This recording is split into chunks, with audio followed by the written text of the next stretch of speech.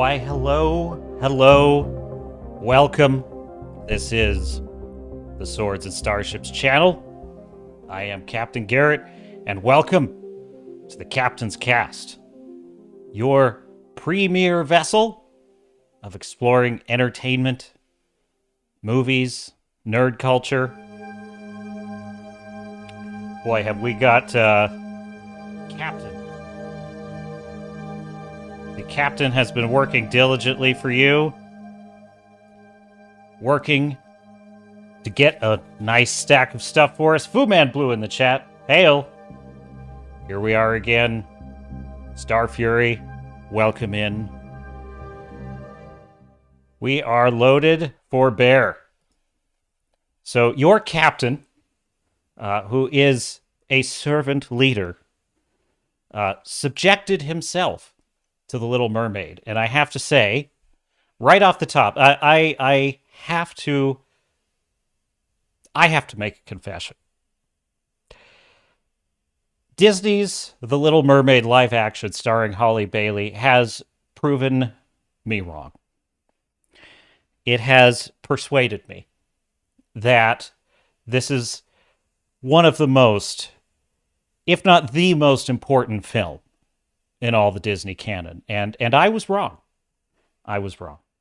And I have amends to make, and we will get into that. I will explain why I consider this to be one of the most important films of the year, why it must have an Oscar as quickly as possible, and why your captain must apologize to all the people he has insulted for not seeing the beauty and the brilliance of the Disney reimagining strategy. And we have, and it's made me reconsider. I was going to play the Mission Impossible Dead Reckoning trailer, which is brand new, which just dropped for you.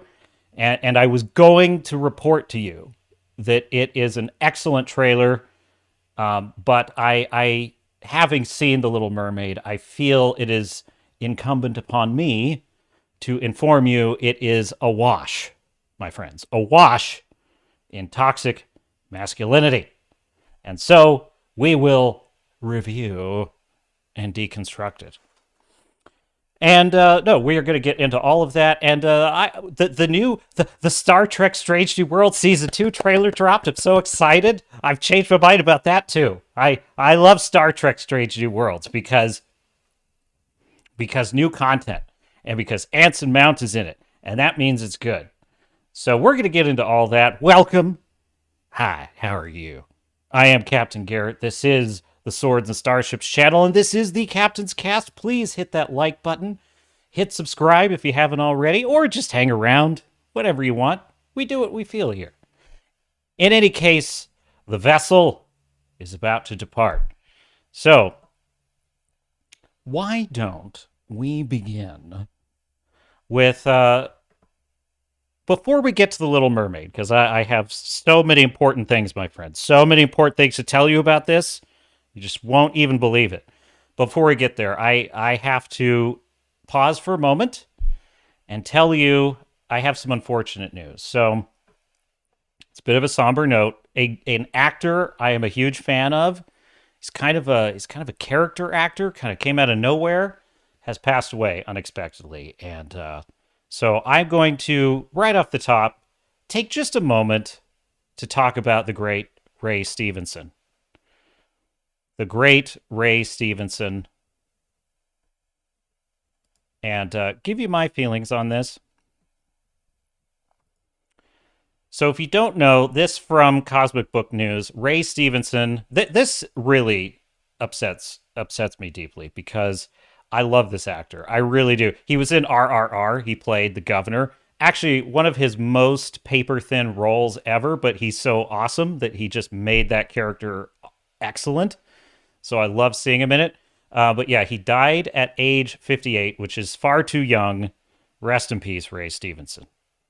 He was in Thor, Punisher. He looks badass as a Sith. I'm not super excited about the Ahsoka trailer, but I will admit, seeing him holding a red saber is pretty rad. And that if I didn't know that it was Disney Star Wars, I'd be super, super excited. Uh, Star Fury says, "What screw ups have we got this week?" I was going to tell you. I was going to tell you, Star Fury, but as I explained, there are. I was wrong. Little Mermaid proved me wrong. I'll explain in a minute. But first, a short tribute to Ray Stevenson. Ray Stevenson, if you'll permit me.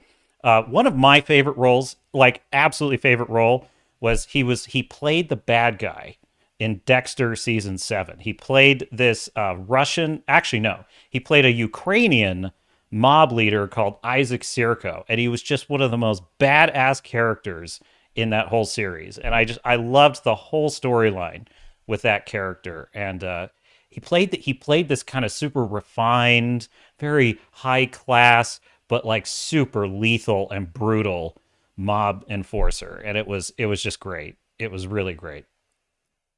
But there's another role he was in. And in keeping with the Swords and Starships title, I feel this is what I want to play in tribute to Ray Stevenson.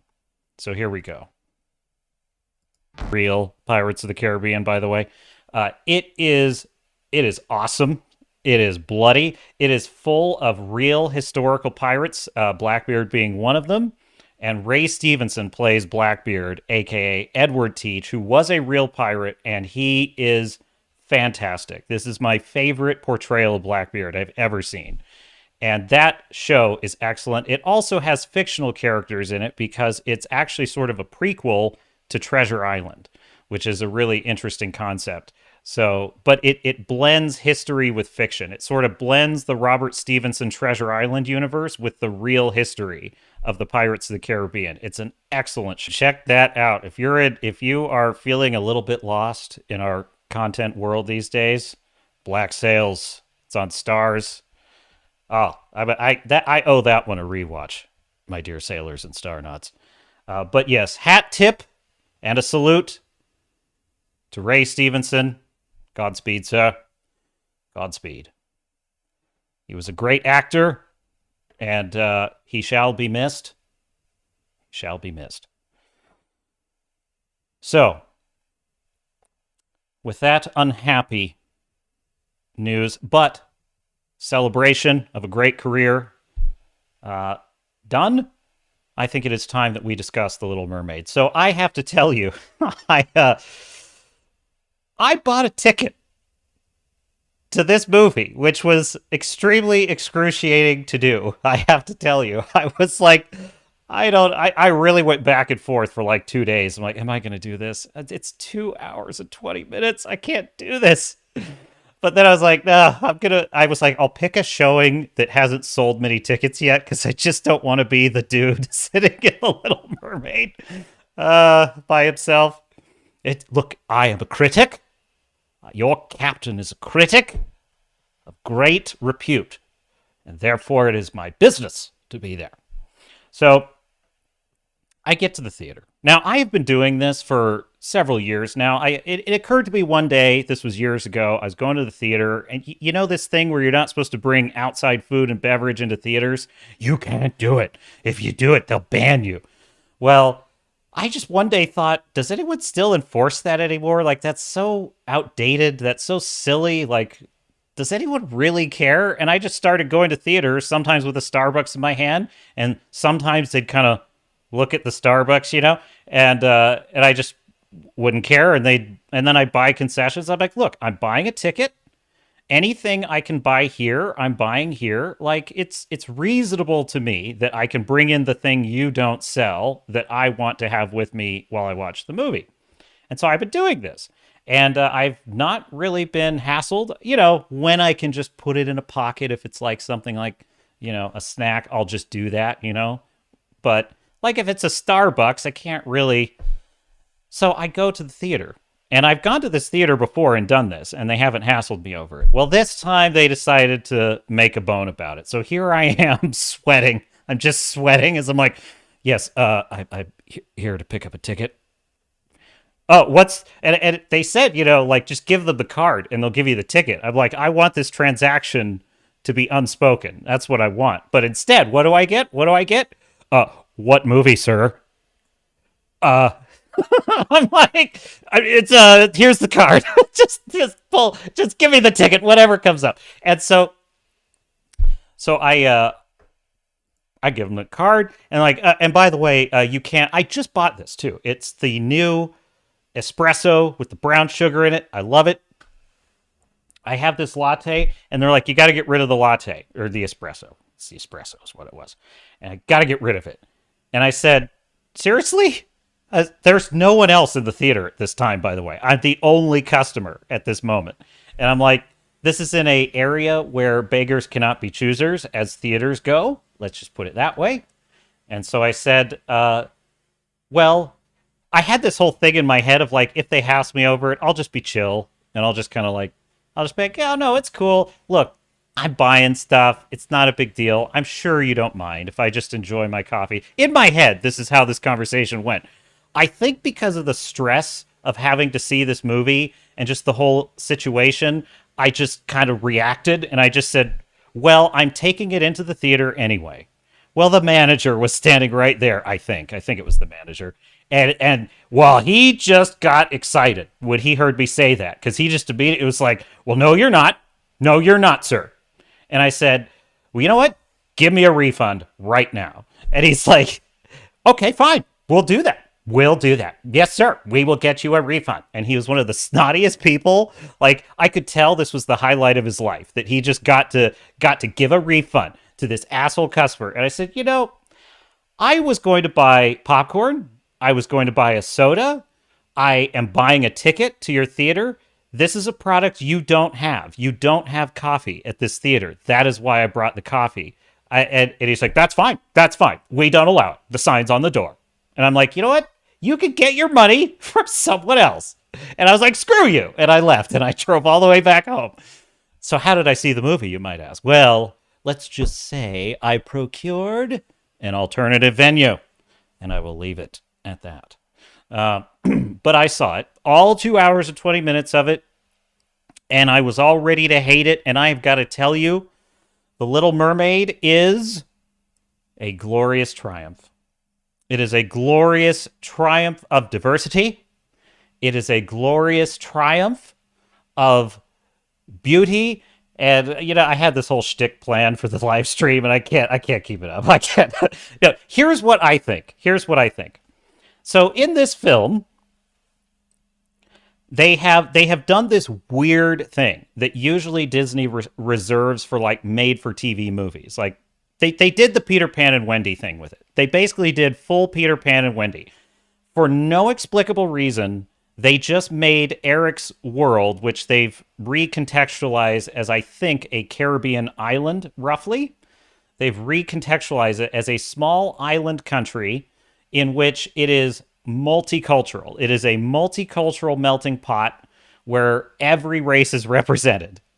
And and the thing about it, as I'm watching this movie, right, I'm thinking to myself, I get what this, you know how I always say, in woke storytelling, the audience is not observing the film, right?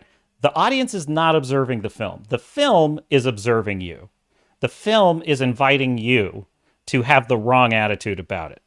And it's testing you. It's saying, are you going to be proven a bigot, or are you going to be proven to have the right attitude about life? And this is how the test comes out, right? Now, obviously, I believe in a meritocracy. I believe in maximum individual liberty. Therefore, I believe in a colorblind society. I believe in a cultural melting pot, right? Those are all my beliefs.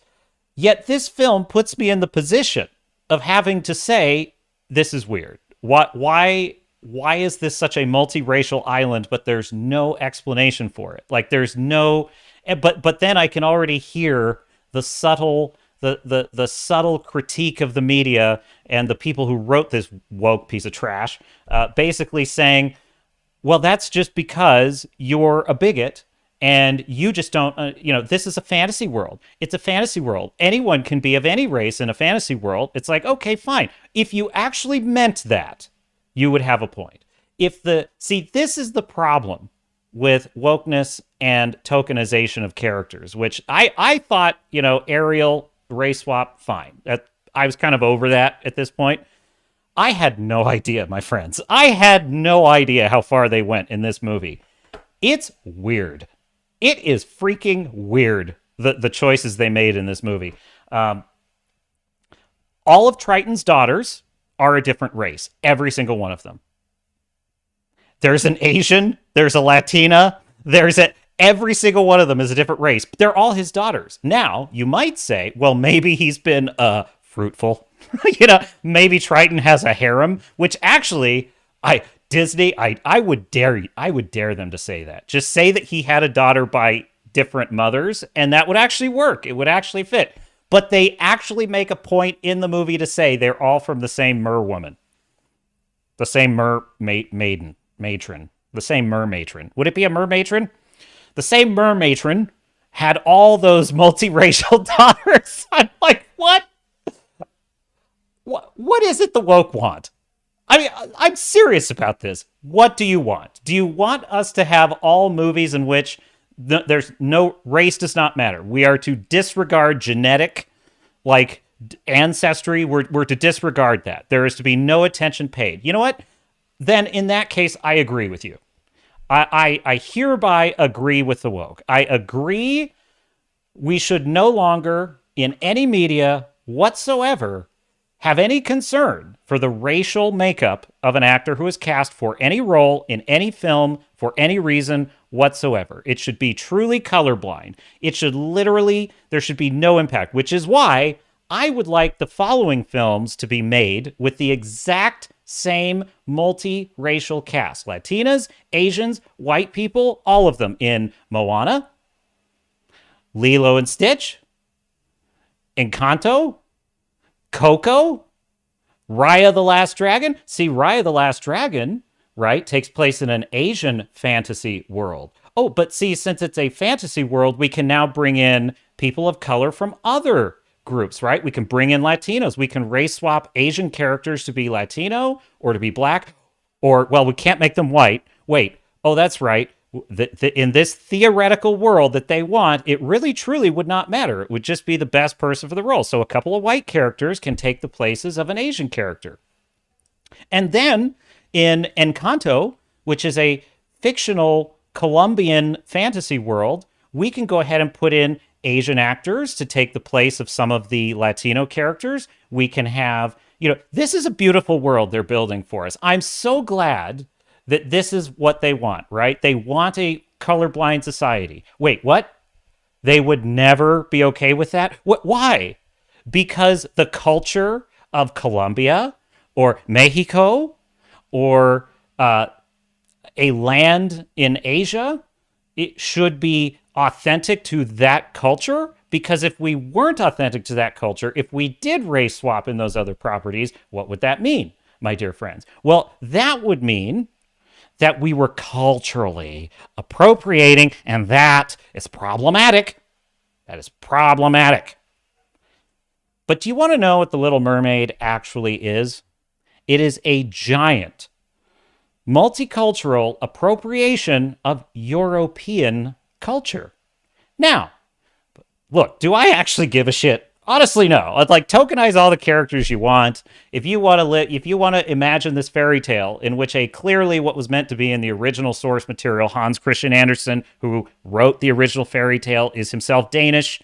It is a European fairy tale. It is a European story based on European traditions. And therefore, it would only follow by their logic, not mine. I don't think cultural appropriation is a thing. That doesn't really exist. That is a bizarre, mentally insane attitude that the woke have created to invent a problem where none exists. But in their worldview, there is such a thing as cultural appropriation, which means, ergo, this entire movie is an exercise in culturally appropriating European culture. Now, here's my question. Why? I thought European culture was a cultural tradition of slavery, industrialization, capitalistic oppression, the patriarchal treatment of women as chattel property, slavery. I could go on all day. I thought the European, aka Western civilization tradition was evil and colonialistic and deeply racist. So explain to me then, why are they riding around in carriages that look like 18th century European, like French, Spanish, English carriages? Why are they looking at all these pieces of, I would say, 16th to 18th century technology, like telescopes and things like that? Why would they, things that were clearly, that came from the objects, the settings, the cultural traditions they're portraying in this, all of them are European. So why? I take that back. There are a few things in it that we'll get to this. Believe me, there are a couple of things I would say are probably like Caribbean cultural things that they put in here. But the castle and like the aristocracy, this is all a European tradition. So why would you first culturally appropriate that? But then secondly, why would you want to? Why would you want to culturally appropriate the traditions of an evil colonialistic society? This is what I don't understand. Like, I don't understand what they're getting at here. But let's put all of that aside. What was this movie like? This movie, I have such, I have so many feelings about it. Was it as bad as Peter Pan and Wendy? No. But in terms of like just the sheer nails on the chalkboard painfulness of watching it, honestly, no, it wasn't. And yet it was somehow kind of worse. It was kind of worse because this is what I will say. They added, they didn't so much, they subtracted some things that probably were problematic. They definitely did. They subtracted a few things from the original source material. But mostly what they did is they added things to correct the original source material. And where they added things, this movie was crap. It was absolute, uninspired, dull, boring, poorly acted, poorly conceived, just trash. It was absolute trash. I hated everything they added to this movie. Everything they added could have been deleted. All of it. That was when the movie was like Peter Pan and Wendy awful. Now, the things in the film that were actually pretty good were the things that were pretty good with a caveat. I should rephrase that. Pretty bearable is what I really mean to say. There were things in the film that were pretty bearable, and those were all the things that were basically beat for beat, the animated film of The Little Mermaid. But of those scenes, this is what I will say. There was something cold and lifeless about how they recreated the parts they were faithful to in the animated film. They felt cold, they felt low energy, they felt dark and dismal. And the only part of this movie that I absolutely loved was Melissa McCarthy as Ursula. I have to admit, she was pretty great. She was pretty great as Ursula. She was the only part of the film where I would start to kind of enjoy it a little bit.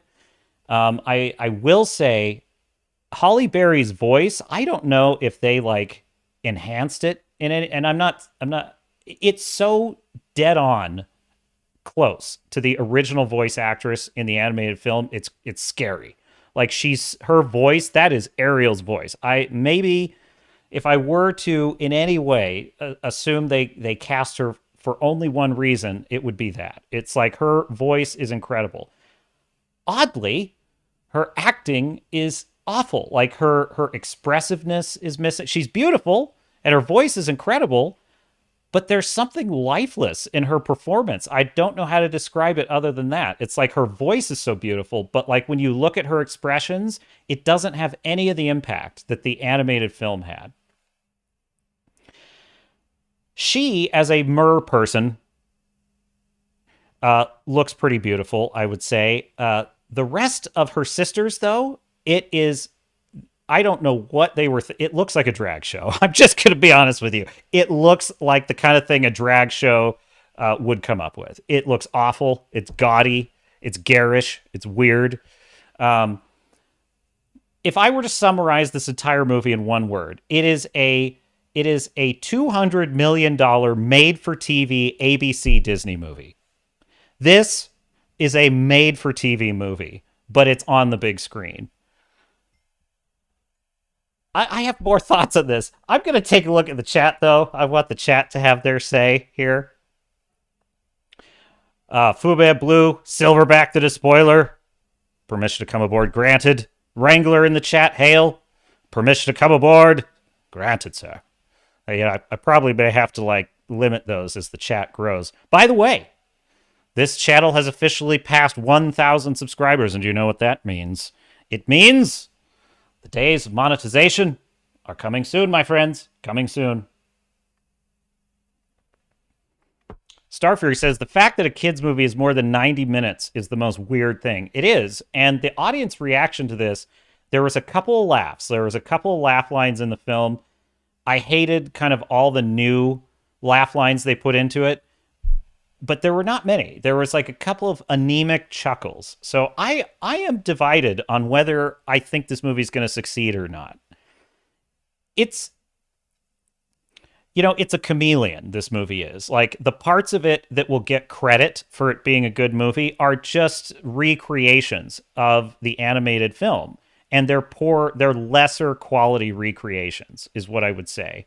So to a child who had never seen the animated film, they might see this and be quite delighted at several parts of it, and understandably so. The parts they will be mostly delighted by, I think, are the parts that recreate the original film. So I was in first grade when the original film came out. I remember seeing it in the theater, and I loved it. As a kid, I loved that movie. When you actually look at the Little Mermaid, is it my favorite of the animated Disney movies? Probably not my favorite, but what I loved about it was it's a really dark story with a great ending, with a happy ending. But the sort of, I love the idea of the bargain. The bargain that Ariel has to strike with Ursula is really the fulcrum of the entire narrative. And the idea that she wants something so badly, she's basically making a deal with the devil. And can she beat the devil? That's basically the story. Can she beat the devil? They ruined that entire plot line in this with one addition to the storyline that is, I literally couldn't understand it at first. And then I figured it out. I'm like, oh, okay, yeah. No, they did this for woke reasons. So in the original film, Ursula says, here's the deal. You have 3 days to woo the prince. You have to get him to kiss you, fall in love with you, and then you get to be a human forever. If you don't, by the sunset on the 3rd day, if you haven't secured the kiss of true love, you go back to being a mermaid and I own you. And that's basically the same deal. But in the animated film, she says the price for that is your voice. You have to give me your voice. Spoiler alert. This is a spoiler alert, just in case. I'm sure you all are going to be super worried about that. So in the animated film, it's very clear. It's like your voice is the price, right? Well, that's because she doesn't want Ariel to have that advantage, and also she covets it. It's something she covets. It's a treasure.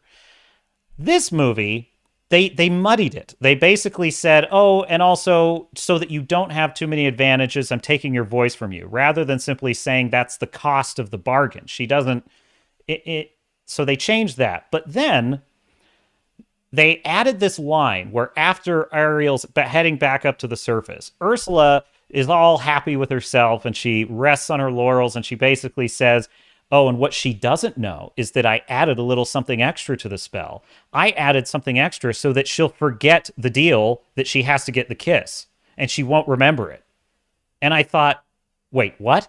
So in this change, they've basically unnecessarily complicated the plot.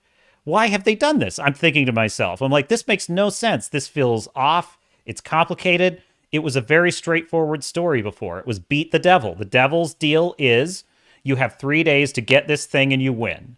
But if you don't, I get your soul. That's basically how the deal works. Now they've said, okay, the deal is you have to get this thing or I get your soul. But the devil has also taken away her memory of what she has to do to win. So she doesn't even remember her purpose when she gets to the surface. So she gets to the surface, she has no memory of what she's supposed to be doing. What? And so she starts wandering around the castle, looking at all of the cool things and sort of incidentally falling in love with Eric while not remembering that that's her objective. Meanwhile, Deadeye Fish Flounder and Deadeye Crab Creature Sebastian are having to convince her. They have to keep reminding her, but it doesn't work because the spell won't let her remember she has to get a kiss. It actually results in less tension in the story. It results in less interesting plot.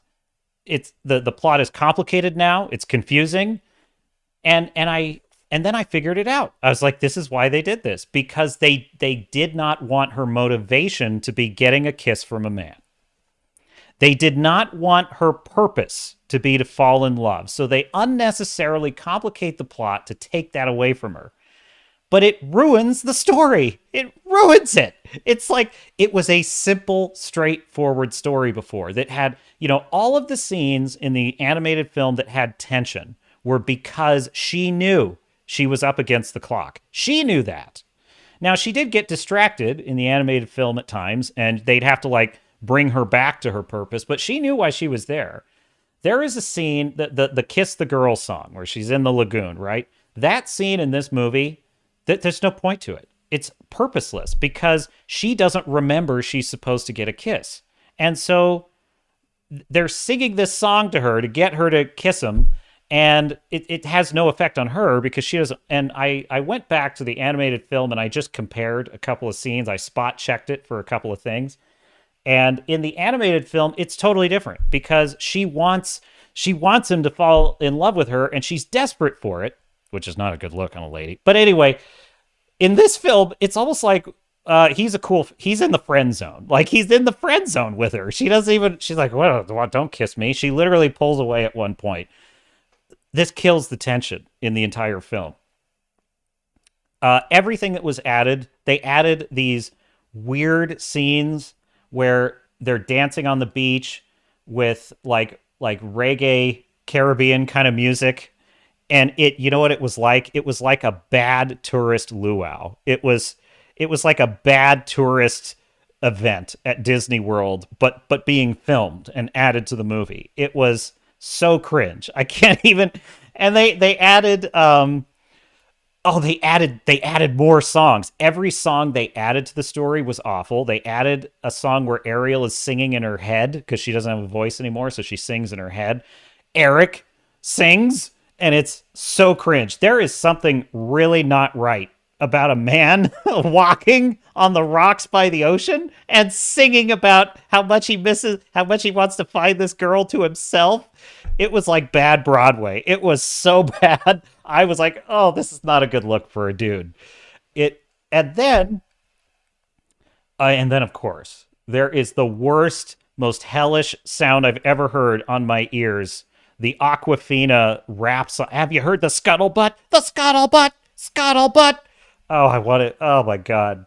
If there's ever a song that makes you want to blow your brains out, oh, that is it, my friends. Starfury says it would be against the law to make kid movies more than 90 minutes on the pain of defenestration. Fu Man Blue says, hey, Captain, if you like a bargain, then go grab you a 12-pack of Bud Light. They will pay you $170 to take one home with you. Limit to, I'm assuming two per customer. You are right, Fu Man Blue. Nobody should drink Bud Light ever for any reason because it's garbage.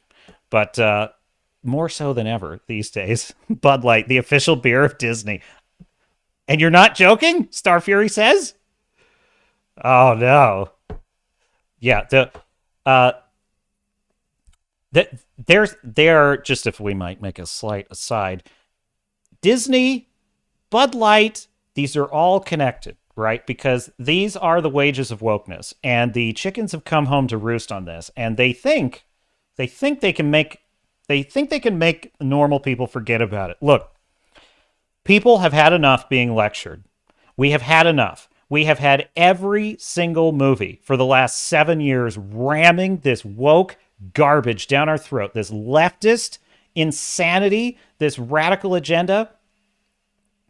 You know, it's like the LGBTQ movement has nothing to do with gay, lesbian, or bisexual people anymore. It has nothing to do with them. It has been completely hijacked. If you are a gay, lesbian, or bisexual person, you should separate yourself from that movement because its political motives are, you know, endangering minors, quite frankly, and its political motives have become utterly destructive of even gay, lesbian, and bisexual people because it's destroying their identities in the name of serving the new thing. So listen, I think normal people of all different kinds have just had enough of this.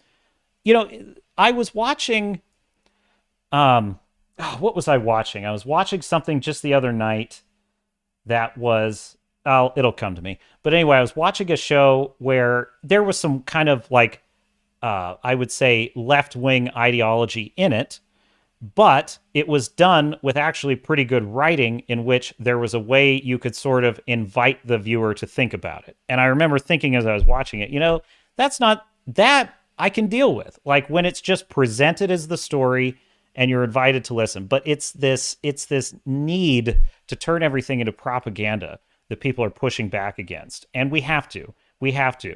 Because it would be one thing if they just wanted to create art and let it be judged on its merits. But they don't. They want to suppress and censor, and they want to revise everything.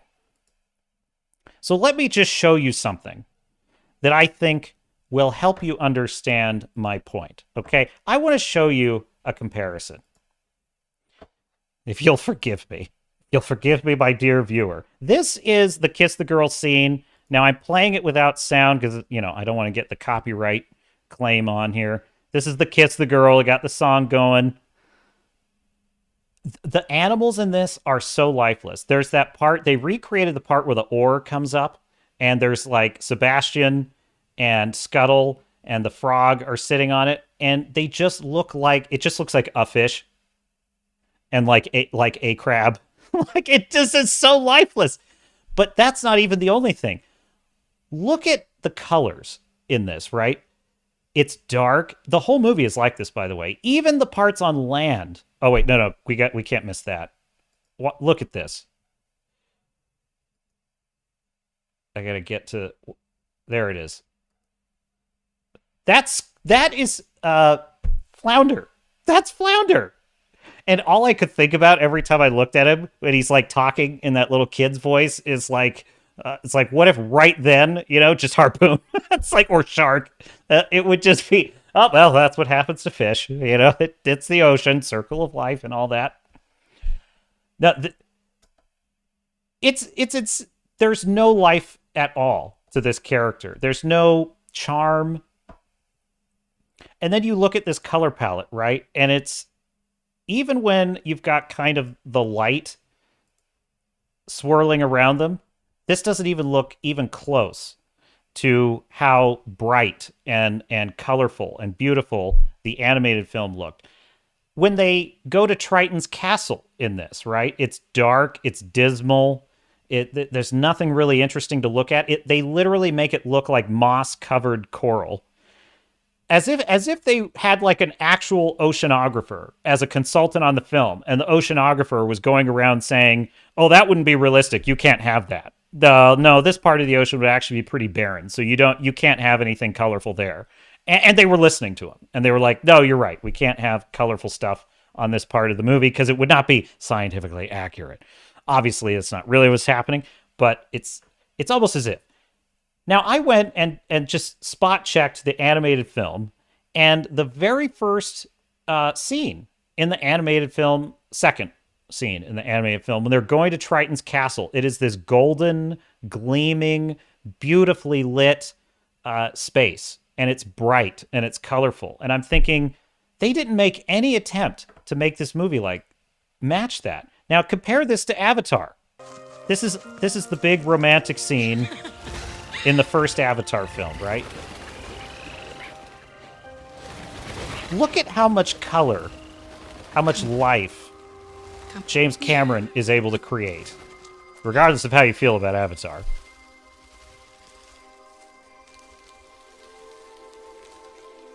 Now, I get it. I get it that this is not Pandora, so obviously, so could they have all the same, like, bioluminescent stuff? Not necessarily, but I think there's ways to get at it. There's ways to get at it. Here's another one. This is the scene when they're, you know, the Under the Sea song, right? And this is, I would argue, the brightest it ever gets in the ocean scenes. This is the one scene that had some light in it. But if you remember the animated film, right, there's this whole performance of all the sea life swirling around her. This looks like a fish tank.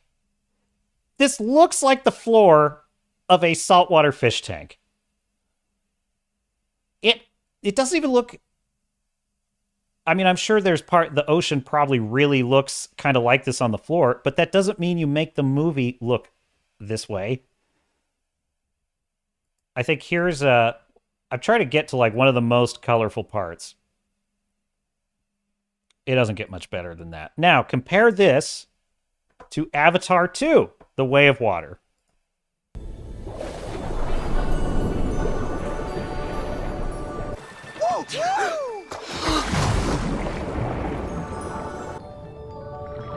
Now look at how they're able to do the sea life in this.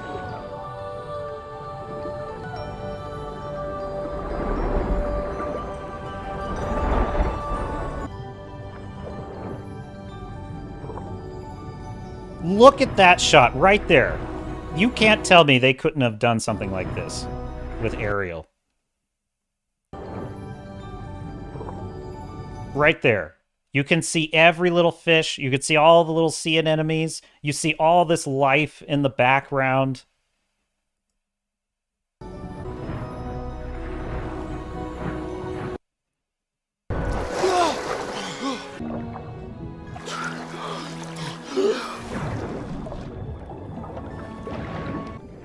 Look at how full of life the ocean looks in this. And there's not that much variety in color. But look at how it just looks so lush and so verdant. This Little Mermaid movie has none of that.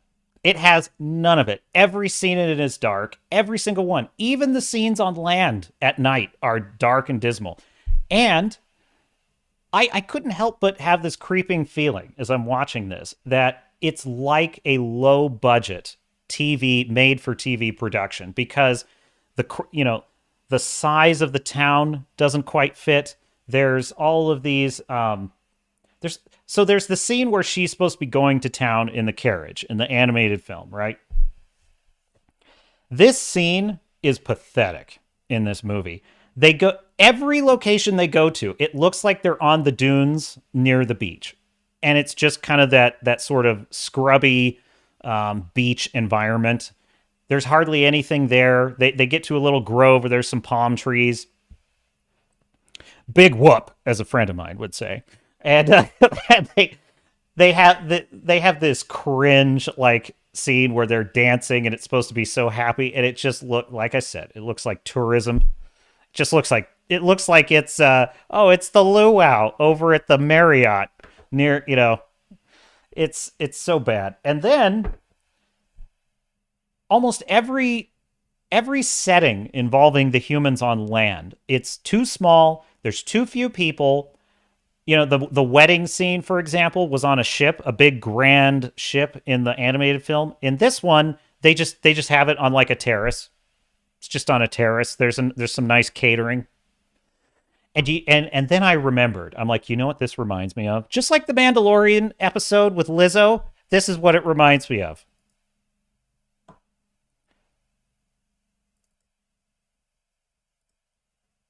Impossible. 25 years ago, over 60 million watched television history being made. I turned out to be the first Black princess. August 23rd, the cast is back for Cinderella, the reunion. I'm your fairy godmother, honey. You? She's gospel fairy godmother, honey.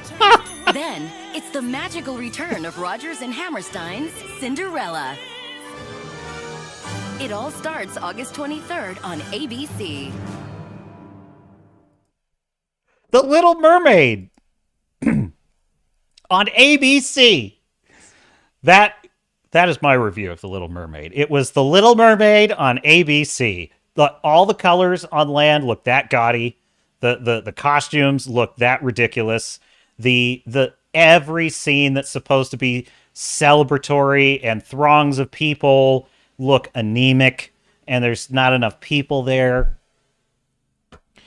And they made one other addition that is probably one of the strangest things in this entire film. Now, is it not weird enough that King Triton, although played by Javier Bardem, I actually quite liked Javier Bardem's performance in this, to the extent that it lived up to any of the animated film. But all of his daughters are different races by the same woman. Mermatron, I meant to say. The captain will use the correct nomenclature. All different races by the same mermatron. And they couldn't be outdone with Eric. So Eric, who is the most soy-infused, like, not inspiring, not charismatic white dude they could possibly find, his mother is black. I swear to God.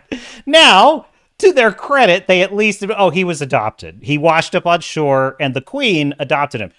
Wait, do you remember the queen in the anime? No, there was none. There was only one sort of guardian character in Eric's life in the animated film, and that was Grimsby. And Grimsby is in this, but they added, he doesn't have a father. They just added the queen. There's no king, just the queen. There's no king. And it's implied the king passed away.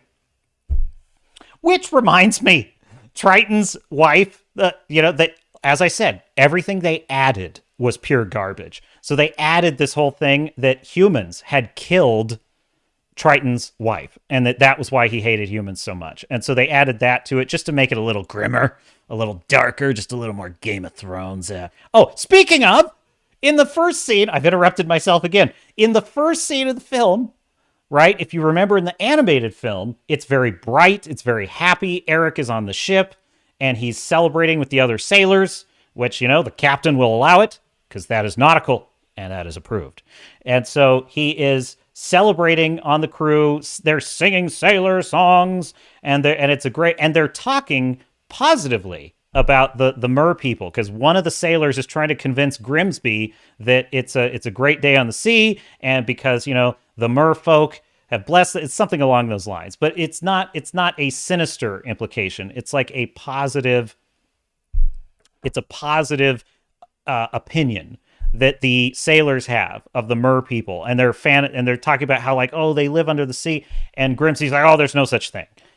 In this film, in the live action film, the very first scene is the humans are trying to, I shit you not, harpoon a mer person. They're trying to kill a mermaid in the beginning of this.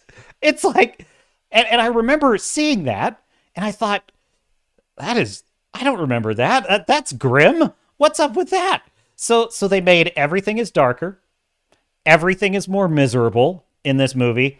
Oh my God. Oh, I totally forgot. The coup de grace, my dear sailors and starnuts. The ending line of this film, when Ariel is heading off with the prince and they're on their way to their happy life together, that they have the scene where King Triton swims up to her, which in the animated film, it was just all the mer people watching her sail away.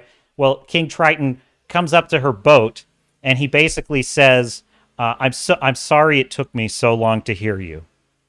I'm sorry you had to lose your voice. But now I hear you. I hear you. And I was like, oh, God. This is so bad. This movie's such soulless shit. Every part of it that is recreating the animated film is just drafting. It's just coasting on what was a better written, better performed film. And anything that they added is glossy garbage. And some of it is not even glossy. Some of it is just garbage. Like the reggae scene on the beach is just do yourself a favor and skip that scene. So there you have it, folks. There you have it. Starfury says, be fair, Captain. Whatever you think of Avatar, Cameron is a professional and would not put up with a crap product being presented to his customers. I mostly would agree with you, Starfury. Unfortunately, crap, yes. He would not put up with that. But I will say Avatar 2, for 13 years in development, that plot was awfully thin. It wasn't even as well constructed a plot as the first film, which is disappointing to me. That is very disappointing. I am a huge Cameron fan, and I loved the first Avatar, and I mostly loved Avatar 2, but I will admit, it was not his best work. It visually stunning. Character-wise, pretty good. I enjoyed Jake Sully and his family and all of that, but the plot, there should not have been that many plot holes in a movie he spent 13 years on. I'm sorry. So, yeah. But look, at least his heart's in the right place. At least he has a work ethic. Fu Man Blue says mermaids are the source of all human life, see? So the people that come out of them are totally random. Unigenetic. Fu Man Blue says, no, I don't remember because I'm not gay. Well, I remember. Starfury says, I think I'm losing the will to live. When they find my body, blame Disney. Starfury says Cameron steals all of his plots.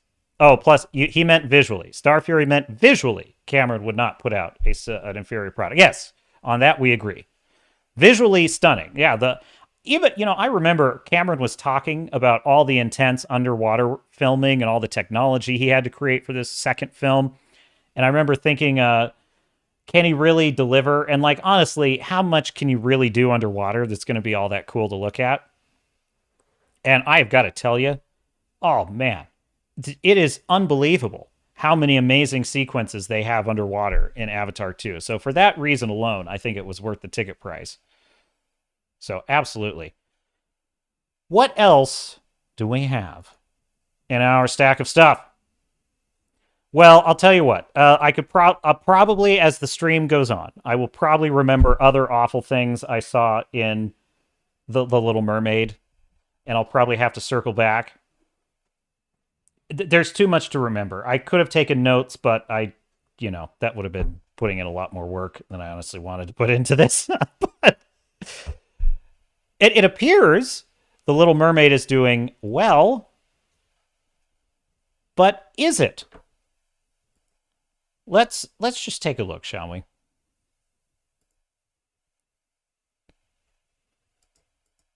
Because, all right, let's try this headline. The Little Mermaid expected to perform worse than Ant-Man and the Wasp: Quantumania in its global opening weekend. Now, Variety reported, it's doing pretty good. It did about 120 million, I think, is predicted for its Memorial Day weekend, which is one of the best Memorial Day weekends of all time, according to Variety. A new report claims that the Walt Disney Company's upcoming live-action The Little Mermaid is expected to perform worse in its opening weekend compared to the recent box office bomb, Ant-Man and the Wasp: Quantumania. Variety reports The Little Mermaid is only expected to bring in 100 million in its opening weekend in domestic theaters and 80 million globally for a total of 180. Now that is not going to look good, right? The outlet does note that the film could bring in another 20 to 25 million at the domestic office on Monday.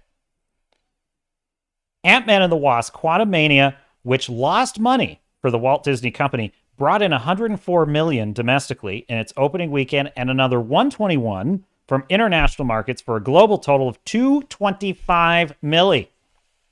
Now that was a loss. That was because what happened was, as soon as that opening weekend was over, it just crashed. It just absolutely crashed. The Lion King, which was also a giant flop, had a domestic opening of 191 million with a total of 269 internationally. Oh yeah, there's Sebastian for you. And look at this. Just everything in this movie is drab. Everything. It's unreal to me how boring to look at this movie is. Melissa McCarthy is the only good part of the movie. That I will say. She was pretty, but even some of her inflections for Ursula, she changed little things that I don't think were for the better. But whatever reason, she was born to play this character. I mean, who knew? Wild Variety reports the film is only expected to bring in about 125 million domestically. Could do more in a 4-day weekend, etc., etc. I don't want to bore you with all the numbers. So that's basically it. It's not going to do well if it lives up to predictions. So how's it doing? Right? And I had an article pulled up, but I want to make sure I get the most recent if I have it. So it's sitting at about 211 million right now. And this is Variety reporting here. Disney's The Little Mermaid dominates Memorial Day box office with what's that number? 118 million debut. So we're predicting it's going to be a flop if it does if it does like 225 million totally, then it's like Lion King, which was a giant flop. And Variety is spinning this as it's a massive, huge $118 million opening. So the question is, will people keep seeing this? Will people keep going to the theater for this? I honestly don't know. I just couldn't tell you, because so much of it is coasting on the animated films. Like, the good parts of the movie, to the extent they're good, truly are replications of the animated film. Just worse quality, darker, more depressing. But still, they have those little qualities of the songs are good. The songs were good. So, I don't know. I'm curious to see how it'll go, because I would like to think this movie will just crash and burn because it deserves to. But who can tell? Now, I don't know about you, my dear sailors and star nuts, but I need a palate cleanser. I need a palate cleanser because that movie was awful. Look, was it as bad as watching Quantumania? I would say no. Was it as bad as watching Peter Pan and Wendy? I would say no. Oh yeah, they did give the killer blow of Ursula to Eric. They gave it to Eric. And Eric's killer blow of Ursula, they gave to Ariel. And so she got to, honestly, by that point in the movie, they had sucked so much of the life out of it that I just couldn't be bothered to care. I'm like, sure, fine, let her do it. I don't care. This guy that plays Eric is such... He has no charisma whatsoever. And it's like he kind of looks the part, but he seems like a man-child to me. I'm going to pull up his picture for you. And I got to say, like, him and Ariel, him and Holly Bailey, they have no chemistry. She kind of has this sort of dull, like, 1,000-yard stare when she's looking at him. It's like she doesn't seem particularly attracted to him. Also, it's not so much that he doesn't seem attracted to her as that he just doesn't seem to have a personality in, like, the movie. And so I have this hard time. Who is this guy? If anyone knows it from anything, let me know. But yeah, here he is. Jonah Howard King. Like, he sounds pleasant enough. He's, got an English accent. You know what he's like? He's like a model. He's like Simu Liu, the guy who played the Shang-Chi character. He's basically like a stock photo model that they cast to play the Shang-Chi guy. That's what this guy is like. He's like, well, yeah. Well, he looks the part. He has a pleasant... Getty Images. It's almost as if he is a stock photo model. But I know. So, anyway, he does not have any particular leading man quality whatsoever, which is appropriate. Because he should seem as unthreatening and unmasculine as possible to fit with our modern for a modern audience. And when he is singing on the rocks to the ocean alone by himself, it is the most cringe. It is the most Broadway. Look, nothing against Broadway. You go to a Broadway musical, that's what you're in for. But in this case, it does not, it just looks super low budget. It is not a good look.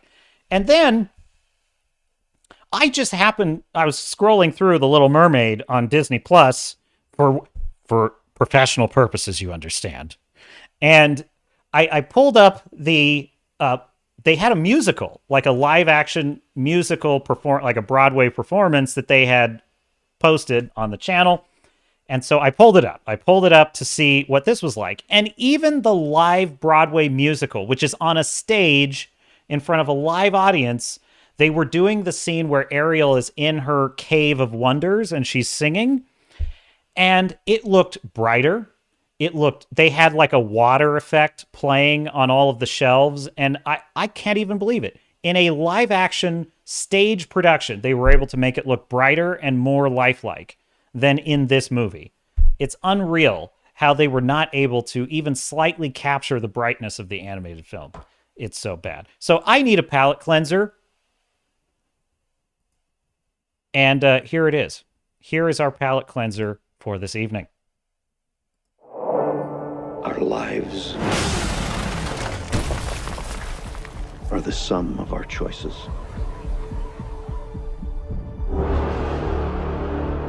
And we cannot escape the past.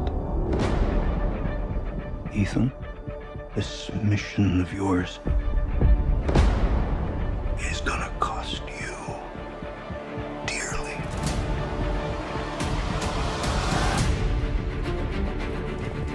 Oh, the music. The world is changing. Fantastic. Truth is vanishing.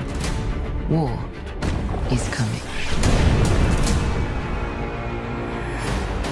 It's been a long time, friend. You've no idea the power I represent. It knows your story and how it ends.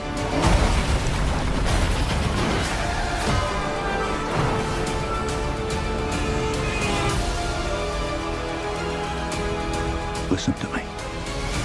The world's coming after you. His fate is written. Shall we write yours too? If anything happens to them, there's no place that I won't go to kill you. That is written.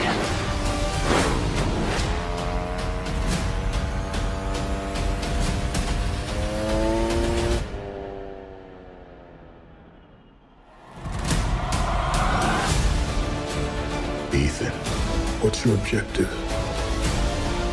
What's your ultimate objective?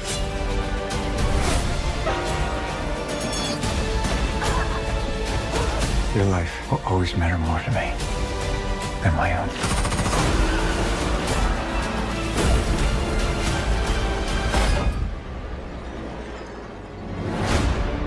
None of our lives can matter more than this mission. I don't accept that.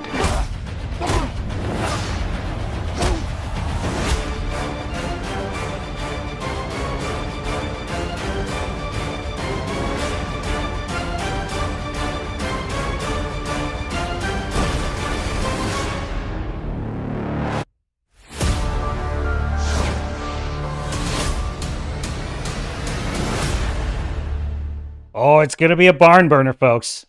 I am so all in on this movie. I think it is going to be phenomenal. I think it's going to be so good. And I have a theory. Your captain has a theory about what the title refers to. I've not read any leaks or anything. This is purely my speculation based on that trailer. My theory is Dead Reckoning is the name of an AI system or something like that the bad guy has access to that can predict like threats and everything, and he's using it to like control people. Like, so basically, it's actually kind of like a deep state, if you will, run by AI. It's basically what Elon Musk is talking about. It's an AI that's manipulating reality, keeping an eye on everybody. And my theory is that it has marked Ethan Hunt and his team for like annihilation or something like that. And he's got to stop it to restore freedom and peace and justice to the world. Can I note a couple of interesting things about this trailer, by the way? I almost stopped the tape, but it's such a good trailer. I just didn't even want to interrupt it. I think it's right about here, and I love this actor that's playing the villain. I got to look it up on IMDb though. Lives can matter more than this mission. I don't accept that. Bam! There it is. They say no one's, because you notice this, right? I call it the Game of Thronesing of everything, where everything has to be dark and dismal, and there can't ever be a real hero anymore. We can't have, classic heroes that save the day. It's always got to be like, because even this trailer begins with Ethan. This mission is going to cost you dearly, and it's like, so it's kind of implying that this is like his last mission potentially. But then at this point, they're basically saying like, look, all of our lives are forfeit. This mission is too important. And it's kind of the typical thing we see in movies these days where it's like, the characters are going to ultimately not get to have a happy ending. And I just love how he responds to this. None of our lives can matter more than this mission. I don't accept that. I don't accept that. And I'll beat the bad guy with my fists if I have to.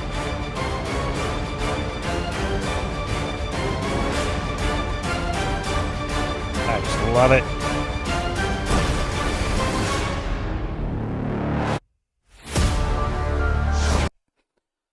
Dude, see, that's a real hero. And then there's that other part too where he says, your lives will always matter more to me than my own. It's like, see, he's a classical hero. That's what I love about the Ethan Hunt character, is it's not just that he's a classical hero. In Mission Impossible Fallout, all of his life choices, if you will, all of his past missions sort of came back to haunt him, which is, there's like 3 different meanings to the title Fallout, but that's sort of one of them, is that there's the fallout of all of his past choices, all of his past mistakes, all of the wear and tear of his missions are kind of coming back to visit him in Fallout. And I really love how even then, you would think we're not headed for a happy ending with that tone. And yet he manages to save the day, and the characters are laughing and having a good time in the final shot of the movie. In the final shot of the movie, everyone's happy. And it's earned. And there's even spoilers for Mission Impossible Fallout. But it's a minor spoiler I have to tell you because it's in context. He meets his wife that he had to break up with in Mission Impossible 3 because her life was in danger if she continued to stay with him. Right? He had to separate from her, and now she's living a life totally apart from him. She's remarried. Now, you would think they would give him the sort of Doctor Strange treatment, where he's watching another man. He's totally cucked, and he's watching another man marry his ex-wife, and they do this to all the characters now. And you would think that they sort of had cucked Ethan Hunt in Mission Impossible Fallout. But what's interesting about it is there's a moment in the film where he happens to run into her. He's trying not to, because he wants to keep her safe, but he runs into her. She sees him, and they have a moment to sort of interact. And he's like, and she winds up kind of helping him a little bit. Well, there's a scene in which he's basically apologizing to her. He's basically saying, I am sorry that I ruined your life. I'm sorry that I have been such a drag on you, that your life was in danger, and now I've had to leave you, and our marriage fell apart. And normally in woke storytelling, this would be her opportunity to just excoriate him for all of his bad choices and for how, everyone you come into contact with dies. Everything you touch is destroyed. That's why I can never be near you again, Ethan. On the contrary, it's quite clear in the scene she still loves him and wishes she could be with him. The guy she's married to is fine. She likes him fine. She enjoys her life. But she would rather be with him, but they both know that they can't.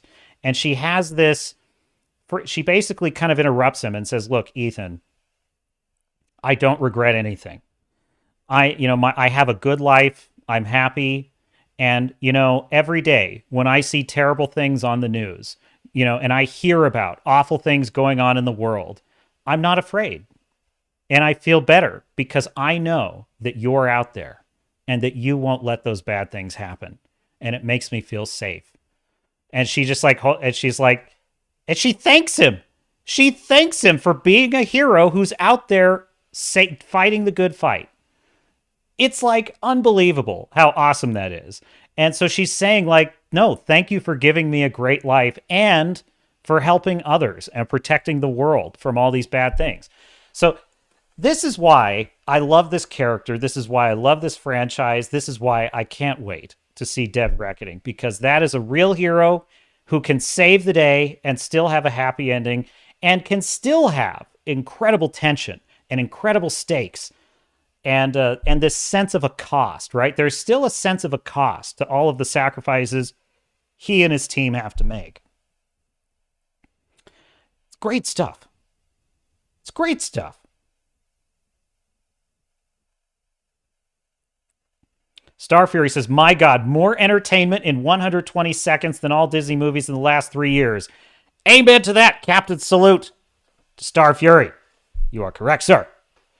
Fu Man Blue, LOL, Star. You are not wrong, sir. Yes, agreeing with Star Fury, of course. Fu Man Blue says, nah, like Captain, I never watched Disney before Marvel. I'm not sure if you're saying you never watched Disney before Marvel and that is therefore like the Captain, because that would be incorrect. I watched as a kid, I watched all the Disney movies. So that being said, like, yeah, when I grew up, it wasn't like I was running out to go see the new Disney movies. So all the Disney movies I'm familiar with, Lion King, Aladdin, Little Mermaid, Sleeping Beauty, those are all the things I saw when I was a kid. And the Pixar films. Like, I saw Toy Story. I liked that franchise. But yeah, even Pixar, I really just don't care anymore. All their movies seem the same to me anymore. You know, the movie that really killed Pixar for me, killed it dead. Like, I used to think Pixar was brilliant, right? Brave. I watched this movie Brave thinking, oh, that looks pretty cool. It was crap. It was the plot was a mess. It was awful. And I thought, this is not in any way like Pixar quality. And that was the end of that. So Fubed Blue says, oh, I misunderstood you. Wrangler, that's all right. Captain will forgive you, sir. Wrangler says, Mission Impossible lives up to its name by making a good movie in modern times. You know, Tom Cruise, I have no idea what that crazy guy's politics are, which is why he's a professional. That is why he is such a professional, because, I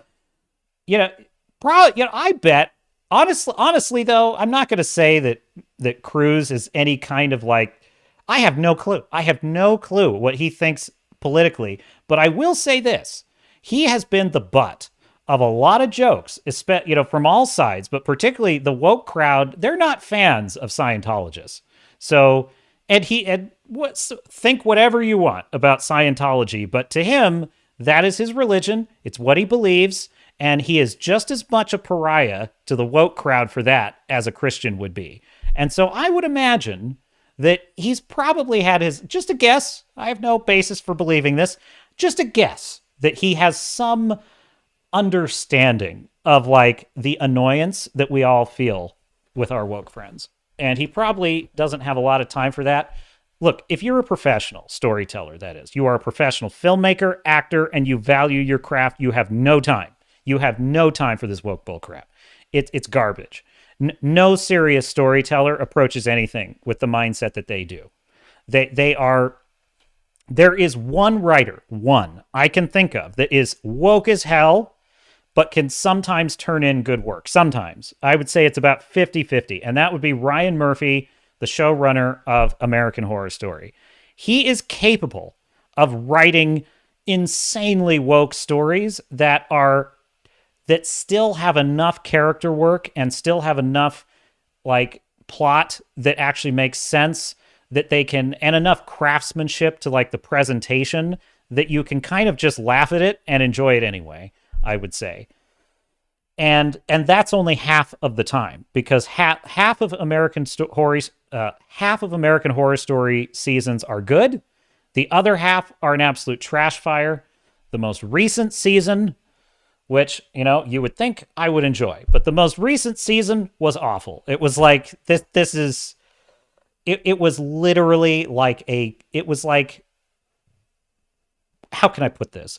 It was like Dr. Fauci propaganda the whole season. And of what I saw. I saw about 4 episodes, and it was, let's just say it was only for a certain segment of the audience, which would be anyone that is not straight. So it was not, it would not have any appeal to a broad audience. As the Quartering put it, it was basically gay porn. That was basically the last season. And this is the thing. American Horror Story has always had that element in it, but it was, when it was part of it, it was all right. But if you like that sort of, if you like American Horror Story, if you like what it does, you could kind of be okay with it. It's like he just went full blown off the rails with it. And so so even the most talented of all the woke writers, Ryan Murphy, can only get it over the finish line about half the time. He also did the Dahmer series, which is woke as hell, but extremely well written. But it's a stealth woke show. Like the wokeness is just subtle enough. You can't tell that they changed certain things historically so that you just wouldn't even know. You just wouldn't even know that they changed it. So they do occasionally exist in exceptions, but that's only to the extent that they are more concerned with their craft than the message. The minute they're more concerned with the message, the story falls apart. Look, this goes for religious works. I've seen, Christian films they're just essentially a gospel film, right? And look, for the crowd that enjoy that sort of thing, they go to church every Sunday. That's fine. They enjoy that. And that's fine. They're the only people that are going to respond to those stories, because those stories, they're just parroting all the things that you're supposed to see, in that there's no real nuance or storytelling. And that's not really their purpose, which is fine. The problem is, I love Chris Gore's idea of there should be Disney Sparkle. Disney should just create a separate channel that's just all the gay stuff just goes into that category. And that might sound like, oh yeah, get to the back of the bus. No, it's very simple. It's not for a broad audience. Most people do not want to watch this. It's not reasonable to expect and demand that a giant audience of people with regular concerns are going to want to go see Bros. It just isn't going to happen. So you put all that stuff on Disney Sparkle and you just gay it up. You just gay it up to the max and let it be lower budget, smaller market. It's a niche market, and let that be. I am fine with that, because I think I'm fine with the things I like being niche, like sci-fi, like Star Trek. Star Trek is a niche audience. It was a niche thing. It probably hit the height of its popularity during Next Gen days, when it was crushing it in the general ratings. Star Trek Next Gen was.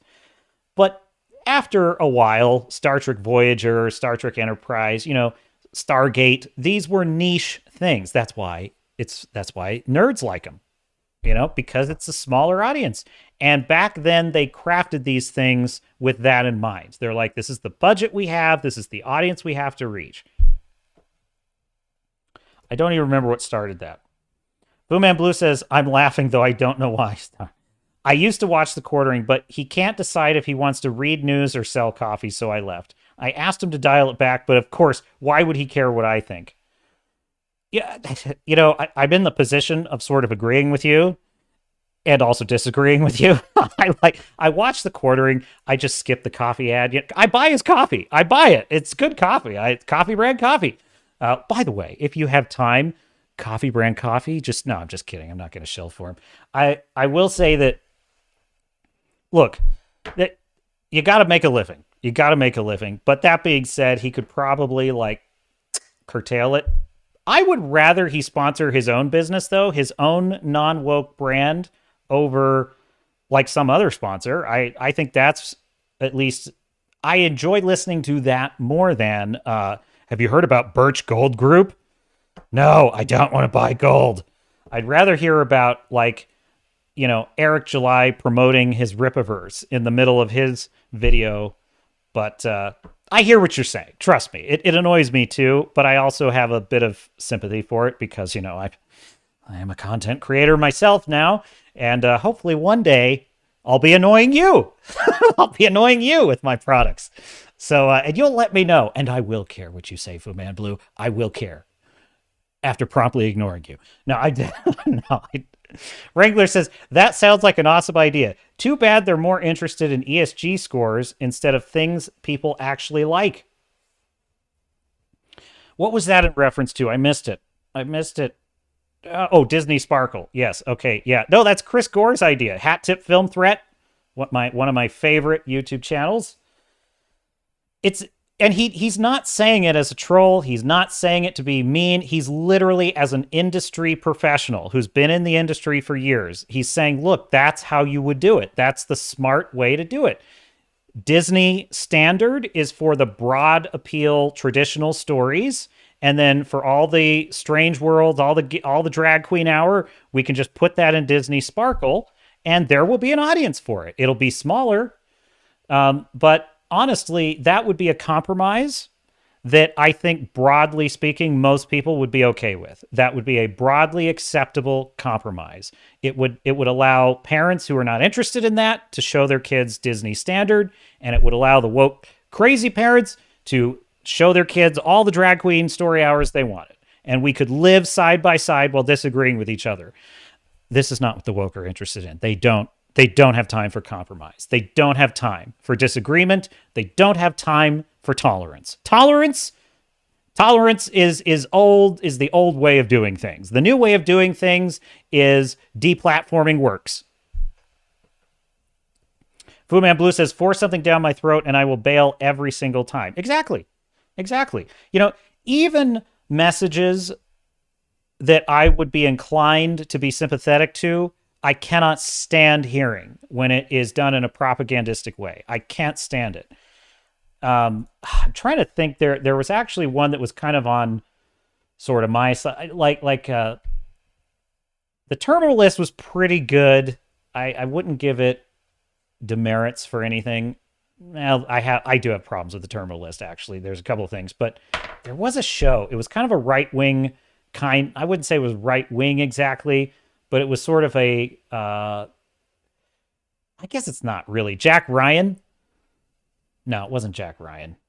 I'll think of it. If I think of it, I'll let you know. But it was basically a show that would have sort of, broadly speaking, kind of conservative themes, and it was a bit heavy-handed with it. And I just remember not really enjoying it very much. I just remember thinking, rah, that's so great. But it just didn't have much nuance to it, and I wasn't really into it. And I think, if I can remember what it is, I'll tell you what it was. But it was a while ago. So Star Fury says, BlackRock would not approve and Disney would lose their wokey rating. Wrangler says, oh no, I don't know who you're addressing. But Wrangler says, how many throats do you have? Be careful. That's a dangerous question on the internet. That reminds me of the Quantum Mania joke. Do you have holes? So the actor who plays the villain in this new Mission Impossible just looks fantastic.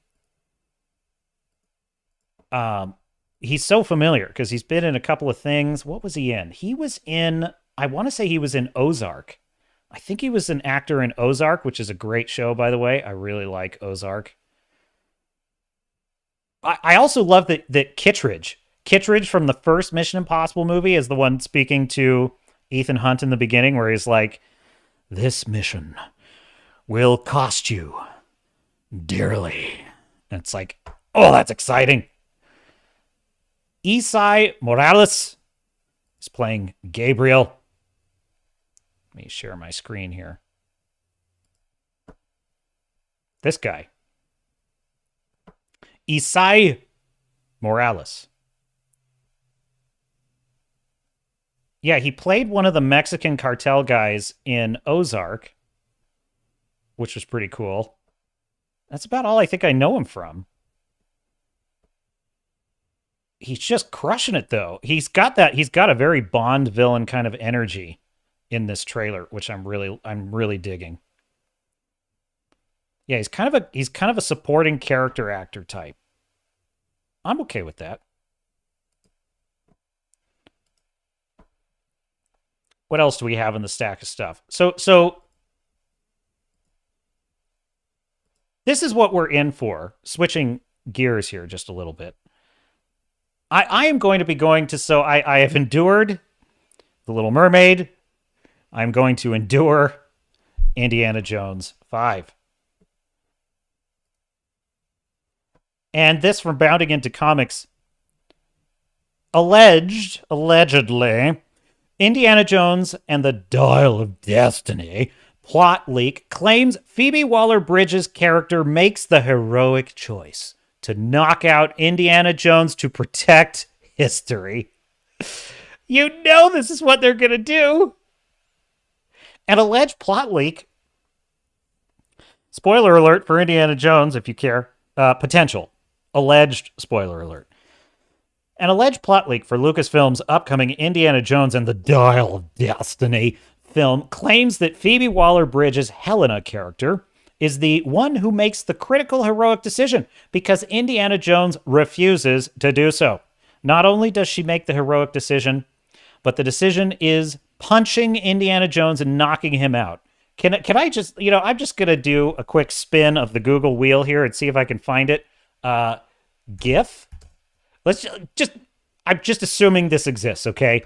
Peter Pan Wendy slap. It's like the Will Smith slap. You have got to see this. No. It's got to be GIF Peter Pan and Wendy. I want you to see this if I can find it. It's unbelievable, this slap in the movie. It's not here.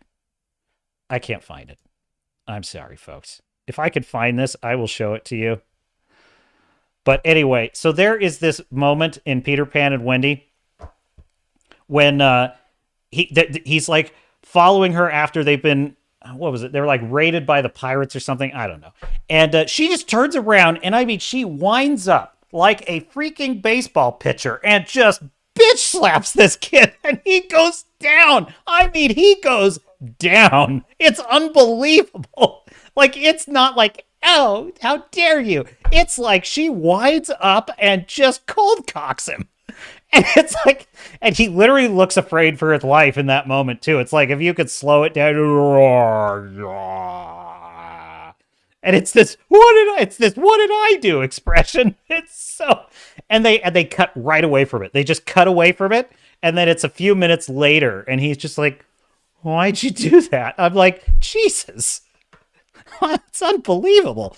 So anyway, yeah, I could believe that, that she punches Indy, knocks him out. According to Reddit user Lunnock Jones, is a very trustworthy, reputable source. I know for a fact Reddit user Lunnock Jones is trustworthy. Captain, no, I'm not really, who shared what he claims is a full plot synopsis for the film. And at the end of the film, Mads Mikkelsen's Dr. Jürgen Waller is able to complete the Dial of Destiny and attempts to use it to travel back in time in order to kill Hitler to prevent Germany from invading Poland and committing this big mistake. However, the Dial of Destiny does not take Voller to Sicily in 1939, but rather transports him, Indiana Jones, and Helena, who are aboard airplanes, to the Roman siege of Syracuse. Voller and the rest of the Germans end up dying in a plane crash, while Indy and Helena are able to escape the plane using a parachute. Not a life raft? That would have been more clever. Upon landing on the ground, Indiana Jones encounters Archimedes, who also retrieves the completed Dial of Destiny from the corpse of Voller. Archimedes proceeds to ensure the Dial of Destiny can only transport users to him in Syracuse during the siege, while also obtaining one of Voller's watches, giving him knowledge on the device. The plot synopsis explains, as Helena tells him that the Archimedes has rigged the dial, in making sure it only sends back to Syracuse on the day of the siege so that they could not save him, we understand it's thanks to this jump in time that he found his knowledge about watches and on how to complete the dial. I have no idea what that means. From there, Lunk Jones details that Indiana Jones does not want to return to his present, but would rather stay in Syracuse because he believes there is nothing for him in 1969. Oh my God, he's a sad, lonely old man. And he's, that white men should just go back to the siege of Syracuse is what they should do. In contrast, Helena attempts to convince Indy to return to the present, believing if he stays in the past, he would change the course of history. Indy, apparently, is unconvinced by Helena's arguments, so she resorts to punching him and knocking him out. So in other words, Indiana Jones is a sad divorcee drunk who has nothing to offer the world anymore. He knows it. He's basically given up on life. He decides he's going to stay in the past and just live there during the Roman siege of Syracuse. Fine. Sure. Yeah. Who wants to live in ancient Roman times? But anyway, doesn't care that he's going to impact history. Totally selfish. Has no concern whatsoever. No respect for the past. He's just, no, I'm just going to do that. And he would have done it if a plucky Phoebe Waller-Bridge had not socked him in the face. When Indy awakes, he's back in 1969 in New York in his bed. He then reproaches Helena for having brought him back to the present, although there is nothing for him there. However, Helena counters that there is something for him to continue living for, and Marion shows up in his apartment with a number of groceries. The film earlier made it clear that Marion and he were either divorced or on the brink of divorce, as divorce papers were pinned to Indy's fridge, held up by a picture of Marion. The two eventually appear to reconcile, whatever contrived issues the film gives them, to have them embrace in a kiss, with the plot synopsis explaining they reenact the boat scene from Raiders in reverse before Indy kisses her. Finally, the film reportedly ends with a shot of Indiana Jones's hat on a drying line outside the apartment from what appears to be Jones's hand, eventually grabbing it off the line as the camera zooms onto the hat in a small circle similar to the old Warner Brothers cartoons. That, they love doing this, Disney does lately. It's like they did this with The Mandalorian. Why are they suddenly bringing back this cartoon circle close thing? Uncle Lunnock Jones details, the screen reduces to a small circle like in the Tom and Jerry cartoons, circling the hat and appearing to end there just before we see Indy's hand, can't be sure, getting the hat back inside. The end. It's not surprising that Indiana Jones would not make the heroic decision and have that be left to Waller-Bridge's character. Ford described his character in an interview with Fandango as not so strong, not so brave, not so attentive, but about to go on a grand adventure with a very fascinating set of compatriots and adversaries. Back in 2015, Lucasfilm president Kathleen Kennedy admitted to embracing this ideology throughout the entire company. She said during Fortune magazine's Most Powerful Women Summit, the fact that the company was bought by the Walt Disney Company has been amazing because they very much support the fact that we are trying to grow in the workforce a number of women in executive positions and in all positions inside the company. And with the movies that we are making and with the protagonists that we are putting in the stories. So I get a huge amount of support with that, she continued. Kennedy then touted, but we have 50% of our executive team are women, and 6 out of 8 of the people in my story group are women. And I'm sure there's a lot of people that would be surprised that we're making Star Wars movies. No, we wouldn't.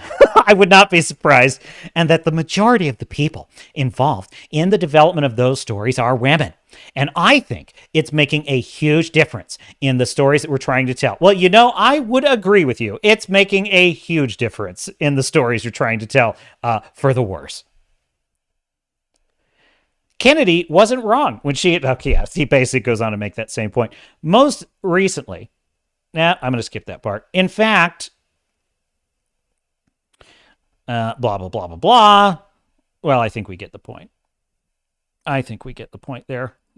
The total destruction of the Indiana Jones character is about to begin. And we are to watch it and praise it.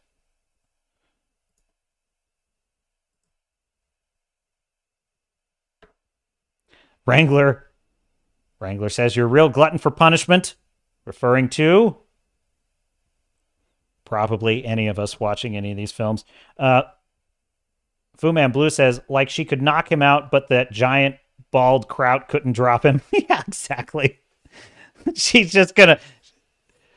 Yeah, well, she's a very self-sufficient woman, don't you understand? It's a Star Fury. It's a great point there. It's another poor time travel story that makes no logical sense. Yeah, it's a.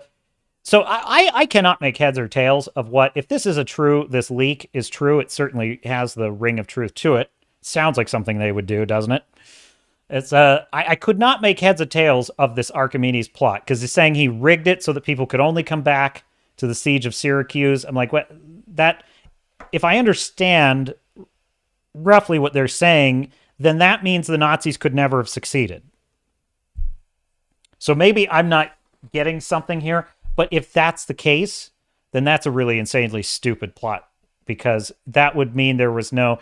I mean, you could argue that the Raiders of the Lost Ark, the Nazis could never have succeeded, because as soon as they open the Ark of the Covenant, they all get melted. But that's actually not where the tension of the scene comes from exactly. Well, at least that's part of the tension. But the real tension comes from Indiana Jones and Marion being in peril, and what allows Indy to save the day is him having the knowledge to sort of realize, wait, we can't look on it. Shut your eyes. You know, that was super cool. Star Fury says, well, Kathy, how did that work out for you? But as I mentioned in my last live stream, she thinks she's the golden goose. She really does. She thinks there is nothing... whatever's not working at Disney ain't her fault. You know, Bob Iger, he's over there saying, well, the marketing budget is just not sufficient to make these films positively impact the bottom line. Yeah, the jig is up, folks. They know it. They just can't admit it to themselves. She, you know, as Fu Man Blue points out, what an awful legacy she has, and she still smiles in public. She says she's beautiful, too. Don't forget to add that. The beautiful and delightful Kathleen Kennedy. There's a bit of a strain in her smile. If you saw like the way she was smiling when she came out into that Star Wars celebration, that is the smile of a corporate person who is smiling for the camera. And she did not get very much applause, which was not lost on me. Wrangler says, referring to when you said that you sat through Little Mermaid, so you'll go see Indiana Jones. Yes, I am a glutton for punishment. I was on the fence. It was exactly an opportunity cost kind of thing. I was like, well, if I go see The Little Mermaid, it'll give me great material for my live stream tomorrow. But the trade-off is I have to give up 2 hours and 20 minutes of my life. I can't. I don't know. It was really hard, but you know what? It worked out. And I had to give the little toady at the movie theater, the business, for, you can't bring in that coffee syrup. No, you can't do that. What an outdated, stupid model for movie theaters. It's like they don't even have lounger seats in this theater. It's the old seats that nobody wants anymore. It's like, you really do not have the luxury of turning away customers. No one running a movie theater should be turning away customers, especially given the events of the last 3 years. It's incredible to me that they would still enforce this stupid policy that they probably don't even know why they do it. They just do it because of inertia. It's just what we've always done. You know, by the way, this is how, like, this is a very anti-capitalist way of doing things. I personally, like, when I say anti-capitalist, is it permissible in capitalism to turn away customers for whatever reasons? Of course, you know, capitalism is the right to private property. But is it smart capitalism? Is it the work of capitalism acknowledges that some will succeed and some will fail. That's just the way it is. If people don't like what you do as a business, they won't patronize your business, right? So capitalism never promises that just because you're a capitalist, you're going to succeed. That being said, good capitalism is being smart and doing things that result in more business, not less. And so I just think this is the way people with a scarcity mindset look at things. Like, he's saying, I don't want you to bring in a Starbucks latte because I want you to buy my stuff because that's the only way we make money, because we don't make money off the tickets. I understand that. So if you allow me to come in with my Starbucks latte, what's the risk to you? What is the risk to your business? The risk to your business is other people will be inspired to also bring in their drinks. And then they might decide, well, your drinks cost too much, so I'm going to go get them at the store and I'm going to bring that in instead.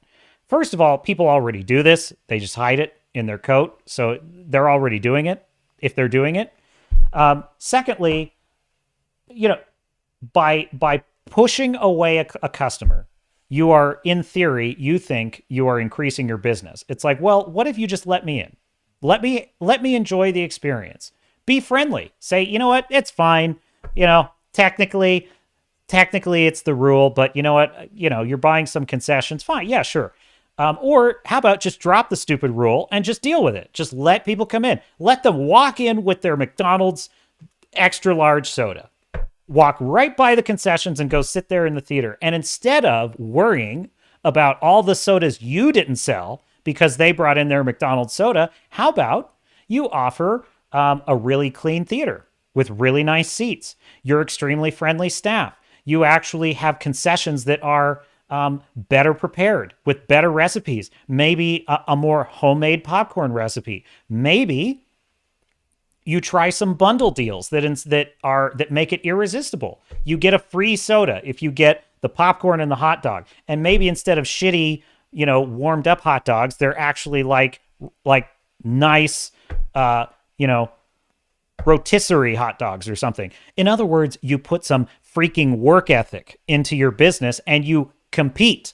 You actually compete with other people instead of saying, no, get out of my theater. Here's your money back. I don't want you here because you wanted to have a Starbucks latte in a theater where we don't sell any coffee.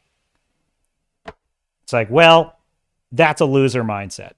That's a loser way of looking at the world. And that is exactly, they're going to continue to be a theater that barely scrapes by and is always in danger of closing, the next time the weirdos decide to lock everyone down. So screw them. Starfury says, as she went into the movie at Cannes Star Cruiser closed, as she comes out of the movie, they drag Willow off Disney Plus as a tax write-off. Starfury also says, don't do it, Captain, meaning watching Indiana, maybe? No.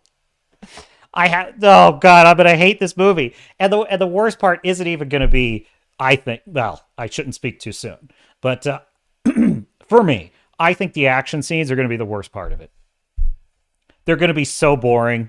They're just going to be in a volume. I'm going to be so miserable. Booman Blue says, I saw Lizzo in a one-piece swimsuit in a thumbnail. It's shocking.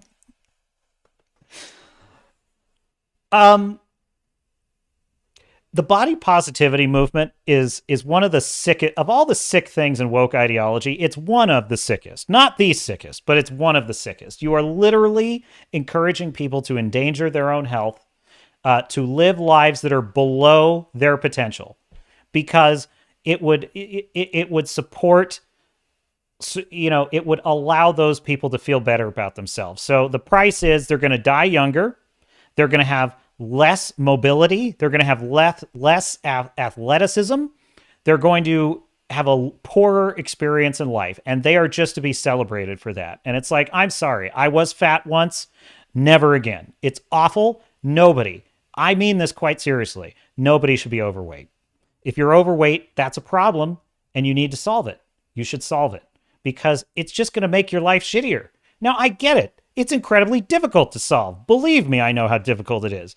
And it is absolutely dreadful that and you know what it is? It's in service to really our corporate overlords. This is the weirdest thing about the woke mindset. On the one hand, they hate capitalism and colonialism, and they hate the man, and they want to loot all their stores. On the other hand, they want to literally create an ideology that pushes mental illness, that pushes being fat and overweight and diabetic, that celebrates all these things, that pushes,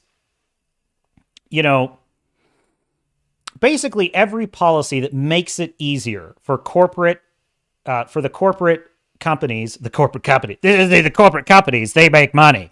No, the corporations that are pushing high fructose corn syrup into everything, that are making shitty, nutrient poor food, they benefit from the body positivity movement. They benefit from everyone celebrating Lizzo because they don't have to take any responsibility for the shittiness of their products that they push. So no, I have no time for that. What nobody, Fu Man Blue says, what nobody told Lizzo is that, why are we so, we're on a warpath about Lizzo today. Poor Lizzo. Look, she just tried to make a living. What nobody told Lizzo is she's like a car crash. People can't look away at first because it's so shocking, but you don't want to look for very long in most cases.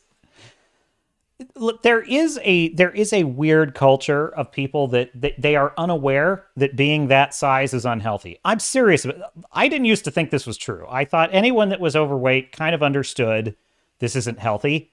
But it turns out I do think there is a segment of the population that it's surprising to them when they realize, oh, that's not a healthy weight. It's like, no, that's not healthy. You're going to be having a bad time. It's like I know people in nursing, and they tell me the horror stories. Believe me, what's in store for you is not fun if you remain at that size for your whole life. It just isn't.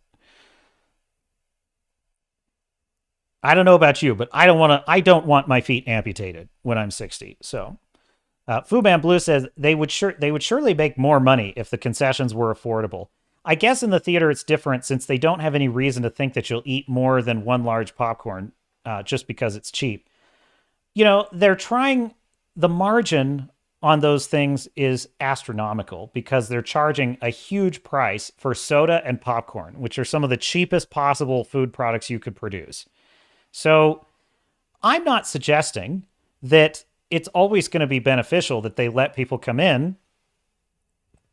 I'm just suggesting if they had an abundance mindset, they would realize that other products are not their problem.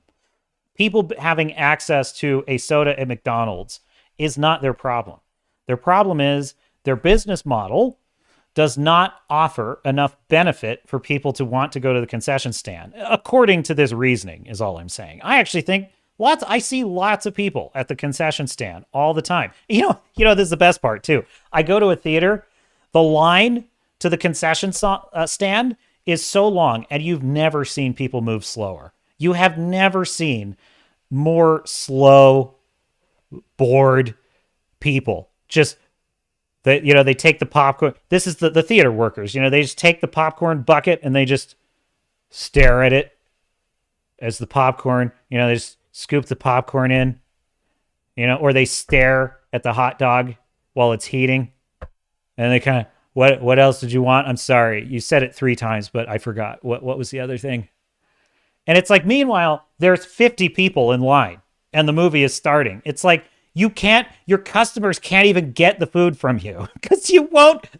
And part of the problem is nobody wants to work anymore. Nobody can hire staff. But it's like, well, I don't know about you, but every time I go to Chick-fil-A, those people are happy and they are crushing it. Every time I go to Chick-fil-A, those workers are happy. They're fun to talk to. They move you. It doesn't matter how long the line is at Chick-fil-A. They move you right through. And they never get my order wrong. Ever. They've never gotten it wrong. It's unbelievable. It's like, if they had that kind of mindset and work ethic, they wouldn't have a need to tell people, don't bring your stuff into the theater. The 1,000-mile popcorn stare, says Star Fury. Yeah. Star Fury also says the pharmaceutical and medicine industries have been perpetuating some of the most heinous crimes against humanity. I didn't used to believe this. I do now. Because they are full tilt in favor of this idea of, if you're not happy with your job because you're a cog in a soulless corporate machine, you live your whole life under, the cold gray light of a fluorescent light, and your boss sucks and everything is bureaucracy. Nobody has any authority to do anything. And if you find that environment depressing, here's a drug. Enjoy. Here's a drug so you can just tolerate it, so you can continue to do what we require you to do. And it's like, this is why the woke movement is, in many ways, they're very useful. to these people. They're very useful because everything they support makes it easier for corporations to just get people to continue putting up with this crap. So, anyhow, Captain is on a warpath. Should we take a look at some DC news? I came across this when I was preparing the stack of stuff, and I thought I would share with you. I did hear Chris Gore's review of The Flash, and I'm kind of interested to see it. As he puts it, the second half of the movie is basically a really good Batman movie with Michael Keaton. And I'm like, okay, well, I could probably do that.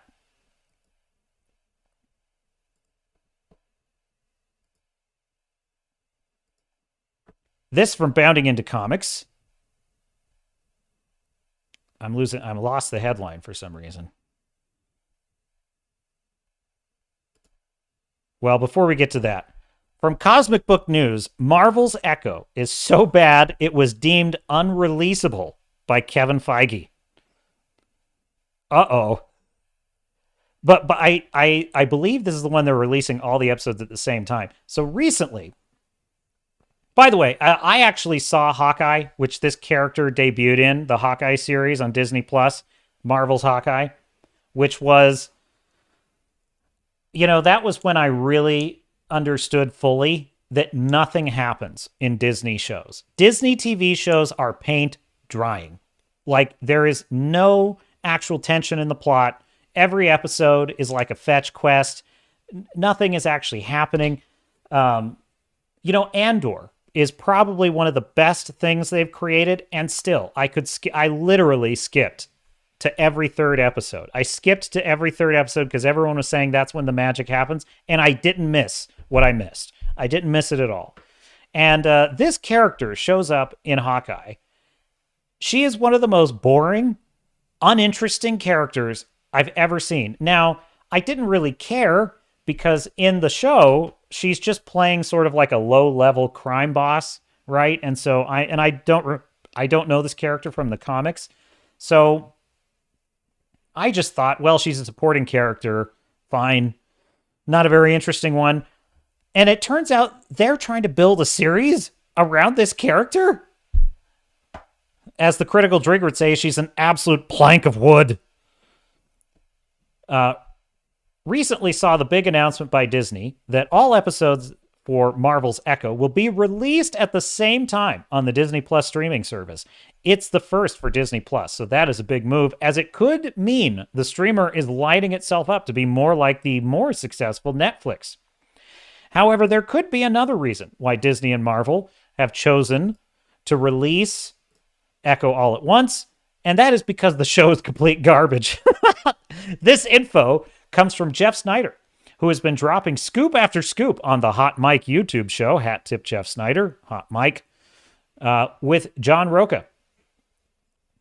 Snyder just got James Gunn all fired up by his latest casting rumors about Superman Legacy, and regarding Echo, Snyder says the whole thing had to be completely reshot as the head of Marvel, Kevin Feige, deemed it unreleasable. I heard the show was kind of plagued by issues throughout production, Snyder said. I heard that it was a mess and that the show came in so bad that they basically had to reshoot the entire thing. Snyder continued, I'm told that they originally shot 8 episodes and Kevin Feige thought it was unreleasable, so they talked about cutting it down to 4 episodes or 6 in post. And then they ended up reshooting it, so my source did not actually know how many episodes they wound up with. But yeah, apparently it needed a top-down rejiggering, and that Kevin was not happy with it.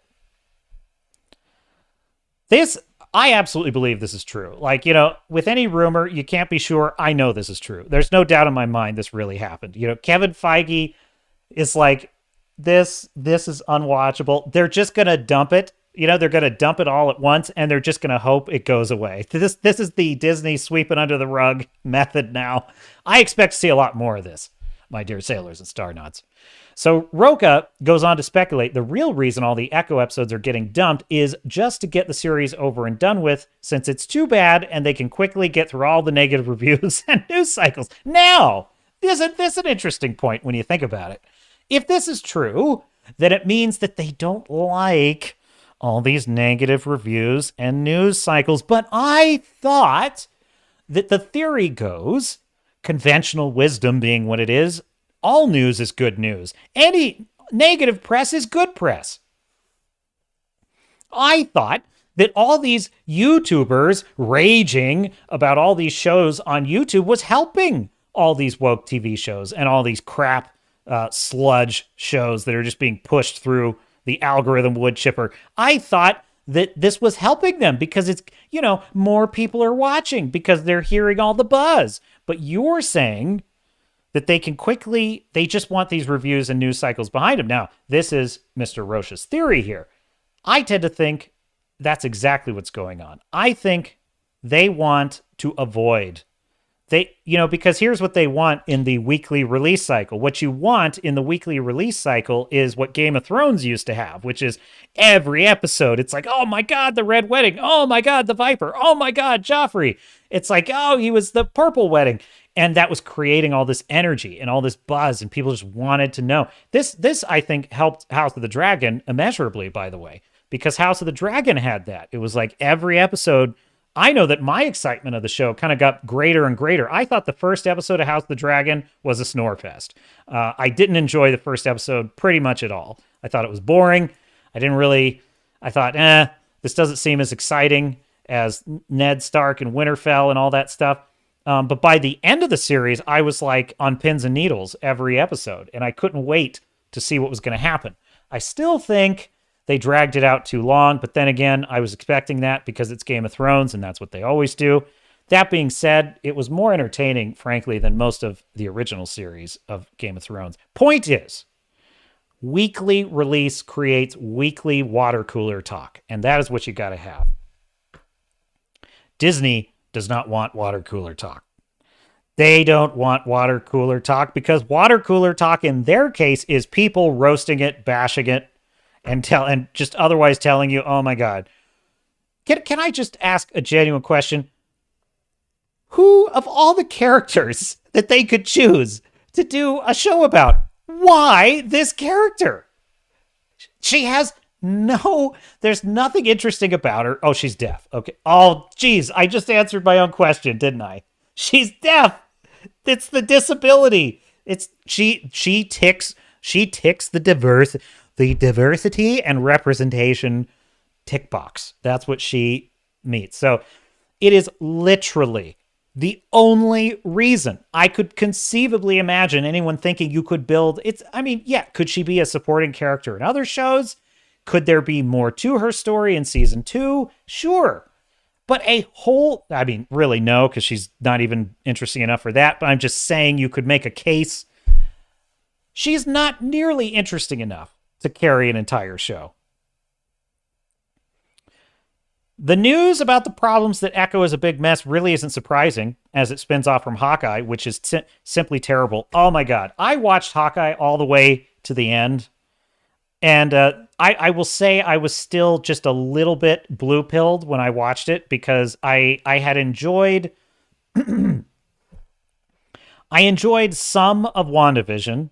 I enjoyed some of Loki, although I agree with all the critiques of Loki, and I understand in retrospect why that was so world-breaking. There were, I guess, it was that thing where you're sort of being carried along in a stream and there isn't really time to think about it. But by the end of it, I'm like, that really didn't make any sense at all. Like, that didn't solve anything. It didn't really make sense that his character, he's obviously the most evil Loki. And, so there's a lot about it that had problems. But at the time, I had enjoyed, I was still coasting on what I liked about Endgame and what I liked about, and I missed the Marvel Cinematic Universe. And I was thinking, here we are. And this is one thing I will say. WandaVision was so anti-superhero in the way that show was presented that it was a turnoff. And then you had, what was the show that came after that? Falcon and the Winter Soldier, which had at least some superhero action in it. And then you had Loki. And I thought, well, here's a character that I like. And so I was interested in his journey.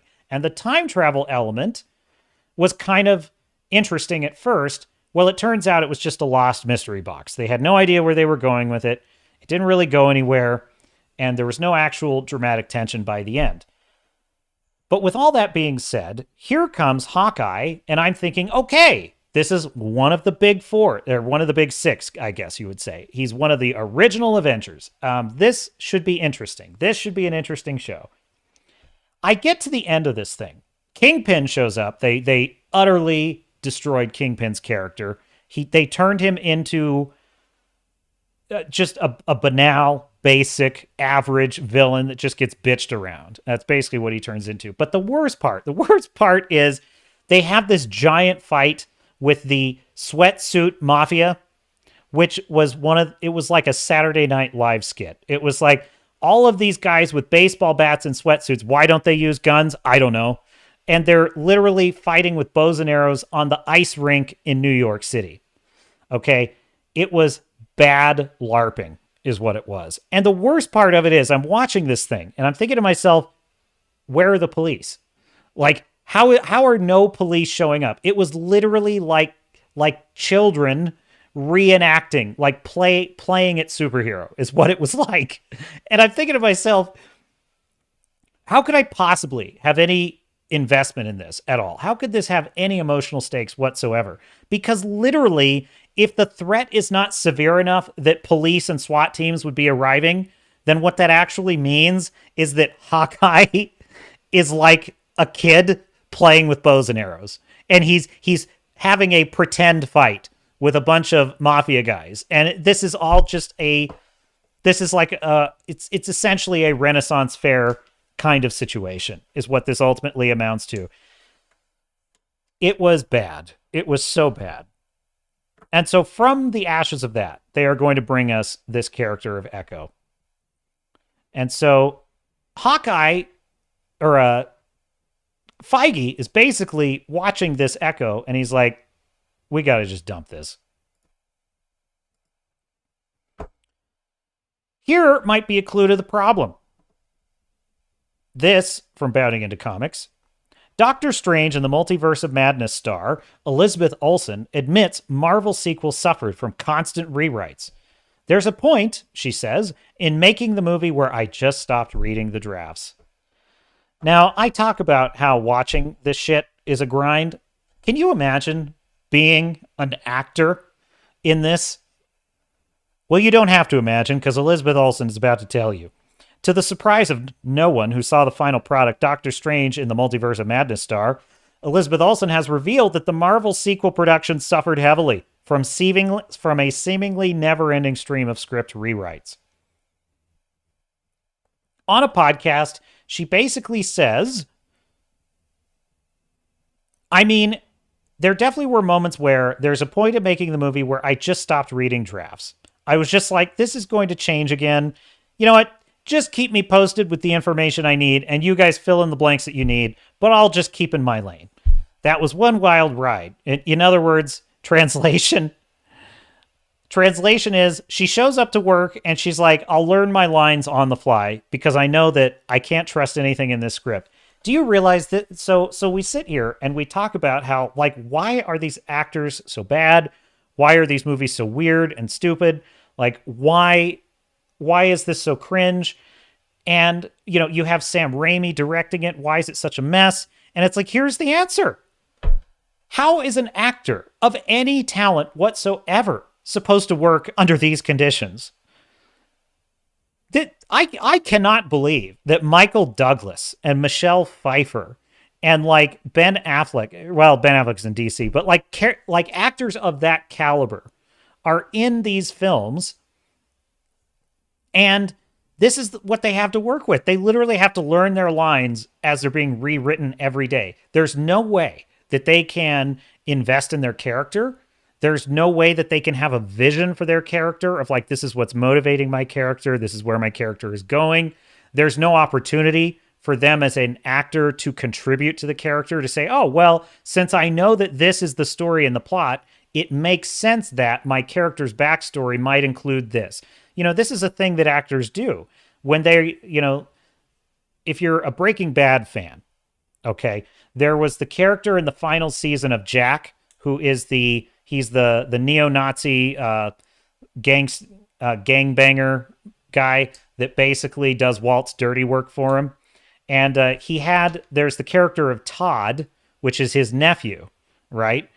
And those two actors basically were given, they were given the script. They knew what their characters were going to say and do, but they together worked on the backstory. They said, well, Todd's father had abused him as a kid, and his uncle Jack, had adopted him and kicked his dad's ass and protected him and sort of took him under his wing. And so they have a special relationship where, Todd really considers his uncle Jack more like a surrogate father. And that explains why Jack is has such a soft spot for Todd. And that explains why Todd is so, he has such a devoted loyalty to his uncle.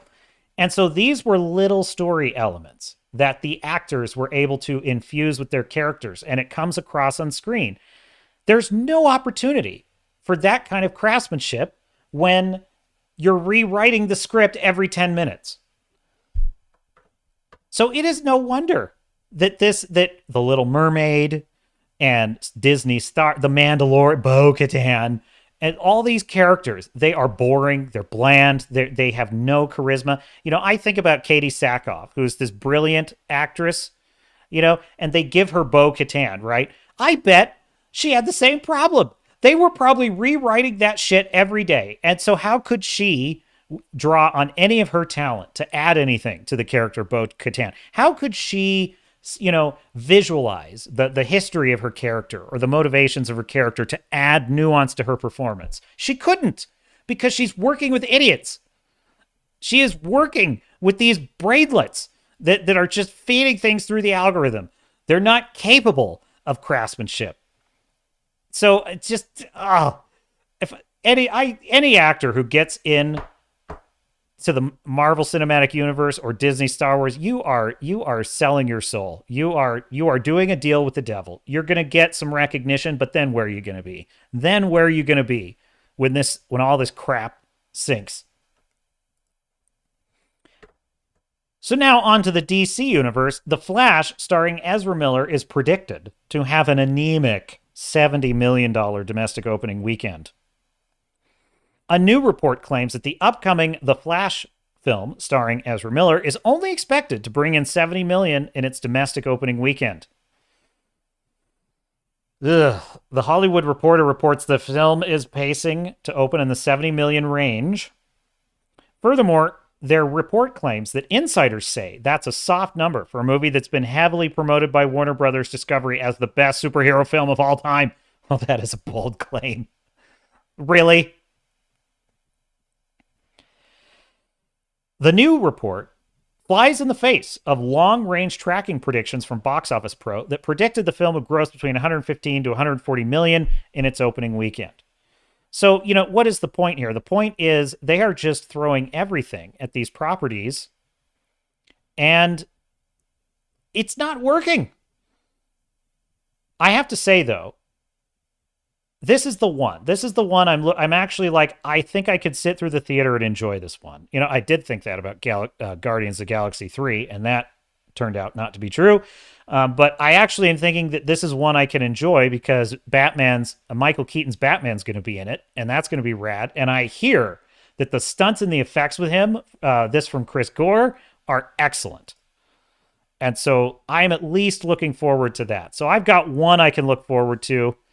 But yeah, I'm going to be slogging. Oh, wait, I am going to watch Transformers. I'm not a huge Transformers guy, but look, I can't just do Indiana Jones and The Little Mermaid all the time, okay?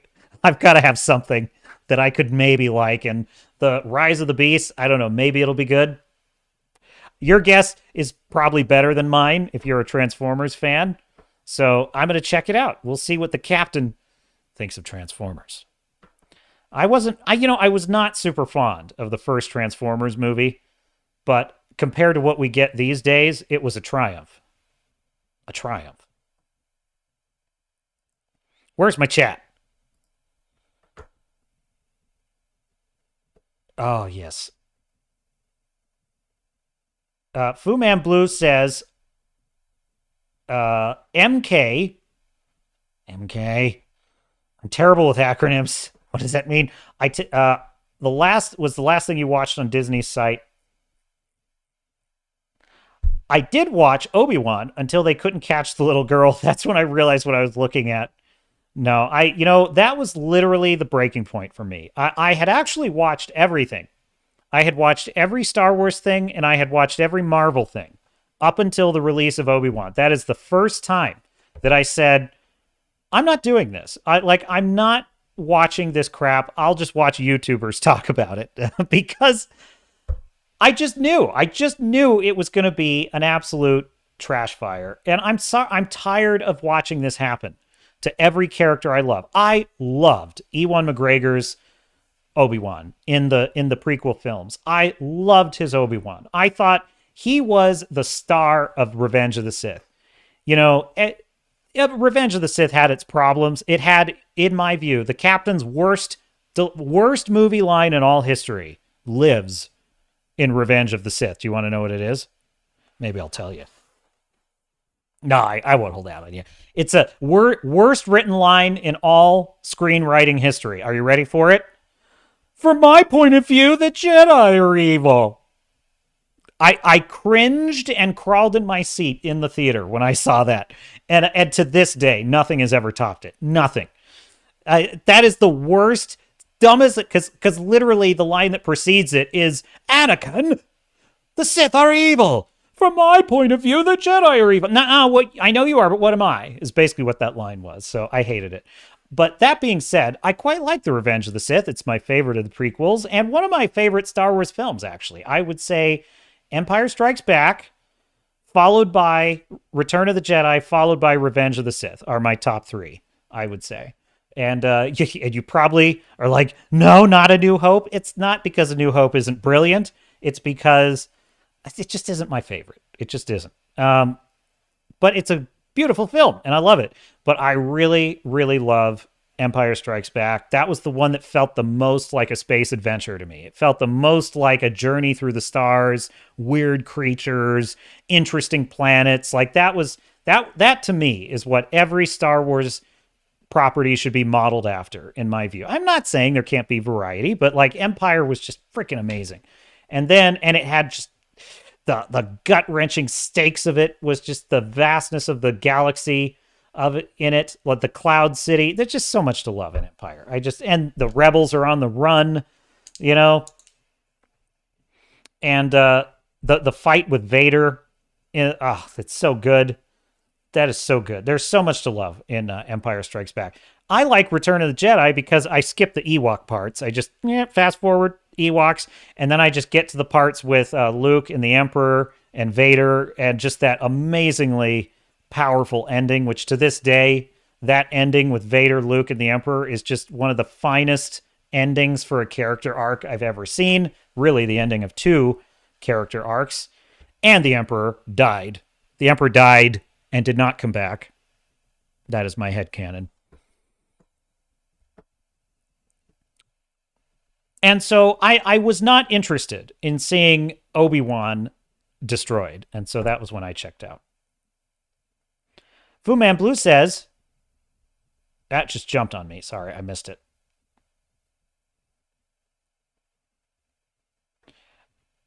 All right. Well, Wrangler says, Lucasfilm has been taken over by Darth Karen. Darth Karen. Yeah, we instead of Karen, we should say Kathleen. Starfury says the Emperor came back loads of times in the EU and to great effect. Well, that is a fair point. Could it have been done? Yes, it could have been done. I think there were ways to do it correctly. The first time I saw Rise of Skywalker, it definitely did the J.J. Abrams trick where everything was just go, go, go, go, go, that I didn't have time to really think about a lot of it. But I will tell you, there were definitely parts of that movie where I was like, this makes no sense. Like, this makes no sense at all. And one of them was the knife thing. When she finds the dagger, and when you perfectly align the dagger standing on the shores of this lake, you can find the wreckage of the Death Star and the location. What? How in the world could you map out the wreckage of something that's only been there for like a few years, and yet this is supposedly like some prophecy, but at the same time you'd have to be standing on exactly the right distance and attitude from the wreck to be able to find that angle. It's just so stupid. Just hack writing. And then you have, what really killed it for me, there were so many parts, really, but when the Emperor raises that whole fleet of Star Destroyers and it was just a copy-paste job, I was like, that sucked all the life out of the whole Star Wars universe for me. Just that one thing. That was it. It was like, you know what? It wasn't dumb enough that we had a planet-sized new Death Star. It was like, I could have lived with that, even though it was overkill.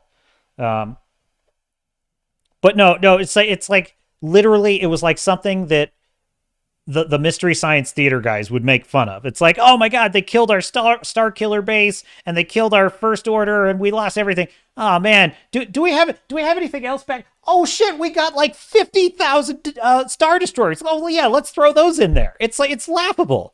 It's stupid. It robs the entire First Order plot. Has no interest to me anymore. I'm watching Moff Gideon, just like twirling his mustache in The Mandalorian. And I'm thinking, there is no universe in which I could find this interesting. You know why? Because, like, what is being implied here? What is being implied here is that he is slowly and secretly rebuilding the Empire, carefully, meticulously, finding resources where he can. And it's like, none of that matters when we know that somewhere on Exegol, the Emperor is just 3D printing as many Star Destroyers as he could ever want. Just 3D printing them. All with a Death Star cannon on them. Yeah, sure, why not? They're all Death Stars too. I mean, there can't possibly be any tension in the idea of the Empire rising again when I know that that's where it's going. There just isn't. It's ruined. Star Wars is so dead.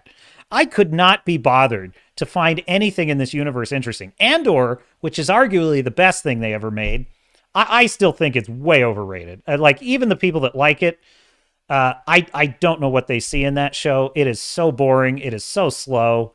Like, Critical Drinker likes it. And I'm like, I don't get it. It's like, yes, there were elements of it that were good. Sorry, it's a snore fest. Like, I skipped so many episodes and didn't even miss them. But with that aside, it is still arguably the best made thing. And I will say that finale episode was pretty great. And I love Stellan Skarsgård in that show. Stellan Skarsgård was fantastic. He has a scene where he's talking to an informant who wants out, who's tired of living this lie of a double agent life, and he's begging Stellan Skarsgård to let him out. And Stellan Skarsgård says one of the most just ruthless but compelling and amazing like no's that you've ever heard. Like, he just tells him no, but he gives him the reasoning, and it's, oh man, it is killer. So yeah, there were great things in Andor. I don't care. Like, I don't care that the Empire is doing all this stuff because I know where it's going. It's the same deal with DC. I'm going to enjoy, I want to see Flash because I want to see Michael Keaton's Batman, and I'm going to just enjoy that for what it is. But at the same time, I don't care about any of the implications of this movie because I know that, like, it's not going to matter because James Gunn is just reworking everything. And then, like, Aquaman, who cares? Who cares? I'd rather they just reboot the thing at this point, or just do standalone universes like Christopher Nolan's Batman universe. Just do that. At least I could get invested in that. Like, The Dark Knight is one of the greatest. If there were to be a great, I think there was one of the articles, this article is saying, oh, it's supposed to be the greatest superhero film of all time. I would call that The Dark Knight. I would say The Dark Knight is, in my view, the greatest superhero film ever made, if not my favorite. It's not my favorite superhero film ever made. I would say probably either Batman Begins or Iron Man 1 would be my favorite superhero film ever. Maybe Iron Man 1 almost by a nose. It's hard to say. It's a hard call. I love Batman Begins and I love Iron Man 1. They're so good. I could watch Iron Man 1 any day of the week. That is such a great movie. I never felt so good walking out of a theater. That movie gave me everything I ever wanted for Christmas. It was so good. Watching him build the first suit, then watching him put it all together and all the little machine parts click into place. The part where he's like, yeah, I can fly. Oh, that was then he flies to Afghanistan and just headshots all the terrorists. I'm like, are you shitting me? This movie's great. And then the jets chasing him. Oh my God, there is nothing but just awesomeness in that first Iron Man movie. He has a great story. He's a great character. RDJ was so amazing as that character. But then you have Batman Begins, which was just this epic hero's journey. And it dealt with all these themes like going on a quest. What is the meaning of justice? What is the value of mercy? Like what is the cost of revenge? Like there's just Liam Neeson as Ra's al Ghul is just so good when he's like, what is he? He has that great line where he's like, are Ra's al Ghul's methods magical? Are they mystical? I forget the line, but it was such a great line.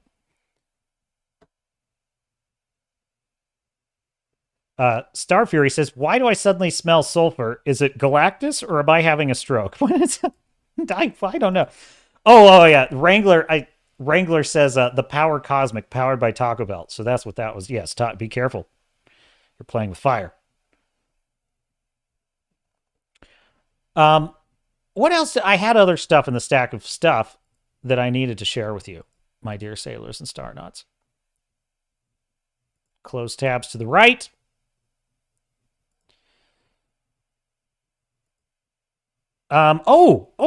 Yes. Okay. Yes. We need some good news, my friends. We have talked way too much at length about all the things that are burning in Hollywood. Now let's talk about something that is burning, but in a good way. And you going to see it very shortly. All right. I'm terrible at navigating in Mozilla. All right, let's watch a trailer. We're done with Mission Impossible. We are done with... This is The Little Mermaid. You want to see it again? This is Impossible. There it is. 25 years ago, over Rodgers and Hammerstein's Cinderella. I'm your fairy godmother, honey. You? She's gospel fairy godmother, honey. The cast is back for Cinderella. Yeah, there it is. Look at this. This is the Mandalorian Lizzo episode. This is The Little Mermaid to me. This is what that movie is like. Look at the colors of how ridiculous the clothes look. Look at Victor Garber over here. What is this that he's wearing? It's, there's just, this is a Broadway writer's fever dream is what. Union. I'm your fairy godmother, honey. Gospel. It's the magical return of Rodgers and Hammerstein. It all starts August 23rd. Oh, God, I'm sorry. I'm sorry to torture you, chat. Okay, anyway, I was going to show you something much better. How about this for a palate cleanser?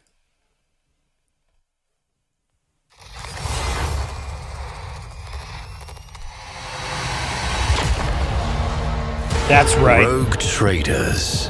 Daring explorers who benefit from a unique style of freedom normally unheard of in the Imperium, with means to decide the fate of entire regions of space. Little can stop them in their pursuit of domination and power. And they do not venture alone. Their crew contains some of the galaxy's most unique denizens.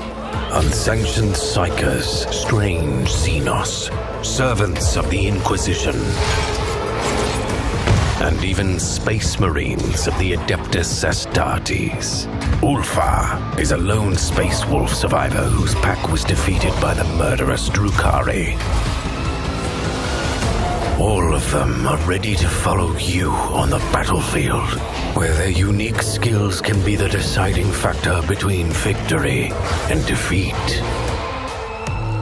But the rogue trader's true might lies in their personal void ship and the So this, if you don't know, is Warhammer 40,000, my friends. Rogue Trader is actually, if you don't know, Rogue Trader is their RPG, their pen and paper RPG, sort of the Dungeons and Dragons thing.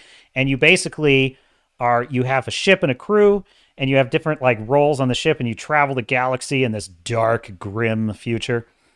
Now, this is the part I'm very excited about. Your captain gets to be the captain of a Rogue Trader starship. Now, here's the cool thing about this, right? So this is a strategy game, and in the space combat, right? It's turn-based, right? So you decide what your ship is going to do. The thing is, you are required to move your ship every turn. Now, how clever is that? Because it represents that ships are always in motion. So in space, you have to, like, you don't have an option to just not move your ship and just camp on a spot and just, line up the right shot. Like, your ship is always going to have to move every turn. That is so cool. I need a PC so I can play this. Source rich worlds under their control. This is what makes them such dominant figures. Even still, the enemies of humanity are numerous, and they will not relinquish an opportunity to strike. And worst of all, a ghastly peril lurks. An insidious corruption which works to undermine the strength of the Imperium's most staunch defenders. Chaos. Only with uncompromising zeal and steadfast faith can rogue traders withstand the lure of the ruinous powers. And those who succumb to the darkness risk a calamitous fate in exchange for their soul. Only madness and damnation await. Dude. That looks sweet. That looks like a super fun game. Warhammer, in the grim darkness of the future, there is only war. The Wokies haven't gotten to that one yet. It's been a bit resistant to the virus, it has a natural immunity in that it's already the darkest possible universe. They're working on it. They are working on it. They are really working to get their hooks into that property because it's one of the last refuges that they haven't infected. It's only a matter of time before there's the Pride, rainbow chapter of the Space Marines. It's only a matter of time. They're working on it. What does the chat have to say? Do you like that? Any Warhammer fans? Yes. Star Fury says, Warhammer, death, death, and more death. Oh, and demon possession. Don't forget that. Unlike, as I mentioned in my other live stream about the exorcism movies, because I watched the Pope Exorcist, exorcism movies are never scary. They're never scary because there's no way the demon can win. Because all you have to do to beat the demon is either, one, do not go in the room where the possessed child is, or number two, just pray a lot. If you just do one of those two things, you're fine. There's no danger to you whatsoever. But in Warhammer, demon possession, that shit ain't, you don't want to mess with that shit. Like, you will turn into an abomination and murder all of your friends. Like, it is, you will be a servant of chaos and live in a world of madness and death for the rest of eternity. So no, demons are nothing to sneeze at. You do not fuck around with demons in the Warhammer universe. Boomman Blue says, I never played any Warhammer. Looks sweet. Well, I will tell you, I have played Warhammer, the tabletop battle game, both fantasy and 40K. Mostly fantasy, back when they still had fantasy. And I played as the Bretonnians. The Bretonnians, which are sort of the Arthurian knights. And I will say, it is one of the most incredible, tactical games you will ever play on a tabletop. At the same time, it is so maddening because the rules are so nuanced that it's very lifelike in that there's a rule to simulate almost every aspect of a battle. Flank charges, the psychology of your units fleeing in fear. Like, for example, in both fantasy and in 40K, there is a rule that if a terrifying creature, if there's a creature that causes terror and it lands near a unit, like a dragon, for example, you have to affected troops that are not resistant to terror have to like roll the dice to check whether they flee, right? So there's so many rules for every little level. And so you will have the most maddening reversals in that game because you'll have like I had like 4 units of knights, right? So this is like a full, platoon, for lack of a better term, but just basically a full phalanx of soldiers, a full unit of knights, and they're charging, and they had all the advantages. They had all the advantages to beat the bad guy, but there was one like unit that on the enemy side that caused terror, right? Now, normally this isn't a problem because my knights had a very high leadership score, which meant, yes, we're talking about Warhammer now. But my knights had a very high leadership score, and, that meant that they were very resistant to terror. And I rolled the dice for each unit, and they were all passing it well. I had one unit that had a slightly lower leadership score because they were the younger knights that were less proven, and they fled.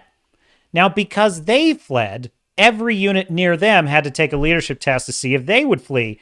And I just got unlucky, and I rolled like 3 bad rolls in a row, and I had half of my entire army at the beginning of the game fled, completely defeated without a shot. It was like, I was so mad because it takes an hour to set up this game. It takes an hour to set it up. And it's like, oh, there it goes. An hour, 2 hours maybe of planning, setting everything up, getting so excited that they're going to charge and and then they all flee. So, you're in for a little bit of pain, but it's kind of irresistible because it's such a nuanced, interesting game. So yeah, I'm excited. So Fu Man Blue says, so there is no all stop in space? Well, there is, I think, but you have to fire reverse thrusters. Like, you literally have to apply the equal force in the opposite direction to stop the ship. But I think what it's meant to simulate, because you're referring to the fact that in this game, at every turn, you're required to indicate where the ship will move, to indicate that it's always in motion. I think it's also to simulate the drift, right? Because even if the ship itself, stops, so to speak, in space, you're still affected by gravitational forces. You're still drifting, right? And the other ship is still moving relative to you. And so I think it's just meant to generally simulate the fact that it's, in practical terms, in a space battle, in a 3-dimensional sphere, there's really, for all practical purposes, there's no such thing as standing still, right? It's like you might be stationary relative to another object, but the ship itself is still in motion. And that is probably a super nerdy way of saying, of just arguing with you. Just arguing, just being a nerd and just arguing with you and just not accepting your premise. No, it makes sense. There's no stopping in space. No, can't do it. Star Fury says demons definitely can win in Warhammer. Oh, yes. In fact, it's kind of a miracle they haven't won already, is kind of the way that universe is structured. Don't talk about 40K. My wallet is screaming already. That's right. Oh, boy. If you can afford Warhammer, I know that you're doing well in life. Or you're cashing your poor grandma's Social Security checks. It's one of those two things. What else we got? I have another trailer for us. So I just think that this is going to be super cool. Another game trailer crossed my path. And I would like to play this one as well. I would.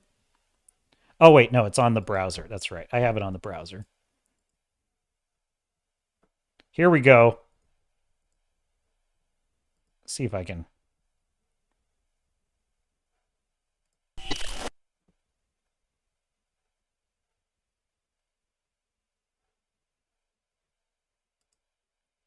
Come now, Internet. Don't fail me now.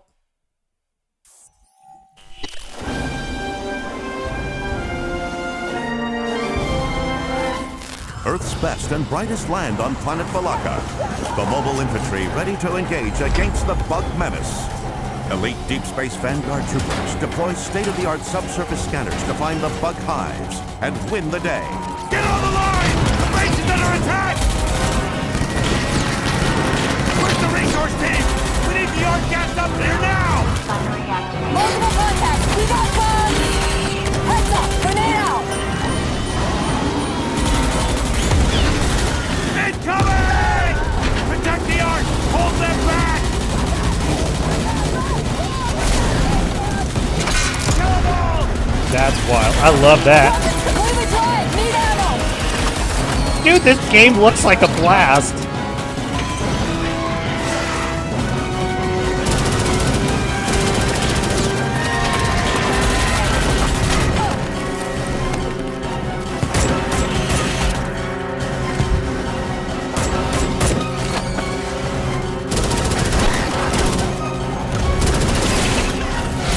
Open the gas gate! Let him in!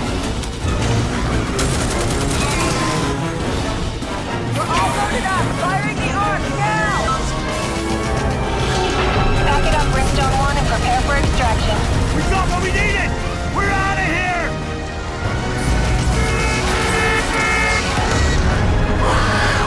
Another successful mission for the Vanguard.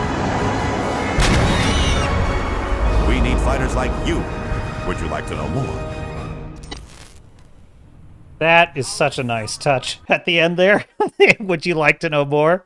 Dude, I love that original Starship Troopers movie. I love that movie. It's like one of those classics I can watch anytime I want. And I remember when I first saw it, I hated it.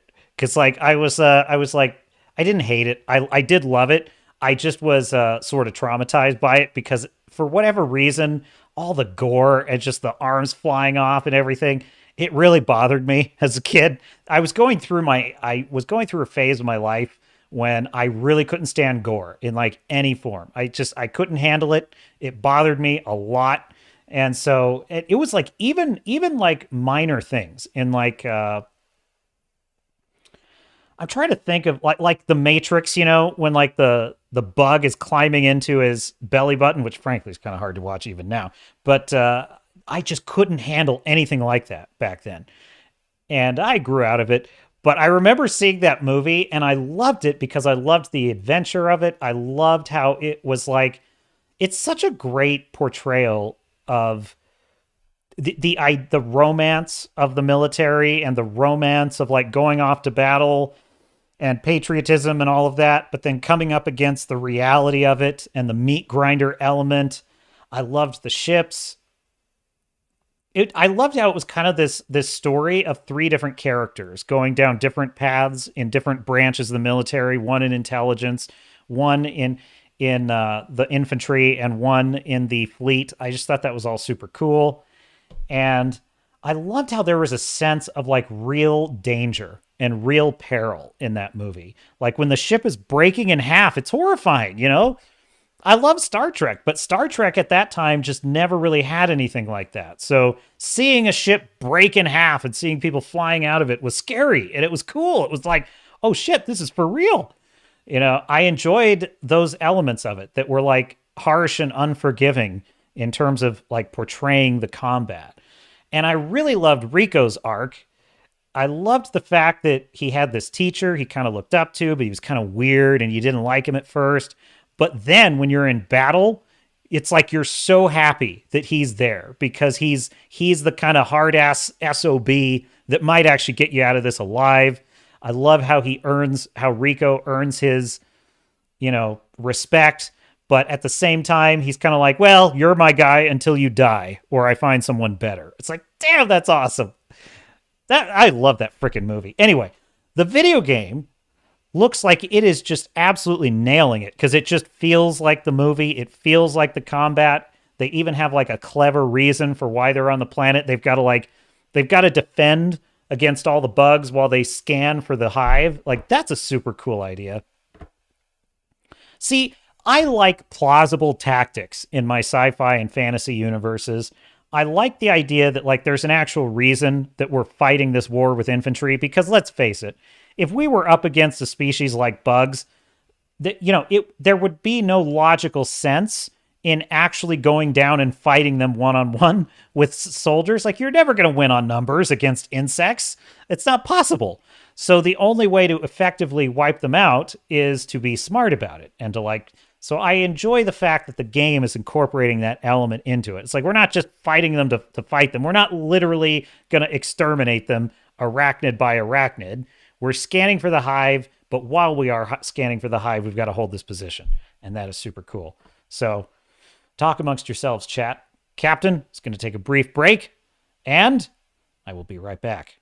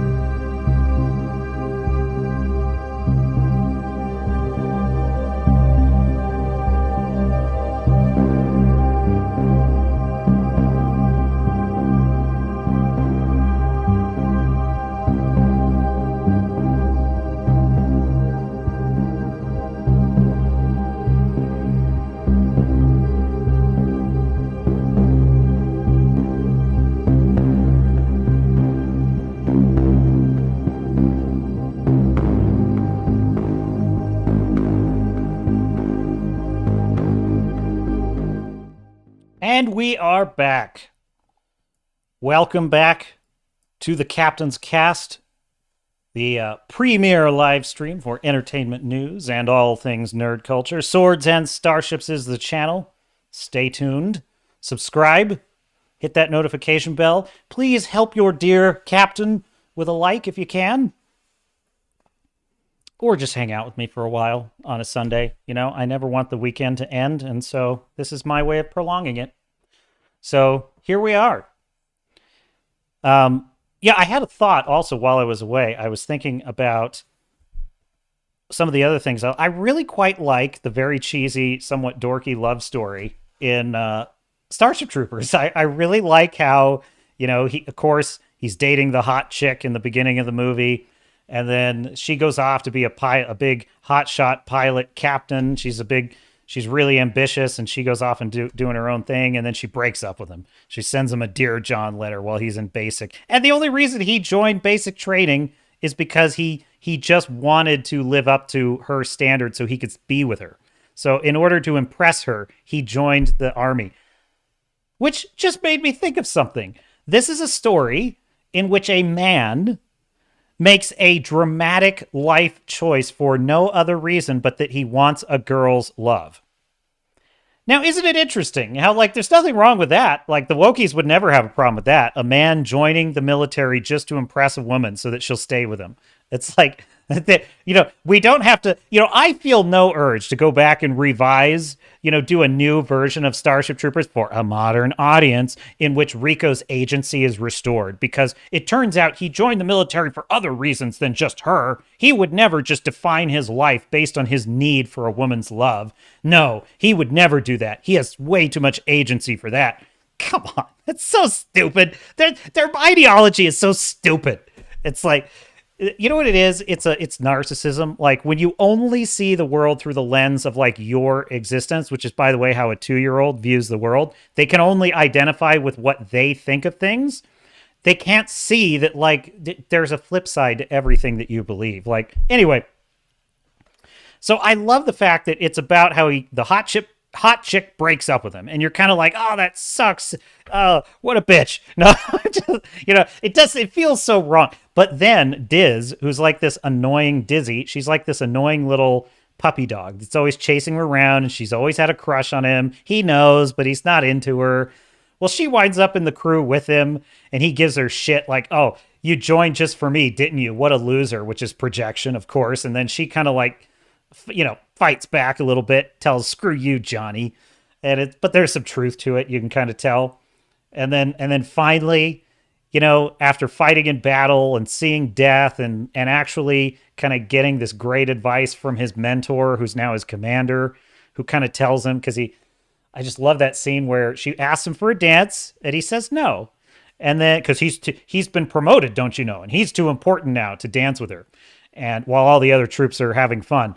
And he's like, he won't join the party, because he's got to be a leader now. And so his commander comes up to him and says, you once asked me for some advice. Would you like some now? And Rico says, sure, of course, sir. Yes. He's like, never pass up a good thing.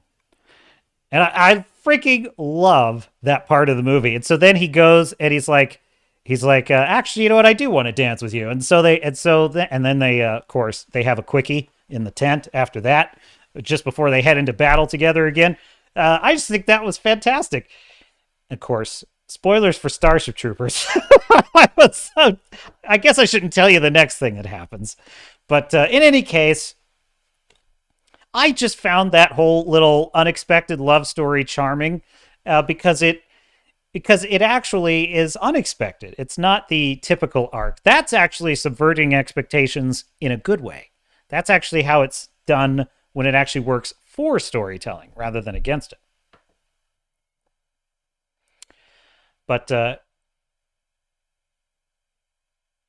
yeah, there is some. The chat is being very naughty today. Starfury says, depends how thin an atmosphere can propagate sound waves. I'm sure there is. Okay, we're discussing physics in the chat, which is excellent. Captain approves. We're debating what's possible in a planet's atmosphere, which is important. Foodman Blue says, yeah, I wonder if they are going to go back through all the rom-coms and fix the problematic scenes where the he-she star is rushing to the airport to stop some love interest from leaving. Starfury says, the book is still way better for Starship Troopers. Heinlein is a sci-fi Hall of Famer. Yeah, and what I don't like about the film adaptation is it's very clear that the directors and writers had a very negative attitude of Heinlein's original vision of the story. Heinlein wrote a very unapologetic film that portrays a future that is basically a military controlled republic is essentially what it is. And it definitely is on the line in terms of it being a kind of fascistic society. But of course, when the left looks at anything, they can't look at anything with nuance. So they just see it as it's a military fascist story. And so they decide to portray it in a kind of parody tone. And so the movie has an element of parody to it, which I don't love about it. And I know that the book was not meant to be a parody. It was meant to be a serious military parable. So I should read it. I got to read it. Tom says, love that scene in Starship Troopers when Razik opens the tent and says something like, be ready in 5 minutes, but then sees that they're sleeping together and gives them 15. Yeah, he's like, make it 15 minutes. Yeah, no, I love that part too. That is, by the way, that is a well-portrayed military commander. Like, seriously, because he's serious. He has, he doesn't mess around, but at the same time, he understands how to lead people by inspiring them and by, kind of tending to their needs and understanding that, they've got to be able to blow off some steam. They've got to be able to have a reason to fight. So he's a hard ass. Like, he has a great line where he says, there's only one rule in my company, and that's everyone fights, nobody quits. Break that rule, I'll shoot you myself. And it's like, so he's like super tough and a hard ass, but only to the extent that he gets the job done. He keeps people alive to the extent that he can. And then he expects the best and he gives the best. I love that. Starfury says, you earn your citizenship. Yeah, it's like, I understand that concept. I quite enjoy that element of the story. And, a part of me is tempted to think that might be a better model for society. But at the end of the day, once you put the military in charge of things, it's only going one direction. There's only one outcome when that happens. And so civilian control of the military is just non-negotiable if you want to live in a free society. It just is the way it is. I mean, we barely have it now. We barely have civilian control of the military as things are, right? The military kind of has to hide a lot of the control they actually do have by pretending to be accountable. So, But I get what he's saying. Fu Man Blue says, you're being too quiet tonight, Lurker, Tom. That's right, Tom. Speak up at the chat. The chat demands Tom. By popular demand, more Tom is requested. Starfury says, Ratchik's scene in the school near the beginning is awesome. It really is. Here's the thing. Here's what's brilliant about that. He argues in favor of this kind of military control of society where citizenship can only be earned through service, that is, through becoming part of the military and serving the society. And then also he's kind of defending, roughly speaking, a military dictatorship. I don't think it's really a dictatorship because citizens can vote. So there is the ability of consent of the governed, but you don't have any voting rights if you don't have citizenship. Now, what I like about this is that if it were woke storytelling, right? If this movie were made today, he would have been a villain and a monster. And everything he was saying would have been meant to sort it. You know what he would have been? He would have been representative of Trump. That's basically what he would have been. He would have been like a MAGA guy, and he would have been like a blowhard asshole, and he would have died like a bitch. Basically, he probably would have charged into some idiot. Like if Alex Kurtzman were writing Starship Troopers today, that's what Ratchik would have been, right? But what I like about it is back then, even progressive liberal writers and directors were capable of presenting a debate in a film in which there are two sides, because you hear that is literally the debate part of the film, right? What is the meaning of citizenship? Is the military just a con to feed meat into the grinder, or is there some kind of honor and duty and worth to it? And so Ratchik's side of that is to explain that back in the days of civilian-controlled democracy, it was a shit show, and everything went to hell because civilians couldn't handle it, and that citizenship had to be earned, and so the military had to step in and fix it. And as he presents all these arguments, they are not presented to the viewer as though you are meant to reject them out of hand. He's literally a character arguing from a true position, from a nuanced position in which, you're being invited to consider what he's saying, even though it is, he's basically arguing for military control of society. Then you get the scene between Rico and his parents, in which his father is arguing the exact opposite. His father is basically arguing the military is awful. You're just going to get yourself killed. That teacher is a maniac. He's crazy. And so the film is once again giving you yet another argument that is on the other side of the debate. And here's this kid caught in the middle of it, and he doesn't know anything about the world. And both of these mentors, his father and his teacher, are kind of pulling him in different directions. And the film does not take a side. The film does not take a side whether either of them is right or wrong. It simply invites you as the audience to consider who is right and who is wrong. And in the end of the day, there's actually kind of truth on both sides. I think that's really how the film ultimately shakes out, is that there was truth to both arguments. That is called storytelling. That is true writing. That is actually interesting. That is actually good sci-fi, as a matter of fact. It's sci-fi that invites you to think and consider and does not try to do your thinking for you. This is why Kurtzman Trek is not Star Trek. This is why Kurtzman Trek is dog shit. It is shit. Alex Kurtzman is a freaking cancer. So is Akiva Goldsman. They're shitheads. And because I don't just want to devolve into name calling, I think about what we've lost, okay? I think about what we lost, and I hate that there is a new generation of Star Trek fans that don't even know better. They just don't even know better. They see this stupid crap like Lower Decks, and they think this is what science fiction is. And it's like, it's junk food.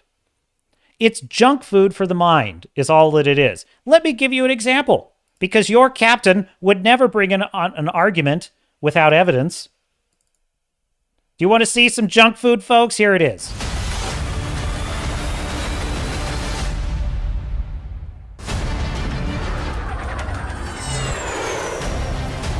You gonna start the engine sometime soon, Erica? Oh, God. Don't worry. Can I just say with no shame whatsoever, this shaved head character piloting the ship, every time I see her, I want to throw up. I just want to throw up in my mouth. This is the most unappealing woman I've ever seen. Every expression on her face annoys the shit out of me. To say that you can't have awkward characters in Star Trek, Reginald Barclay would be an example. It's that it's so boring. It's so boring. It's like every single MCU movie, every DC movie, every Disney Star Wars movie, basically almost every fantasy show they come out with, The Witcher, Wheel of Time, Willow, Lord of the Rings, I'm sorry. Forgive me. Forgive your captain. Rings of Power. It's like all of these shows, they all do this shit now. All of them. You too. That's funny. Funny. I detest Kurtzman Trek. I detest it. Star Trek is dead. I don't want any more of it. I enjoyed season 3 of Picard. I'm done. Ugh.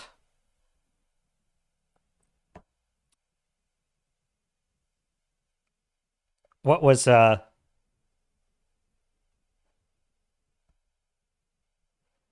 I get goosebumps on. So Fu Man Blue has said, Stargate SG-1 talk. Hey, your captain is watching SG-1, so I got to be careful with spoilers there.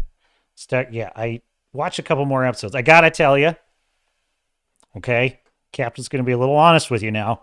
This is for you Stargate fans. I had to skip an episode because I couldn't take it. Look, here's the deal, okay? I always hated the episodes of Voyager when they would land on... Voyager had some of the most cringe episodes of all Star Trek. And some of them were like they would land on a planet and there would be just like very human-looking aliens. And it would just be weird. And I was like, you know what? I'm not feeling... Like there was an episode with a bunch of people trapped in like a simulation with a clown. And it was so cringe. It was just like... And I can't... So even in Star Trek, I can only do so much, okay? If there's like a culture... If there's an episode where it's like there's a weird culture, it's irritating me. I can't do it, and I have to skip it. So, like there was this episode of Deep Space Nine where they find these people from the Gamma Quadrant, and for whatever reason, their idea for how these aliens look is they just had like boils on their skin. They just had pimples all over their skin, and that was their alien feature. And it was awful. It was off-putting to look at, but not even in just the ugly alien way, just like, oh, that's not an alien. And they had this really awful sob story plot about how they were refugees dispossessed by the Dominion. And the whole episode is about how they're overrunning Deep Space Nine. And I mean, in theory, it was mostly a pretty good episode, but every scene with these aliens, I couldn't take it. They annoyed me. I didn't like the fact that they were always tugging on your heartstrings, but they were so unappealing. Just their behavior and the way they looked, I was like, I can't with these. And so look, when a Stargate episode makes me feel that way, I may have to skip it. There was the one with the Mongolians, and they're trying to dress up Captain Carter because like women are property in their society, which is, of course, it's fun to see Captain Carter have to. I mean, not obviously, just the idea that she's a stranger in a strange land and she's got to put up with this bullshit. It's like an interesting premise, but like I will say, the show has set up the fact, and I think this is very clever, has set up the fact that these are all ancient humans that have been seeded on other planets throughout the galaxy. And so all the people we're running into are essentially ancient cultures that have been transplanted from Earth. And I think that's pretty cool. That's a really good way to get at it. And it definitely explains why they're all human. And that's fine. I'm fine with that. That's cool. Teal'c is cool. I like Teal'c. I really like Colonel O'Neill. Richard Dean Anderson is great as this character. I love Captain Carter. Captain Carter is quite the babe, I have to say. And then I love Daniel. No, is it Daniel? Is Daniel his last name or his first? Shit, I forget. All right. Anyway, I like the nerdy guy. He's like one of my definitely cool. Not as cool as James Spader's portrayal, but what can you do? James Spader's probably too expensive. I get it. That being said, I did watch, like, the second episode was really pretty good. It was kind of a ship in a bottle episode where they have the thing is inside the other soldier and they have to get it out of him. That was pretty cool. And, but there's one problem I have with it. They arrive on these planets and all the humans from ancient cultures speak English. So how does that work? Now look, I know that's nitpicky. Okay, I know. But like in Star Trek, they at least say it's a universal translator. It's a universal translator. Why couldn't they just say that? They could just say that they have a magical bullshit technology that Teal'c gave them that allows them to communicate. Like, I think that would have been nice to have that, because it would have helped me with my suspension of disbelief just a touch. But no, I'm excited. I'll keep watching it. I'll keep checking in with you on Stargate. Who mentioned the Orville? Someone mentioned the Orville in the chat. It went by. I lost it. It was Gary over at Nerdrotic that convinced me to watch the Orville, because this is before season 3 of Picard, and I was very depressed about just all the franchises dead. And so it convinced me to take a second look at the Orville. And I'll tell you, the reason why I didn't watch the Orville to begin with is because it looked like what Kurtzman Trek is, right? Which is a jokey, stupid parody of Star Trek. And especially since it was Seth MacFarlane, I kind of was thinking, well, he's definitely just turning it into a big comedy. And I did not want to watch Lower Decks for the same reason. I don't want to watch a parody of Star Trek. I just don't. But then I heard, no, he takes it seriously. It's actually really good. Give it a shot. And I will say, there's one thing about Seth MacFarlane. I do not share his love of like Broadway musical numbers. I just don't. And for whatever reason, he wants to put them in everything he does. And so that is a big negative for Orville. But that being said, it's great. It is better Star Trek than anything Kurtzman has produced. It's better than anything JJ has produced in terms of Star Trek. Like, he literally he checks every kind of box of like Star Trek storytelling. You have interesting, larger than life characters. You have complex moral dilemmas in which there's no easy answer. You have fish out of water characters. Like, I love Isaac. Isaac is such a great character on the Orville.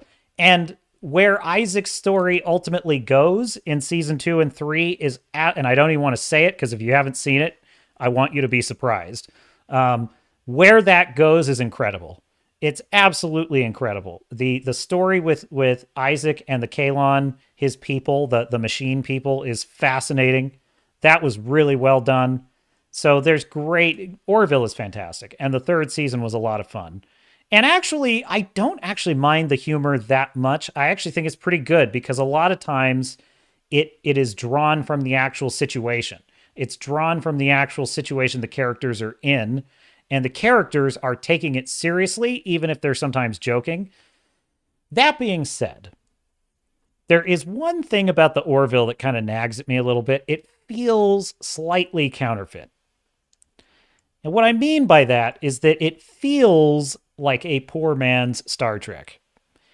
Which, yeah, it's kind of sucks. It feels like I can tell that you're trying to give me Star Trek, but it's not. And so that feeling just nags at me when I'm watching it. But it's so good that I can forgive that. So. And I will say that, like, at least they have rules that they stay faithful to in the show. There was a great episode where they go back in time, they use a time travel device, and they go back to our time. Actually, it's a really good point of comparison because I was watching Star Trek Picard Season 2. They go back in time to 2024. And you could so tell that when they filmed it, they thought it was going to be Trump's America because they're just talking about, oh, what an awful time this is. And the environment is collapsing and all these homeless. They go to, this is Star Trek Picard Season 2. They go to Skid Row in Los Angeles, which is like the homeless capital of the world and has been forever. Like everybody knows, like you just don't go there. And it's worse than ever because, now you're not allowed to evict any of the homeless people.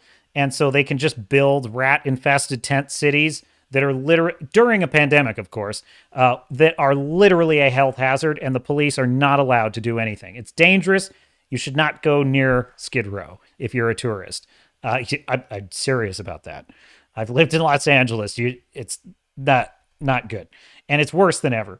And so this, of course, created by the kind of, let's just say, political positions that the writers of Star Trek Picard hold. It's like it would be one thing if they went to like Houston and they were trying to build this case. But no, they go to LA. It's been run by, the wokest of the woke for years. It's like they created this paradise. What are you sweating us for? Anyway. So Star Trek Picard has this ham-fisted, lame, trying to paint Skid Row as the past that Star Trek. Meanwhile, you have the Orville, and they go back in time to Los Angeles and I don't know if it's Los Angeles. I think it is. And it's roughly our time. And there is a similar kind of line where Seth MacFarlane's character, the captain, he basically says, oh, look at the mess these people made. Look how they left us this mess to clean up. And what's great is that the pilot, I'm forgetting the names of the characters. It's been over a year since I watched it. And, don't drink, folks. It's bad for you. So the pilot character is the one that's been trapped in the past. And he kind of has this great line where he says, well, look, it's not as bad as it sounds. I've kind of enjoyed it. I've kind of enjoyed watching. It's kind of like watching a kid make mistakes on their way to becoming, fulfilling their potential. And I thought that was such a beautiful, poetic way to put it. And it was such a better way to have an allegorical story about the mistakes we're making in our own time without turning it into this beating you over the head political propaganda. So Orville is fantastic. Seth MacFarlane, is a very progressive guy. He also happens to be an excellent writer. He actually happens to be a really talented craftsman. So Captain Salute to Seth MacFarlane. Even if his politics are insane. But that being said, he's more reasonable than most of the wokies. Malloy! Thank you, Star Fury. Yes, it was Malloy. And then I'm sorry, I can't remember. I only watched it one time through, and then I haven't looked at it again for a year. But Seth MacFarlane's character, what's his name? Give me that one. I don't even need IMDb. I have a crew. What else in the stack of stuff? So yeah, I think I will just close my thoughts on the Star Trek stuff with something Quentin Tarantino said, kind of grabbed my attention. And Tarantino, whether you like his movies or hate them, and I have kind of a love-hate relationship with his movies, I acknowledge, however, he is a craftsman. He absolutely is. So we're going to take a look at this. Captain Mercer. Thank you. Thank you, Wrangler. I appreciate that. Good looking out. Captain Mercer. You know, it's not a very memorable name for a Star Trek captain. I know he's not a Star Trek captain, but he is a captain. You know, this is what I mean when I say Orville's a little bit counterfeit. It's like an off-brand. You know what I mean? It's like an off-brand captain. I'll never forget the name Captain Sisko, Captain Picard, Captain Kirk, Captain Janeway, Captain Archer. I'll never forget those names. But Mercer, But Malloy, I love Malloy. He's a great character. I remember Isaac. I'll never forget Isaac. He's probably the most interesting character on the show, quite frankly. So this from Bounding into Comics, Quentin Tarantino comments on the current streaming model for movies. What even is a motion picture anymore? Is it something they show on Apple? Director Quentin Tarantino recently made some pointed comments about the current streaming model as it pertains to movies and how the medium's influence has waned. Speaking with Baz Bam Big Boyle for Deadline, that's okay, Tarantino revealed his upcoming film, The Movie Critic, will be the last film in his filmography. I cannot imagine being a director and ever saying this. I could never imagine being in his position and saying that. How could you ever say that? Why would you ever want to give up a career like this? To just say, this will be my last film, but this is his reason. Not only did he reveal it would be his last, how could you even predict that, though? He explained, it's just time. It's just time to get out. It's time to go out. I like the idea of going out on top. I like the idea of giving it my all for 30 years and then saying, okay, that's enough. And if I don't like working to diminishing returns, and I mean, now is a good time because, I mean, what even is a motion picture anymore? Is it just something they show on Apple? That would be diminishing returns. He then turned his attention to how he views the medium of film at large and why he plans to produce The Movie Critic with Sony. Well, I've always thought that, and they eventually get to television. I saw them, a lot of them this way. You know, I hate it when they like exactly transcribe podcasts. It's like, well, don't exactly transcribe it. Like fill in the blanks so that it flows a little. But anyway, so I'm probably going to be doing the movie with Sony because they're the last game in town that is absolutely, utterly committed to the theatrical experience. It's not about feeding their streaming network. They are committed to theatrical experience. They judge success by asses on the seats. And they judge success by the movies entering the zeitgeist, not just making a big, expensive movie and then putting it on your streaming platform. No one even knows it's there. Bingo. Exactly. He's exactly right about this. He's like, look, they are committed to the theatrical experience, sitting in the theater and experiencing a great film, right? Disney, they don't want a theatrical experience. They want content. That's all they care about is content. He went on to further explain his point about films no longer affecting the zeitgeist. I mean, and I'm not picking on anybody, but apparently for Netflix, Ryan Reynolds has made $50 million on this movie and $50 million on that movie and $50 million on the next movie for them. I don't know what any of those movies are. I've never seen them. Have you? That's such a great point. I haven't ever talked to Ryan Reynolds' agent, but his agent is like, well, it cost $50 million. He costs, I guess he means Ryan Reynolds cost $50 million. Well, good for him that he's making so much money. But those movies don't exist in the zeitgeist. It's almost like they don't even exist. They don't. I've seen a couple of them. There was like one where he's like, he goes back in time or something and he meets his child self and they go on an adventure together. And I remember thinking like, you know, this movie isn't terrible. It's also not great. It's just perfectly mediocre. It's just perfect. You know, there's just enough Ryan Reynolds lines for it to qualify as like Ryan Reynolds humor. You know, there's just enough time travel to qualify as like a clever time travel story. There's just enough action scenes that, yes, you could call it an act. It's mediocre. There's no one's going to remember that movie ever. I don't remember the title either. While it might seem like he's being extremely cynical toward the new streaming model, Tarantino counters, well, I don't think I'm that negative about it. I think I had been going that way, and then the pandemic hurried everything along. Or no, he said he thinks it had been going that way, and the pandemic hurried it. He's just saying this is the new reality. Like, we're heading into this. We're feeding the beast. That's how it's going to be. But his own critique of the current television streaming shows is... But I've got no axe to grind against television per se, all right? I've got no axe to grind against television, but everyone watches all these shows, and they're all just soap operas. It can be very entertaining while you're watching it, but at the end of the day, it's all a soap opera. You learn about a bunch of characters, you kind of know all their backstories, and then you watch them fight or hook up or this or that or the other, and it's just a soap opera, he reiterates. And it's like, it's very engaging while you're watching it, but when it's over with, 3 weeks after I watch the last episode, I usually don't have the same feelings that I have after I watch a good movie. Yet when I'm watching it, it's compelling. I disagree with him on this to an extent. I think there are some, like Stranger Things, for example. Like, that is a show, I remember that show. Like, I think about it after I watch it. I cannot wait for the next season to come out. Like, I've always loved that show.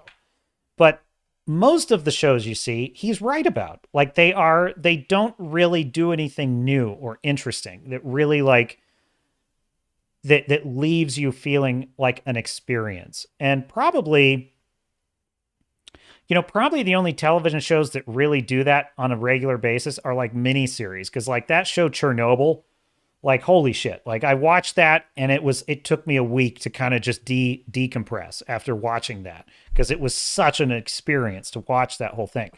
So I feel like limited series are better at this, but the ongoing series, they just turn into more stuff happening. So now they get into him talking about his new movie, and that's pretty much it. So, I think what he's right about, he also had another point that he made, which is that, movies are just content now. And no, that was the point I wanted to call out. He basically says they're soap operas. And I think that is exactly the problem with every new attempt to do like Star Trek, to do like The Mandalorian, to do Halo, that Paramount abortive, awful Halo show they tried to do. What they're doing, Rings of Power, Wheel of Time, Willow. Like, all they're doing with all these properties is they're turning them into banal, vapid, superficial soap operas. They're just soap operas. The characters don't have any real depth. There's not really any challenging themes or ideas in these shows. They mostly derive their enjoyment from either, algorithm approved jokes and meta humor, or violence. Those are the only two things they have going for them. Violence that's shocking, or violence for the sake of violence, or approved meta witty quips, in the MCU style. And that's all they have. And Star Trek is 100% that now. And like, as much as I love Star Trek season 3 of Picard season 3, there were even a few jokes that were on the line. And the captain almost disallowed some of them.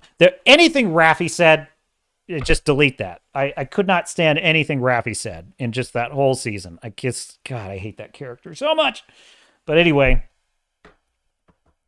well, there was that really cringe line where Riker and Worf are having an amazing conversation. These two storied legacy characters that have been a part of science fiction and Star Trek canon for 30 years, and they're having this amazing conversation, and Raffi, who the hell is that, shows up as like, boys, we need to get back to our mission. I'm like, oh, fuck off, Raffi. Nobody wants you here. Nobody cares that you're here. That is the only problem with kind of what they set up at the end of Star Trek Picard season 3, is that Raffi would be in a hypothetical next show. No way. No, I would love a Jack Crusher show. I don't want but I don't want Rafi in it. I can't do a Jack Crusher show where Rafi is a character. I'm sorry. And realistically, there can't possibly be a successful Jack Crusher show unless it is written and ran and directed by Terry Matalas. It's just the only way. If it is not Terry Matalas, it's just going to be more, oh my God, I'm piloting. I've done it 100 times, Captain. Oh, jeez. Oh, you Starfleet crew of mine, you're giving me the fits. Jeez. This is Starfleet now. I could never imagine Janeway or Archer ever. You know, there's even a scene in the very first season of Enterprise, right, where Tucker is. I love the character of Charles Tucker. Trip is piloting the shuttle that's taking Captain Archer to the NX Enterprise, and it's right there in dry dock. It's just been finished, and they're flying to it. And Tucker flies just a little too close and scratches the hull with the shuttle. And Archer's immediately he's like, "Hey, you scratched the paint." And he's like, "Sorry, Captain." You know, it's like big deal. Captain won't put up with that shit. No, Captain would. No, Captain would. You know, like, for example, if I were to leave Starfury in charge of this stream and he just crashed it right into something, you know, he'd have to, you know, he'd be demoted. He would be demoted. And it wouldn't be pretty. Captain would have to have a conversation. You know, that's maritime tradition. I don't make the rules. It's maritime tradition. What does the chat think?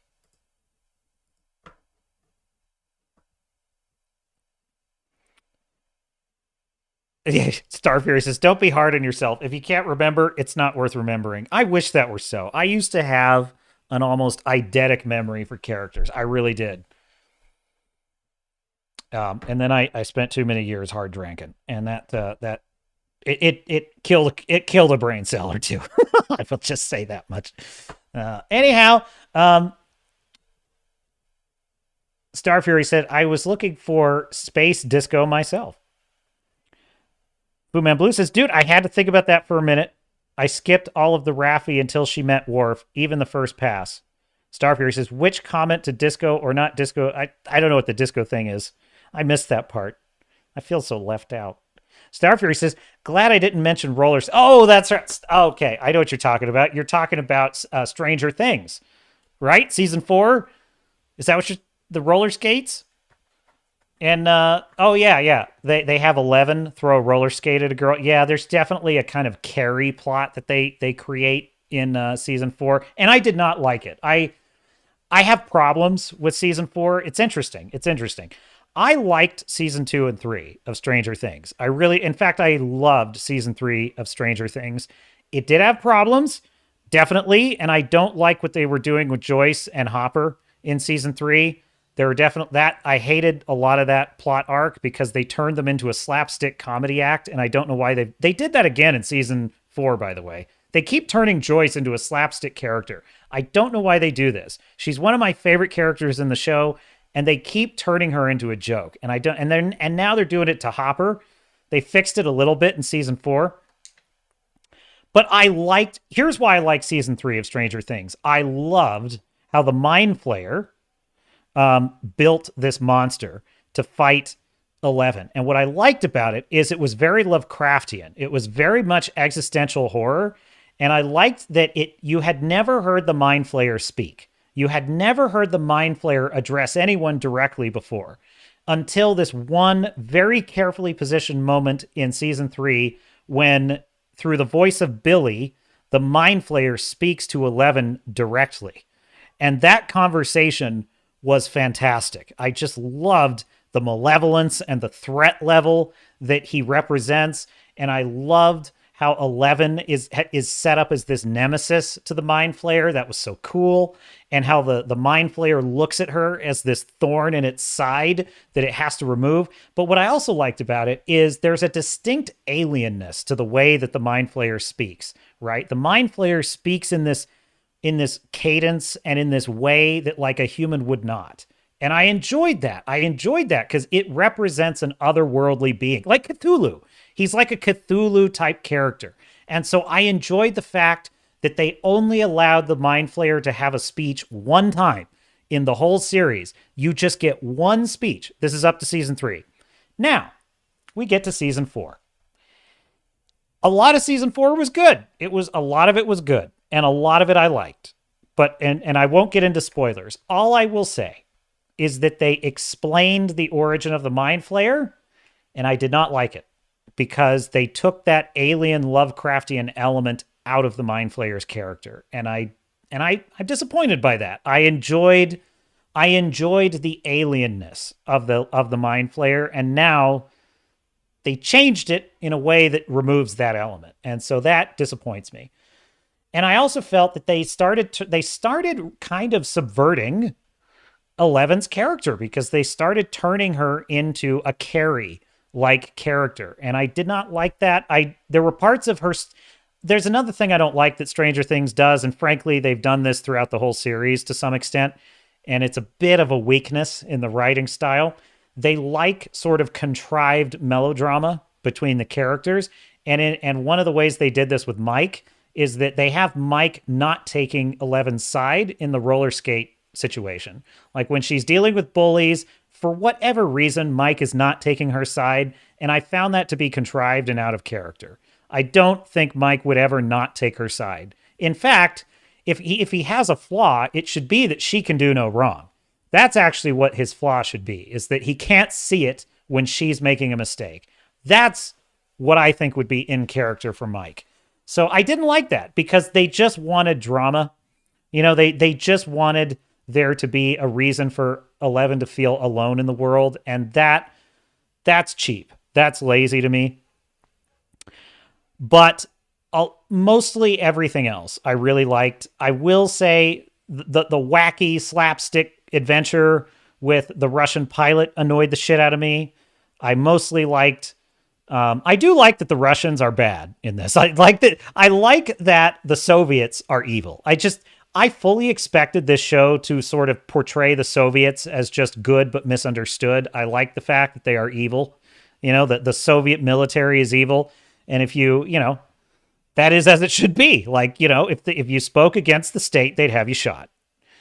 That more people died in the gulags than ever died, combined in the concentration camps in World War II Germany. That's not to compare by strictly numbers. I'm just saying. There was evil there.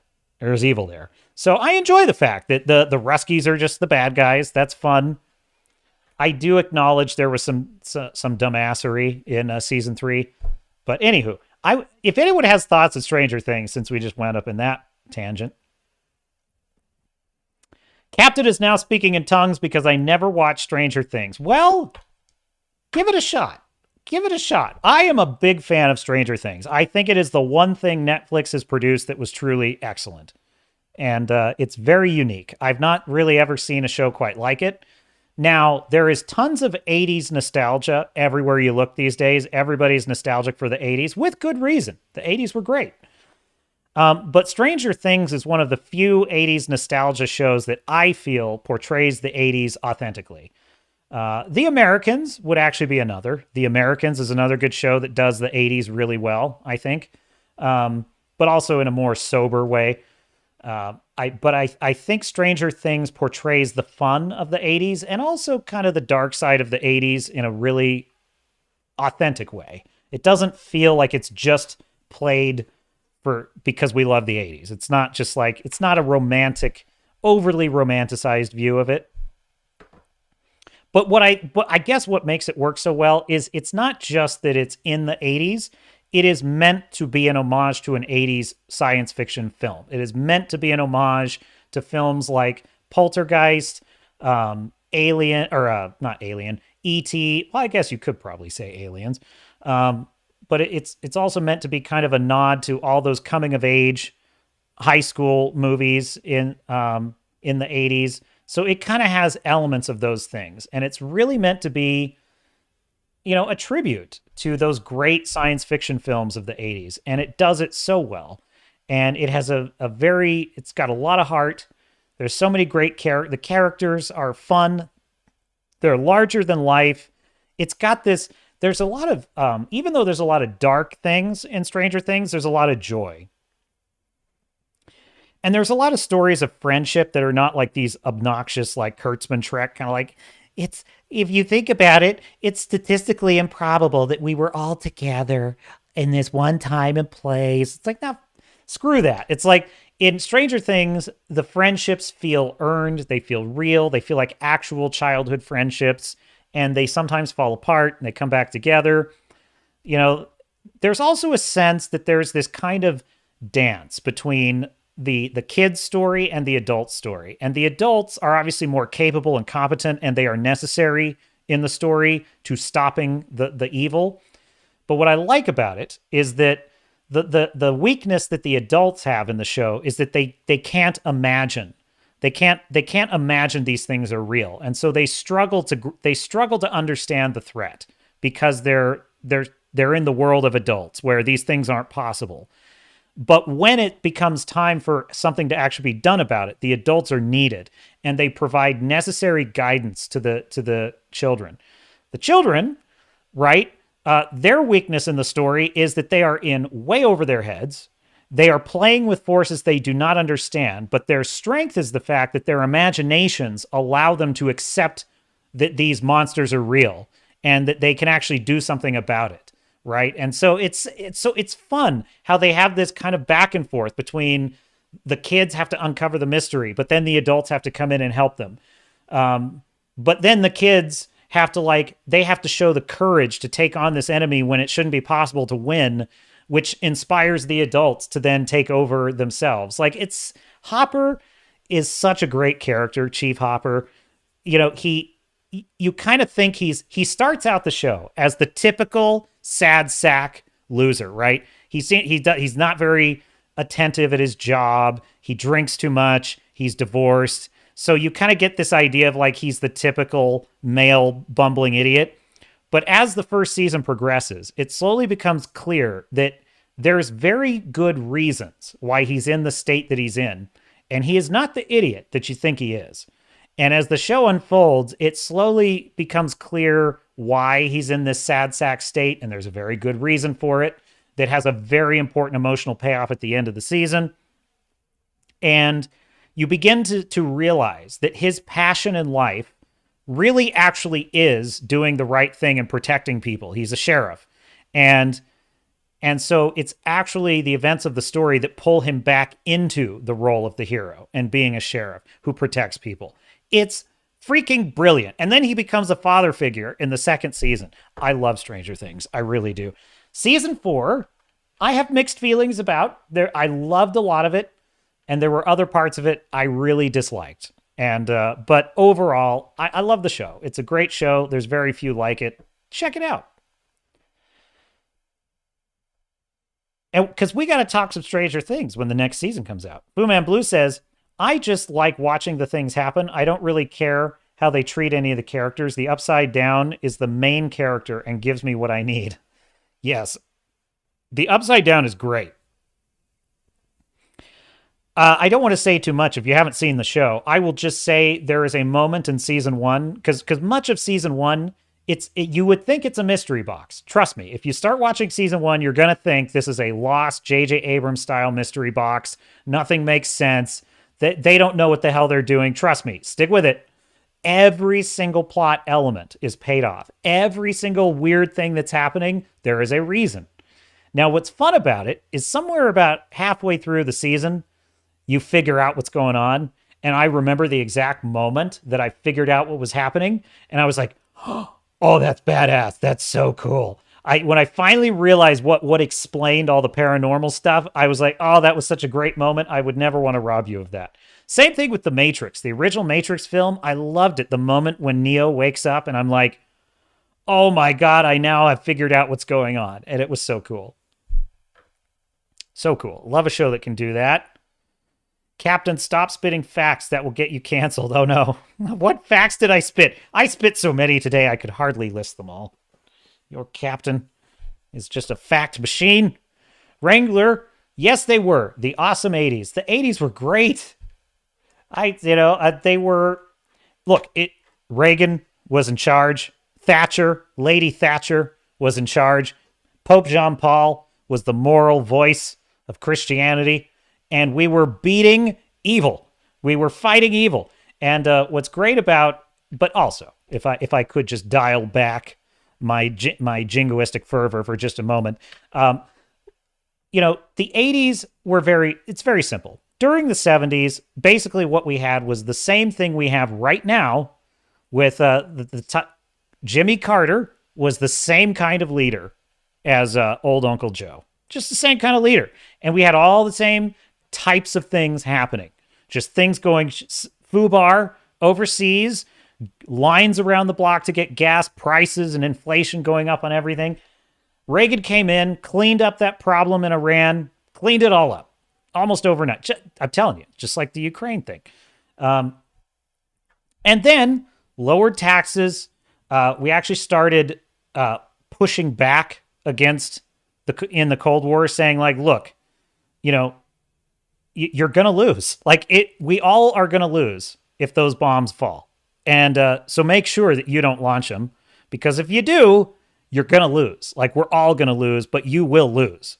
And Reagan was serious about that. Reagan was one of the most anti-war, presidents we ever had, because his whole philosophy was they have to know that there will be no compromise with them. We will not surrender to them. He had that famous line. He said, there's a way you can have peace, and you can have it right now. You can surrender. And meaning to the American people, that's the way. And it's like, we're not going to surrender our freedoms, but we are not going to allow World War III to happen. And Reagan, in my view, had a lot to do with why World War III ultimately did not happen, and the Berlin Wall fell. And Thatcher as well had a lot to do with that. And so, anywho, not to get too in the weeds, but my point is the consequence of all that great leadership was an explosion of prosperity. I mean, this country, the economy was booming. The culture was full of music. Men were men, women were women. Look at commercials from the 80s. They're fantastic. Cindy Crawford in a bathing suit selling Pepsi. That's what they took from us. That's what they took from us. It was just but the 80s also had a dark side, as every time period does. But really, when people think of the 80s and what they love about it, it was a time when there was prosperity. And there was a belief in the goodness of Western civilization. We still believed in ourselves back then. Anyway, and there was also, I think the political climate was better, because there's a great scene, I probably have mentioned this before, there's a great scene in Stranger Things, I think it's season 2, where you see a shot of Mike's house. It's the one of the kids in the story. You see a shot of his house, and there's a Bush Reagan sign on the lawn, and then you see a shot of his buddy's house, and there's a Mondale Ferraro sign that was Reagan's opponent, 84, on their lawn. And the implication is everyone in this town is in a community, and they all live together.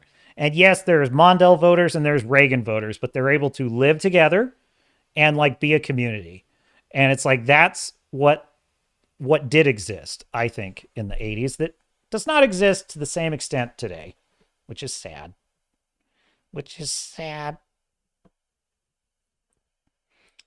Star Fury says, well, you need standards to watch TV over here. We don't just let any pleb use one.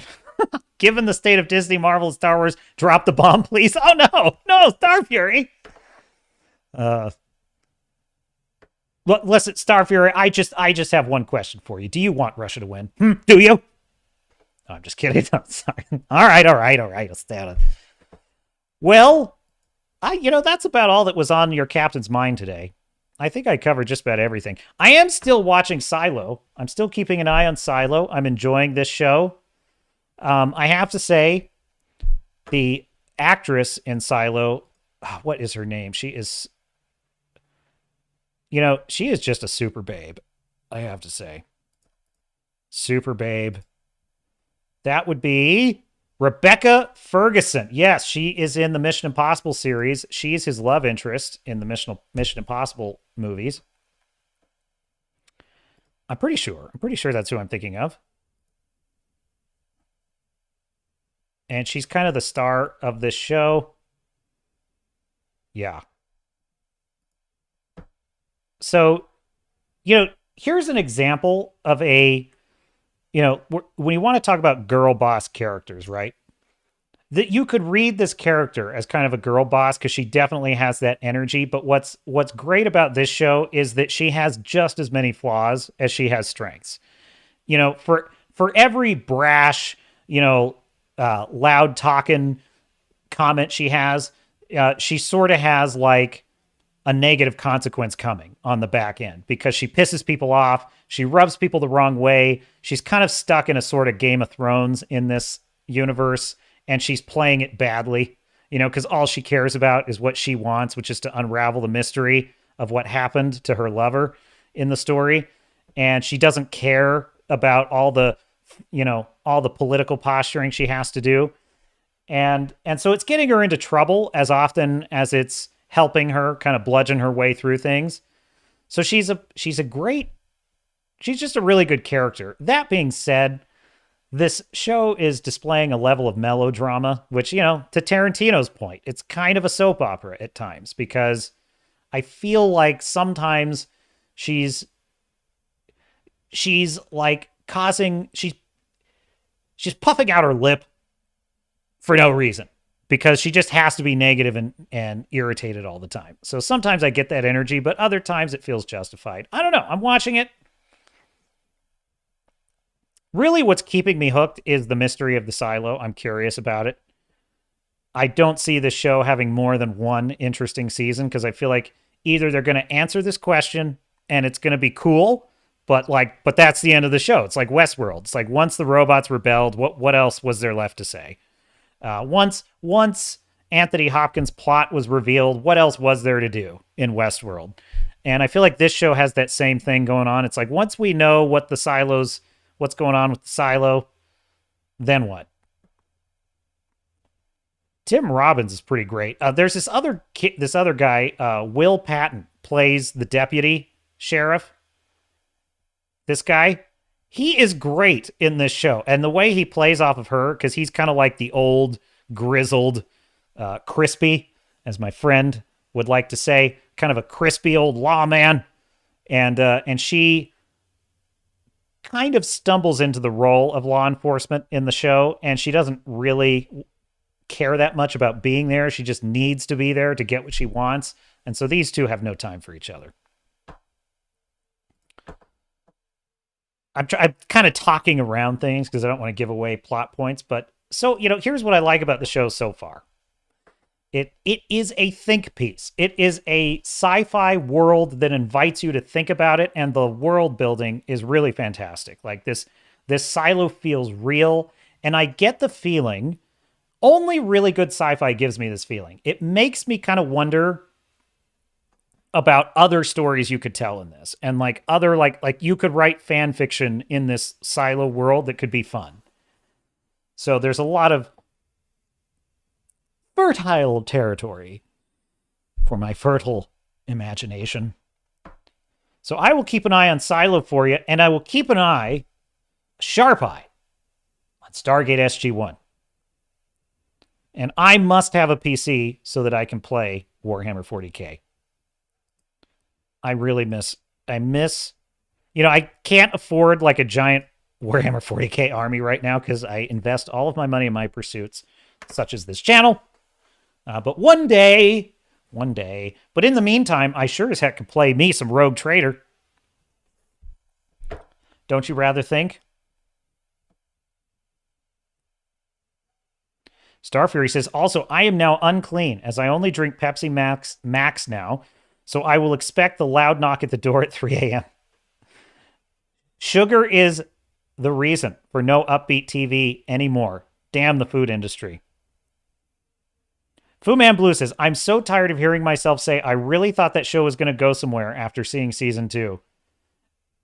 Yeah. Hold on. Wait a minute. Something ain't right. Yeah. Silo has this energy, right? It has Westworld energy because the first season of Westworld really good, But like once that concept has run its course, what is there left to say? Woot! SG1 says Fu Man Blue. Yes. All right, cool. Well, so I believe that is our show. That is our show this evening, and thank you for joining my dear chat. If you haven't, please do like and subscribe. Hit that notification button, and check out my locals. Local, swordsandstarships.locals.com. I am working on building up some community there, and also, your captain has been working on a new Iron Age project. It is a sci-fi space opera, and important things, important benchmarks have been met very recently. So I don't want to say more. I will be making an announcement soon. But let's just say things are happening, and I am working on a project I'm very excited about, and it is meant to be my answer to all of these complaints that I have made here today on this voyage. And I will just say one thing I absolutely know with all my heart, and that is it is possible to tell a story with a classical hero, a true leader on a mission in space with an interesting, larger-than-life crew that have interesting problems, that is gritty, that is grounded, that has high stakes, high energy, real danger, storylines that surprise you, but at the same time, have characters that can win and save the day, have teams that can come out happy on the other side, where there can be optimism even in the midst of danger and even despair. It's one reason why I'm so damn excited for Mission Impossible. Like Fallout, the only one of those series I really don't like is the first Mission Impossible movie. It was grim. It was weird. I've tried to watch it again. I don't like it. I hate that first movie. But everything from 2 on, it just gets better and better. And Mission Impossible Fallout was so excellent. And what I love about what they've done, what Tom Cruise has done with this character of Ethan Hunt, is he has turned him into a classic hero. He has turned him into a classic hero that saves the day. Even James Bond, even Daniel Craig's James Bond got the, he got the Jake Skywalker treatment in the final James Bond film, which was, what was it? I can't remember the name of it. Anyway, the very most recent James Bond film, spoilers for James Bond, Daniel Craig, James Bond. He just dies at the end. He dies at the end, and it's sort of pathetic how he dies. It's not even like a good death. It's just, I can't even. It's depressing. It's a depressing ending. It's so grim. It's like this is why Mission Impossible is kicking James Bond's. I'm sorry, Brits. I'm sorry. I'm a great fan of James Bond. Pierce Brosnan, Timothy Dalton, Sean Connery. Big fan over here. Big fan of James Bond. But not a big Roger Moore guy though. Not a big Roger Moore James Bond. But I love Connery, Dalton, Pierce Brosnan, and I liked Casino Royale. I really did like that one. I'm leaving one out. There's another one I feel like I'm forgetting somewhere. But in any case,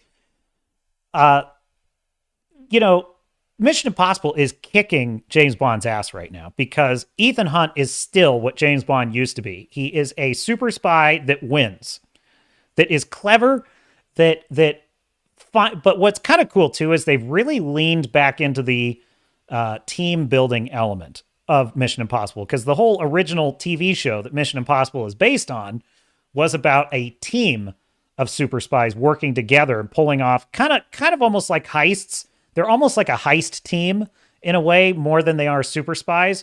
But what I like about it is that Cruise has turned this character of Ethan Hunt into a James Bond level leading man, but also is able to connect him with a team that work together to pull off these interesting super spy heists.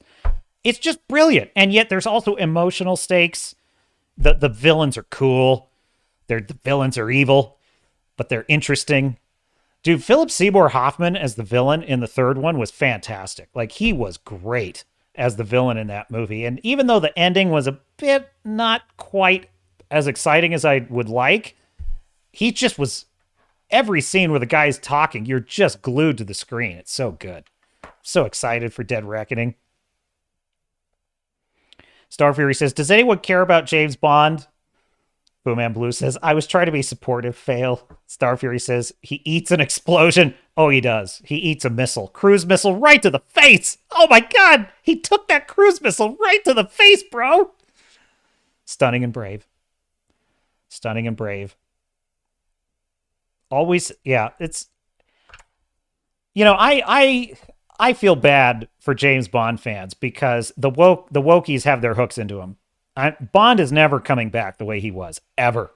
You know, the wokies have been after Bond forever because he's a, you know, let's face it, before Daniel Craig, he was a womanizer. He loved the ladies, and he loved them for a good time, not for a long time. And that is just not tolerable in the wokey world anymore. We can't have that. No. But, you know, the other thing, too, is that the thing about Bond was always that the ladies were having a good time, too. They wanted to, like, they were there for a good time, not a long time. Like, that was kind of the deal. Like, it was mutually beneficial arrangement. Like, these were ladies that had important, extraordinary lives, globetrotting, and Bond had baddies to kill and no time to die. And, you know, it was time to hook up for some fun before we fight the big bad villain. And, like, that was, you just can't have that for a modern audience. It's not possible. So I don't know what to tell you.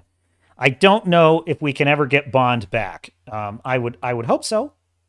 I would hope so, because I miss the James Bond that would, like, throw a bad guy into like a newspaper printer, you know, and you just see the blood like streaking across the newspapers. And I think it was Pierce Brosnan, and he's like, you know, the papers just print trash these days, or, you know, he had some kind of line like that. It was hilarious. You know, I miss that James Bond. It's like, that's the good James Bond that has to, like, make a joke at the dead bad guy's expense.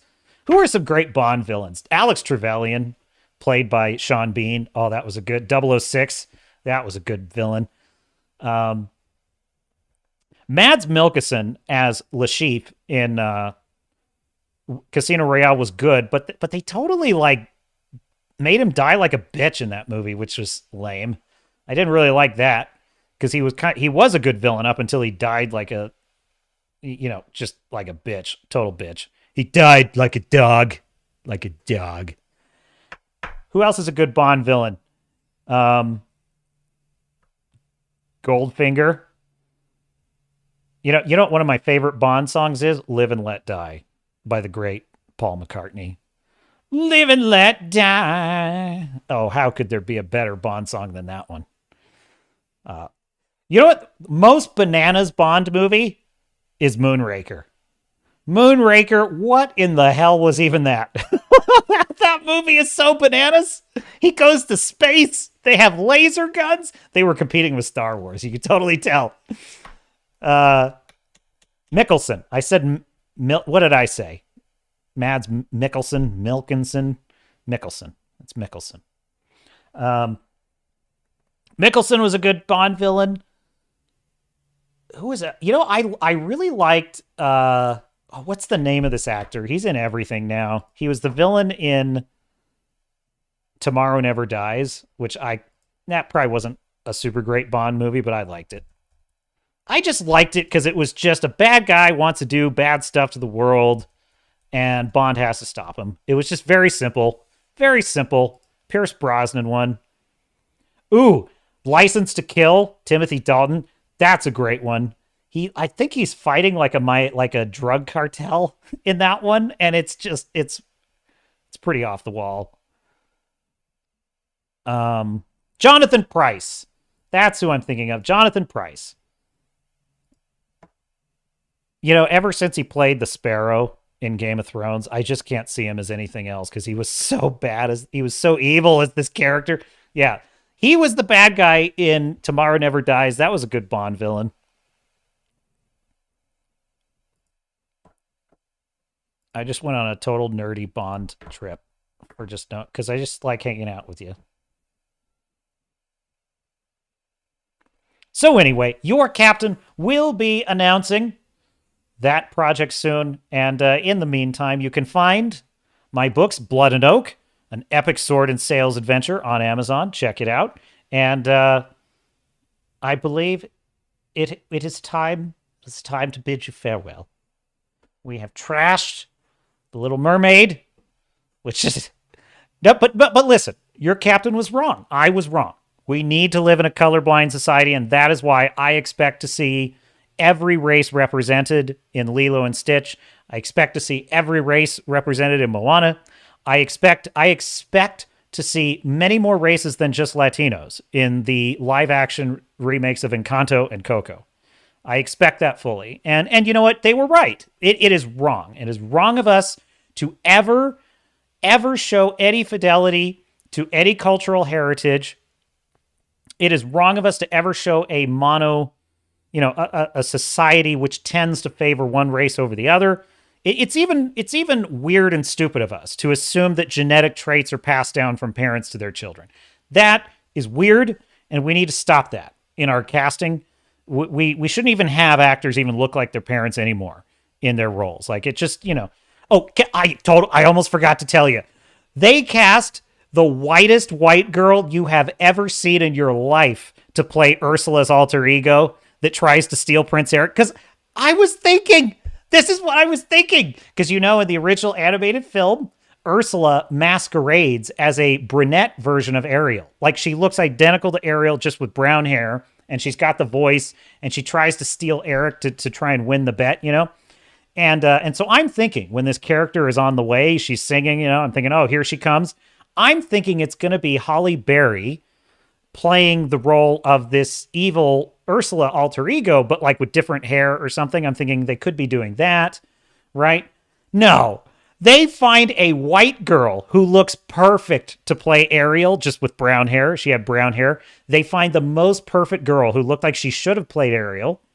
And she is as evil, mean girl as you can imagine. Like they literally must have screen tested her. Like, okay, give us your mean face. Okay, give us your mean bully face. Yeah, give us your angry white girl Karen face. Cool, you're cast. I mean, she's the whitest character in the movie. And she's like, it's unbelievable. Oh, no. Oh, but that had nothing to do with the casting. No, we just cast the right person for the role. No, it had not. You're a bigot. You're a bigot. You're ignorant. You're ignorant if you think that that's what this was about. No, that's ignorant. That's ignorant. Anyway, I just thought I would note that. I just thought I would flag that for the audience. Coincidence? It's pure coincidence that the whitest girl ever plays Ursula's alter ego. Right? You know what it is? When I say she's the whitest girl ever, what I mean is, like, if I were just like a Wookiee, and I were just like, picture the most privileged, like wealthy, just out of touch Karen of a white girl you could picture, like that you would find in like, a Lindsay Lohan movie or something in high school. Just picture that. This is what they would picture. Like the poster face of like the enemy white girl of all the marginalized communities out there. I swear to God, that's like what I was like, wow, this is perfect casting. They really found a good one. They found she is a mean, she's just got that energy of like, she's a mean girl. Frankly, it was a more expressive performance than Halle Berry's. So, oh yeah, Starfury says translucent. Oh yeah, she couldn't have been whiter. She could not. They must have ordered her like no exposure to the sun in preparation for this role.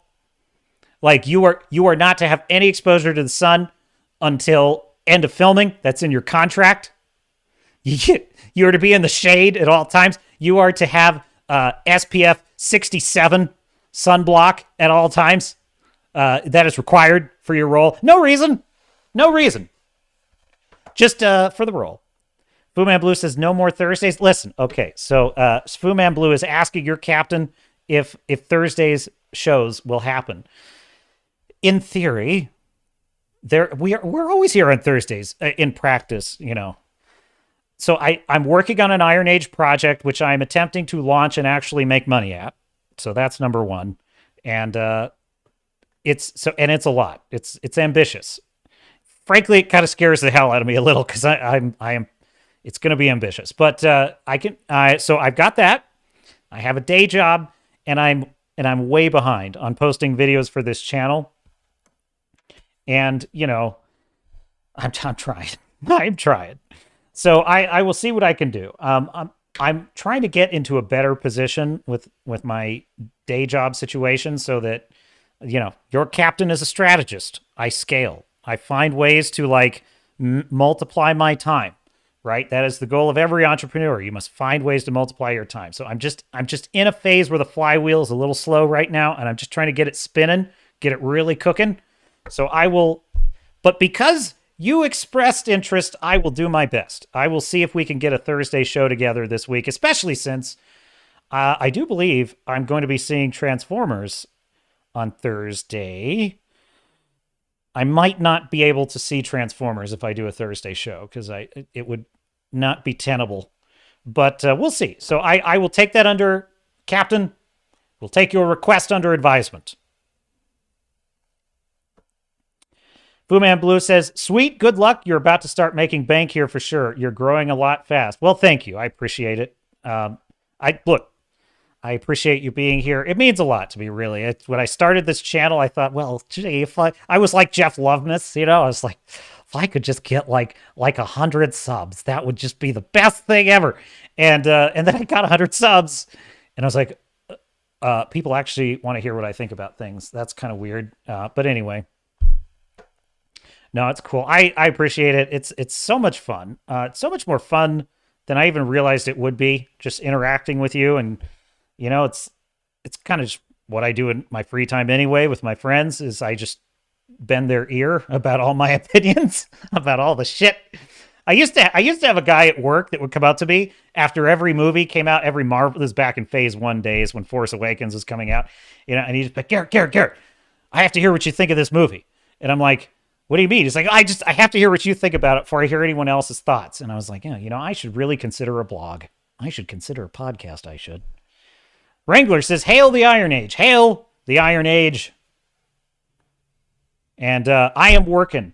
I'm excited. I'm probably going to have a video to play for you soon on that subject. Maybe Thursday. Starfury says, I can't wait until you no longer need a day job. Fingers crossed. Oh, and I will tell you, Starfury, that is the plan. You know, I started this channel and I said, you know, like any of my projects, I ain't playing around. Like, this is for real. My goal is, you know, I heard Disparu, of all people. I heard Disparu talking about, he was thanking his audience for, he said a year ago, I had 100 subscribers, something like 8 months ago. I had like 10,000 and now I have 100,000. And it was exactly 1 year. And I just thought, let's see if I can beat that. So anyway, we'll see. But if I weren't also working on an Iron Age project, I can promise you this channel would have a lot more attention. Not an excuse. It's not an excuse. It's only to say that negotiating how much of my time to spend on each thing is a freaking it's a freaking challenge, and it had a lot to do with whether I was going to see The Little Mermaid, to be quite honest with you. I literally was asking myself, is this the best thing I could do on my channel? Is to spend 2 hours and 20 minutes watching this movie? Is that really the best use? Is it going to benefit the channel and the audience? And I thought, it's going to be fun to roast, so if I'm having fun, that's going to benefit the audience. So I thought, all right, I will. It was hard. I'm not shitting you. It was hard for me. Do I edit a video or do I watch Little Mermaid for the live stream? And it's amazing what an opportunity cost that was for me. I was really struggling with it. And I think it was partly why I snapped at the audience people, because I snapped at the theater people because I was under so much stress. I'm like, dude, I'm a 40-year-old dude. I'm going to pick up my ticket to Little Mermaid. It's like I'm alone. Oh my God, this is awful. It's so embarrassing. And I'm like, because I would never watch this movie if not for this. I would never. And so, and also I'm thinking, is this even the best use of my time? Should I be at home editing a video right now? And the one pleasure I have, the one pleasure that your humble captain has is his Starbucks espresso. And they couldn't allow me to have it. They just don't, get out. We don't want you here. we don't want your business. It's like, and I couldn't be reasonable. I was not in a state of mind where I could be reasonable, and I just let him have it. I didn't yell. In my head, I'm like, oh my God, I'm screaming at them. It's like, not really. What it probably sounded like was, well, I was going to spend some money here, and now I'm not. And so I'm very unhappy. Thank you for the refund. I'm probably underselling it a little. I gave him the business, I did. Imagine if I had just been like, I'm a very important YouTuber, and I have a channel, and my audience is expecting, and if I don't have my coffee, I can't do a good job at my work. Imagine if I just put it on TikTok, just feel like I'm just going off on him. Imagine if I just gotten all precious about it. It's funny too, because I don't even want, like, it would help if I one adult ticket to the Little Mermaid. It would be so helpful if I could take that ticket and say, yes, I'm a YouTuber. I review movies. That's why I'm watching this. But I don't even want to do that, because that would be identifying myself with my work, and I don't want to do that. I want to keep myself one remove. My work is not my identity. It's my work. Same goes for my writing. And it's like, so I don't want to go around saying I'm a YouTuber, because it's like, there's a lot of reasons, but that's one reason. It's like, you want to keep yourself 1 degree of separation from your craft, right? But at the same time, it would be nice to be able to just look, okay, I review films professionally. Well, I actually should say I review films very vulgarly and unprofessionally, but it nevertheless, it is why I am here. Starfury says, to be honest, I'm grateful for whatever I get from you, all wonderful media makers, because I cannot go back to watching normal TV. Same here. That's how I found my way here, to be honest with you, Starfury, because I literally got to a point where I still really can't. Silo's kind of an exception. I cannot find anything to watch anymore. Like nothing. Like Stranger Things, maybe the last show, I think Tulsa King, I enjoyed that. But honestly, but look, what do I love most? It's right there. It's right there. Swords and Starships. That is what your captain loves.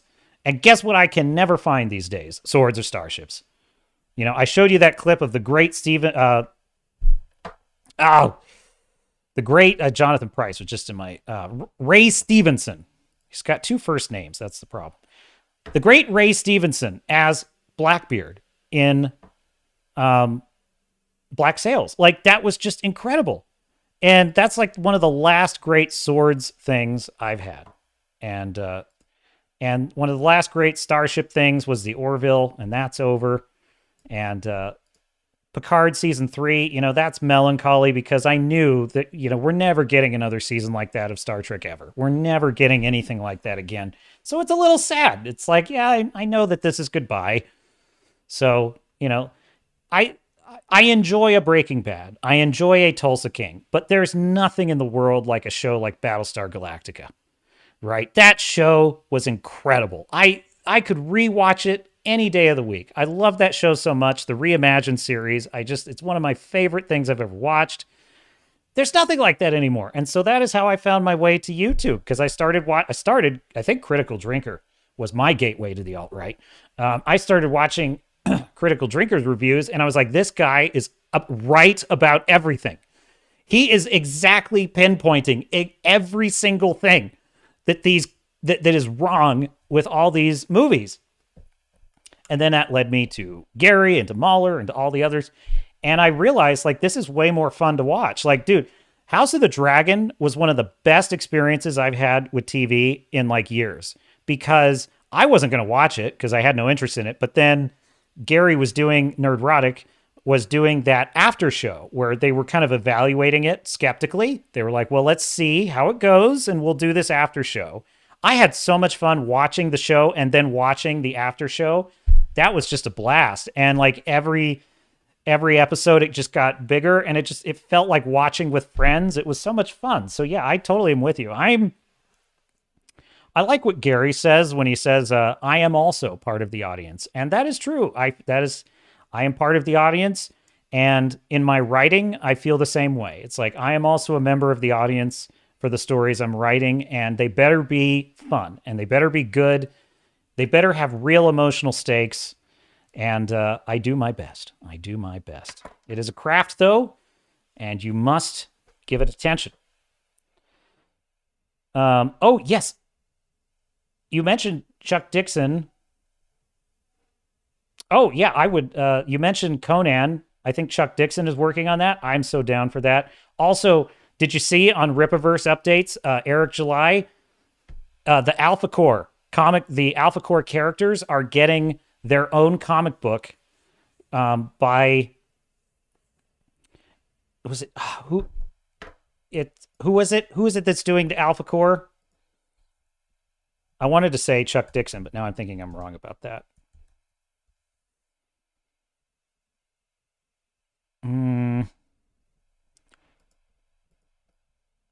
Remind me, chat.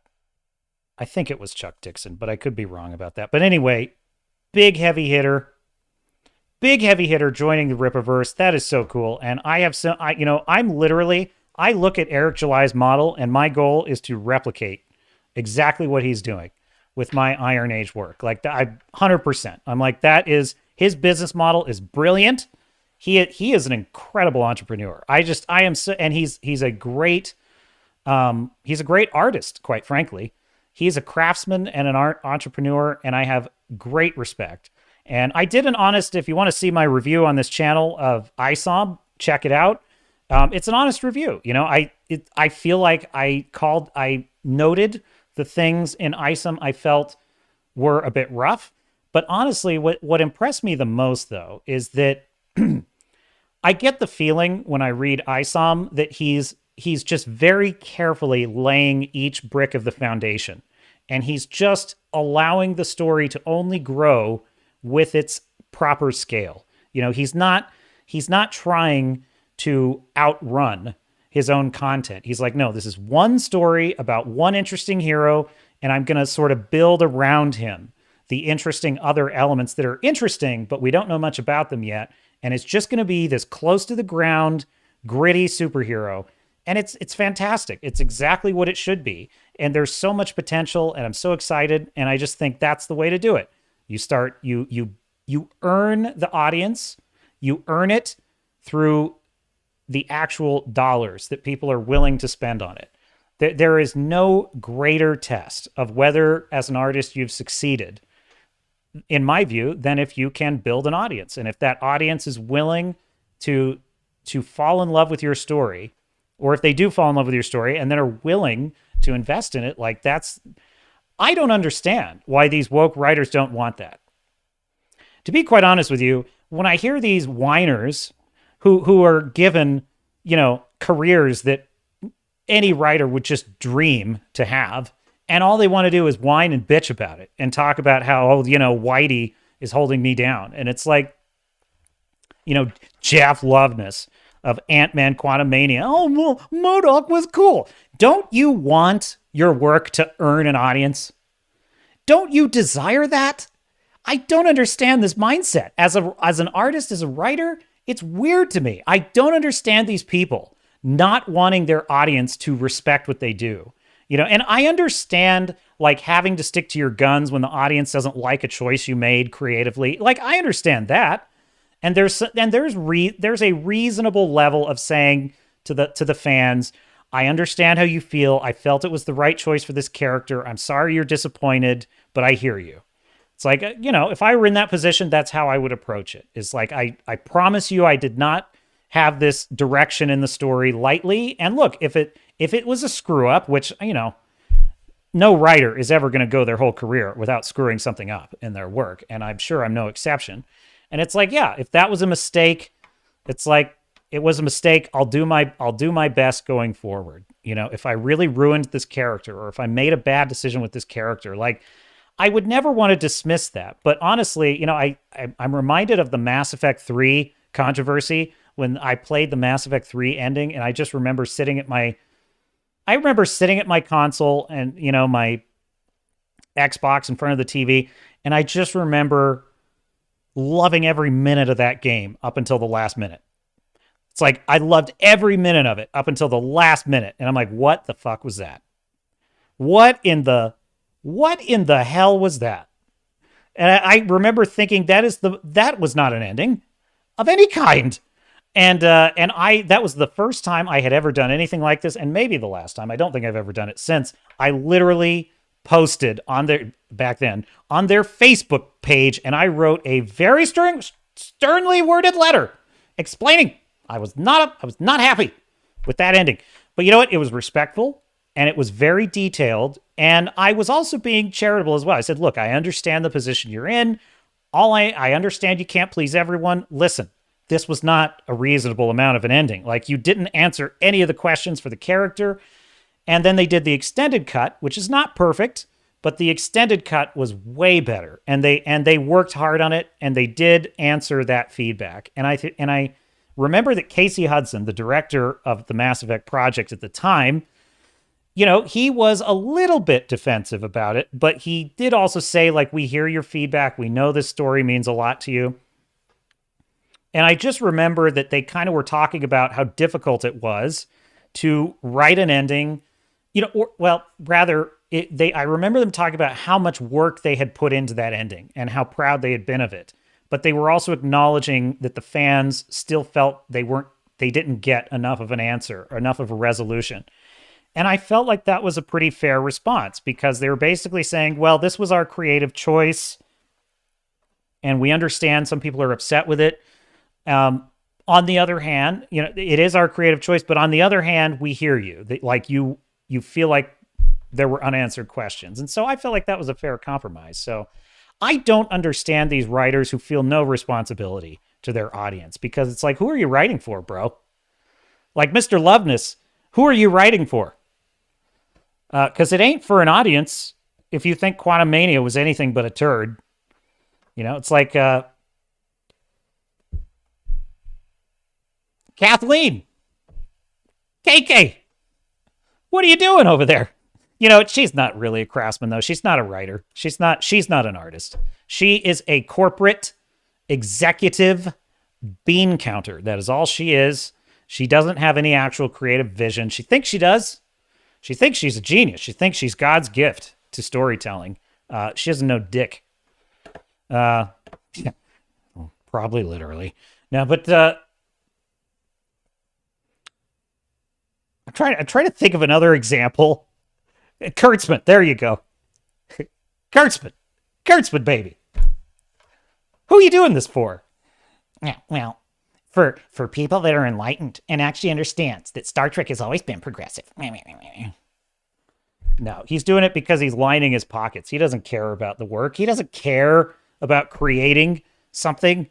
Anyway, Captain Rant over. Star Fury says, which, I jump in on the chat. Perhaps if they use ChatGPT, they might make better stuff. I got to tell you, I poke around ChatGPT, and it actually spits out things that I swear to God, you could paste it right into a Kurtzman Trek dialogue, and it would fit perfectly. Star Fury says, Mass Effect 3 left me empty. That's sad.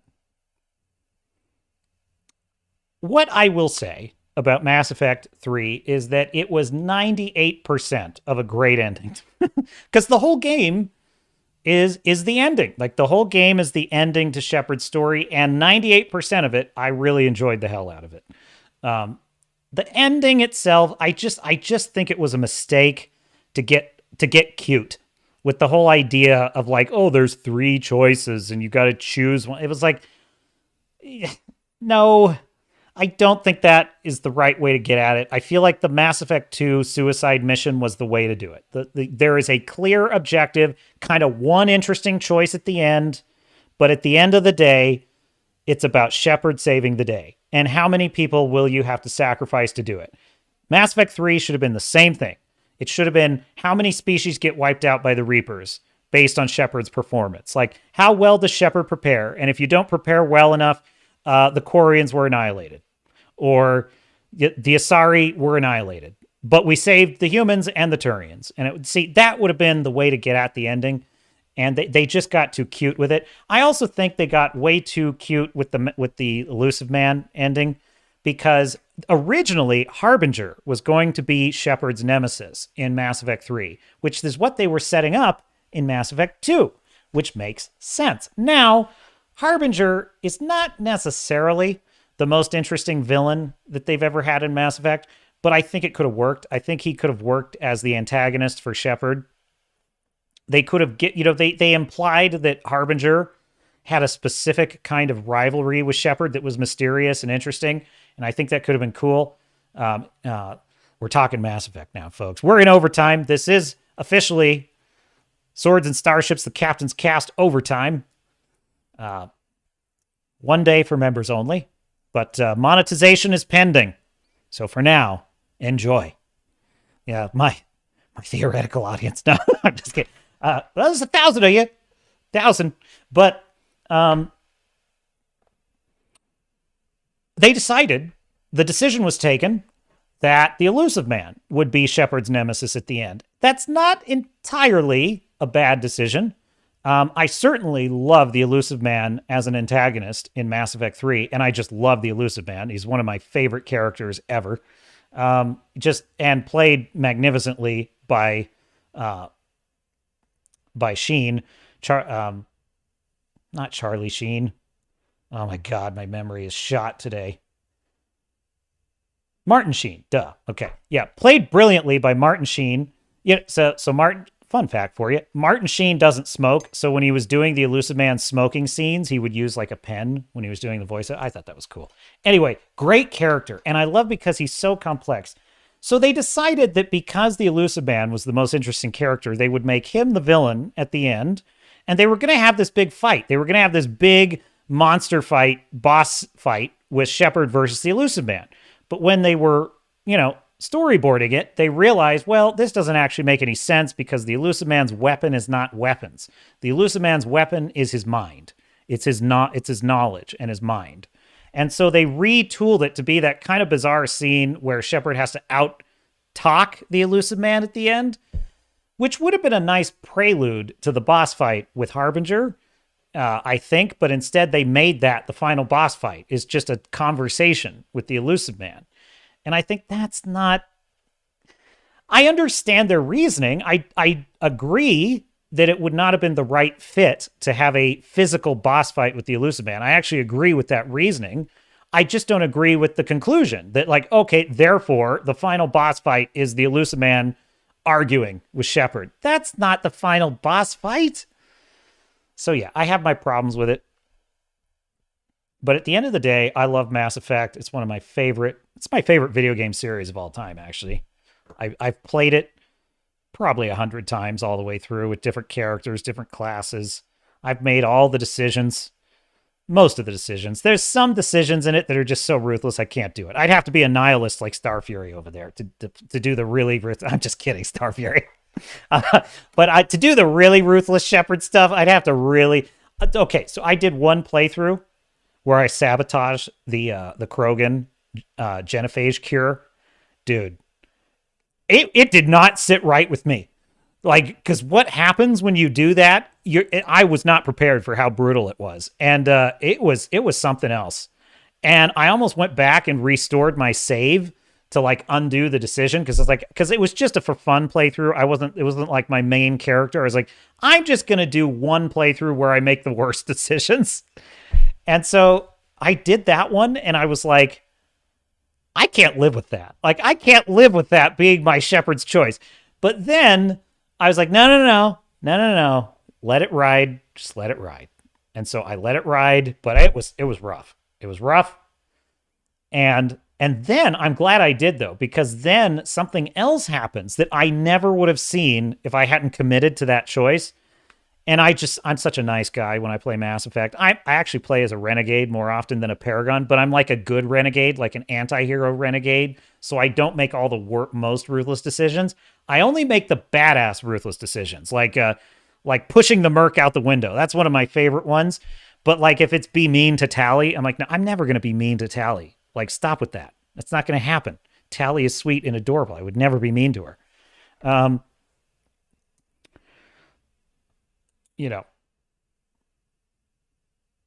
So something happens that was a total surprise. I don't know why am I trying to protect you from spoilers in Mass Effect? The game is like 10 years old by now. Okay, so what happens is if you sabotage the genophage cure, you have to shoot Morden. You have to kill him. You have to kill Morden. It's so awful, too. I really hate it. And they have this sad scene where Morden he's dying, but he's like trying to climb to the genophage cure, and he almost gets there, and then his hand falls, and he doesn't succeed. And so you've sabotaged the cure, but all the Krogan think that you haven't, for a while, that is. Well, throughout the course of the game, as you're running through the Citadel, doing your different side quests and what have you, in the course of that, you will go up to the Normandy's bay, and you will open the door to get on board the Normandy. And what happens whenever you go to that door is you go to a loading screen, and then you're on the Normandy.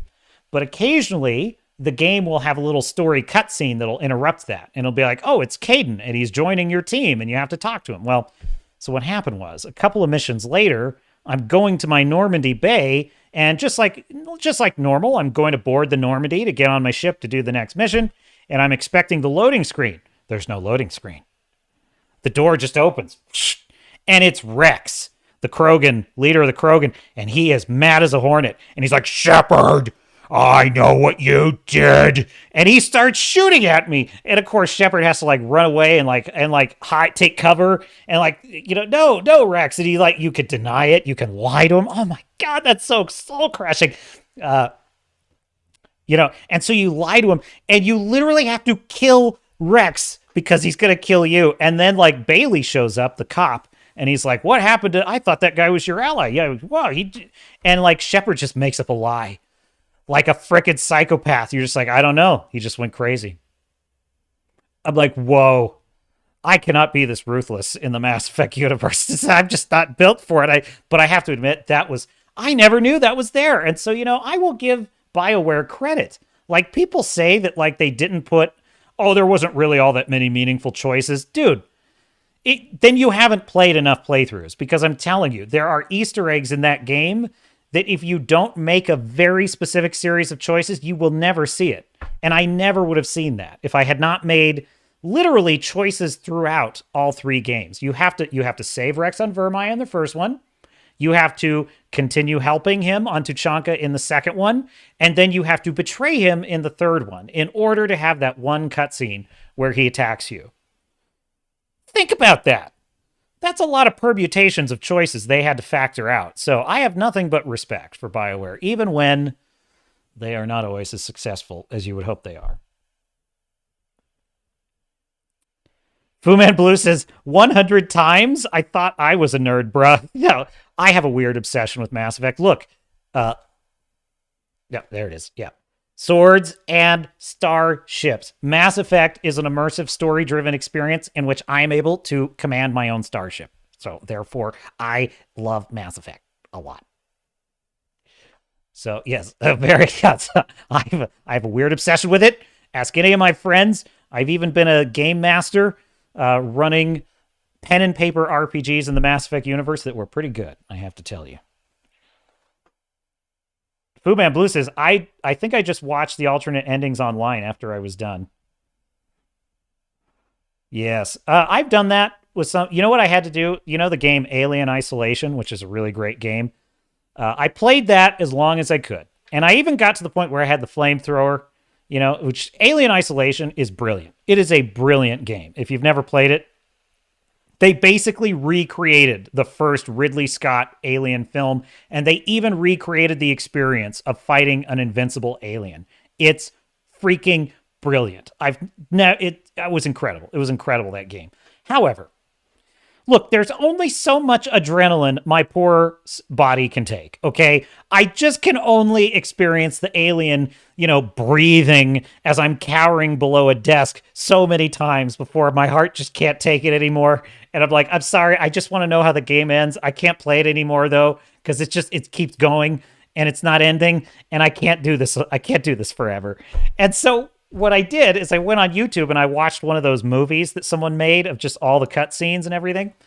And it was great. I was like, wow, that was a really good ending. Holy shit. I had no idea how far from the end I was. I thought I was close to the end. I was nowhere close. I was like, oh my God, you have to go through the whole hive.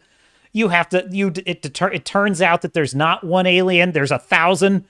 Oh my God, that game just goes on and on forever. Brilliant game, but like, sorry, I got through Dead Space. I got all the way through Dead Space and halfway through Dead Space 2 before that one broke me. I just was like, oh, those games take a certain constitution, but I love Dead Space. Fu Man Blue says, not seen Isolation. I put it on my wish list. LOL, sounds great. So look, Alien Isolation, it is made as a direct sequel to the Ridley Scott original Alien film. It is retro-futuristic. They literally recreate the look and feel of how everything looked and felt in the first Alien film. They recreate it in this space station in the game universe. All the technology looks and sounds like 70s futuristic technology. It's all analog and has dials. It's unbelievable. They have a motion tracker in it, and it is not like Aliens versus Predator or any of those other Aliens games where you've got like a rocket launcher and you're just mowing down all the aliens and they're coming at you. No, you are like Ripley. You have to, well, you are Ripley because you're her daughter in the game, which is a cool concept. She's investigating her mother's disappearance, which is cool. So it even fits in with the Alien storyline. So it's like you're watching the movie between Alien and Aliens, which is super cool. And what's neat about it is that it's a stealth game because when the alien shows up, like you can't fight it. Like it will kill you. And they have all these cool little death scenes. Like if it gets you, the tail comes through your chest and you just see it. Oh, it's cool. It's super cool. And you can't save anywhere. Like there's save points. So there's a real sense of peril and dread. And like hiding is something you got to get good at in this game. Like you start noticing, ooh, that looks like a hiding spot. Oh, is that a locker I can hide in? Cool. I'll remember that. That's literally how you start thinking in this game. They developed this AI. I have a friend who's very fascinated by this game, and he explained all this to me. I didn't figure all this out. He just explained all this to me. They developed an AI for the alien's behavior that learns. They developed an AI that literally learns. So what it does is the alien is always looking for you in the game, right? Whenever you make a noise, whenever you do certain things, it triggers the alien's awareness of your possible location to increase. And so the computer generated the AI that's powering the alien. It is allowed to know more about where you might be, the more noise you make, right? And then it starts to kind of and as it gets closer to you, its awareness goes even higher, right? And then what happens is if it goes too long without finding you, it starts to get agitated. And so the game starts feeding it other data to try and help find you. So it's literally designed to try and beat you. It's freaking cool, man. But it's terrifying. It's terrifying. And so even making sounds in it, but there's not just aliens. There's other enemies in the game. And it's very cool. So yeah, so you enjoy that, Fu Man Blue. Have fun with it. All right, I gotta wrap it up. You know, I know it's late for some of the viewers out there. It has been great fun. We've been talking video games and everything. Fu Man Blue says never played anything like it. You haven't. There's no game like it. I would say Dead Space is close. No, it's not really, because Dead Space is still a fighting game. Like in Alien, you have weapons, but they're more to be used as distractions and tools. Actually, what's really clever about it is Ripley, the character in the story, Ellen Ripley's daughter is who you play as. She is an engineer. And so the things that you have to do in the game are usually engineering related. You have to get the right torch to cut through a door. You have to use components to create noisemakers. It's freaking cool, man. It's such an interesting, it's a brilliant game. Whoever came up with that idea, that was a risky move because it's very against conventional video game making. It's wouldn't this bore players to never be able to fight the alien? It's no, it's freaking riveting. All right, cool. All right, everybody, the captain. We have arrived at port. It is time for us to disembark and retire to our quarters. So Captain Salute to the crew, Fu Man Blue, Wrangler, Star Fury, and Tom, all others lurking, watching. Thank you for watching the Captain's Cast on Swords and Starships Channel. I am your host, Captain Garrett, and we will see you out there.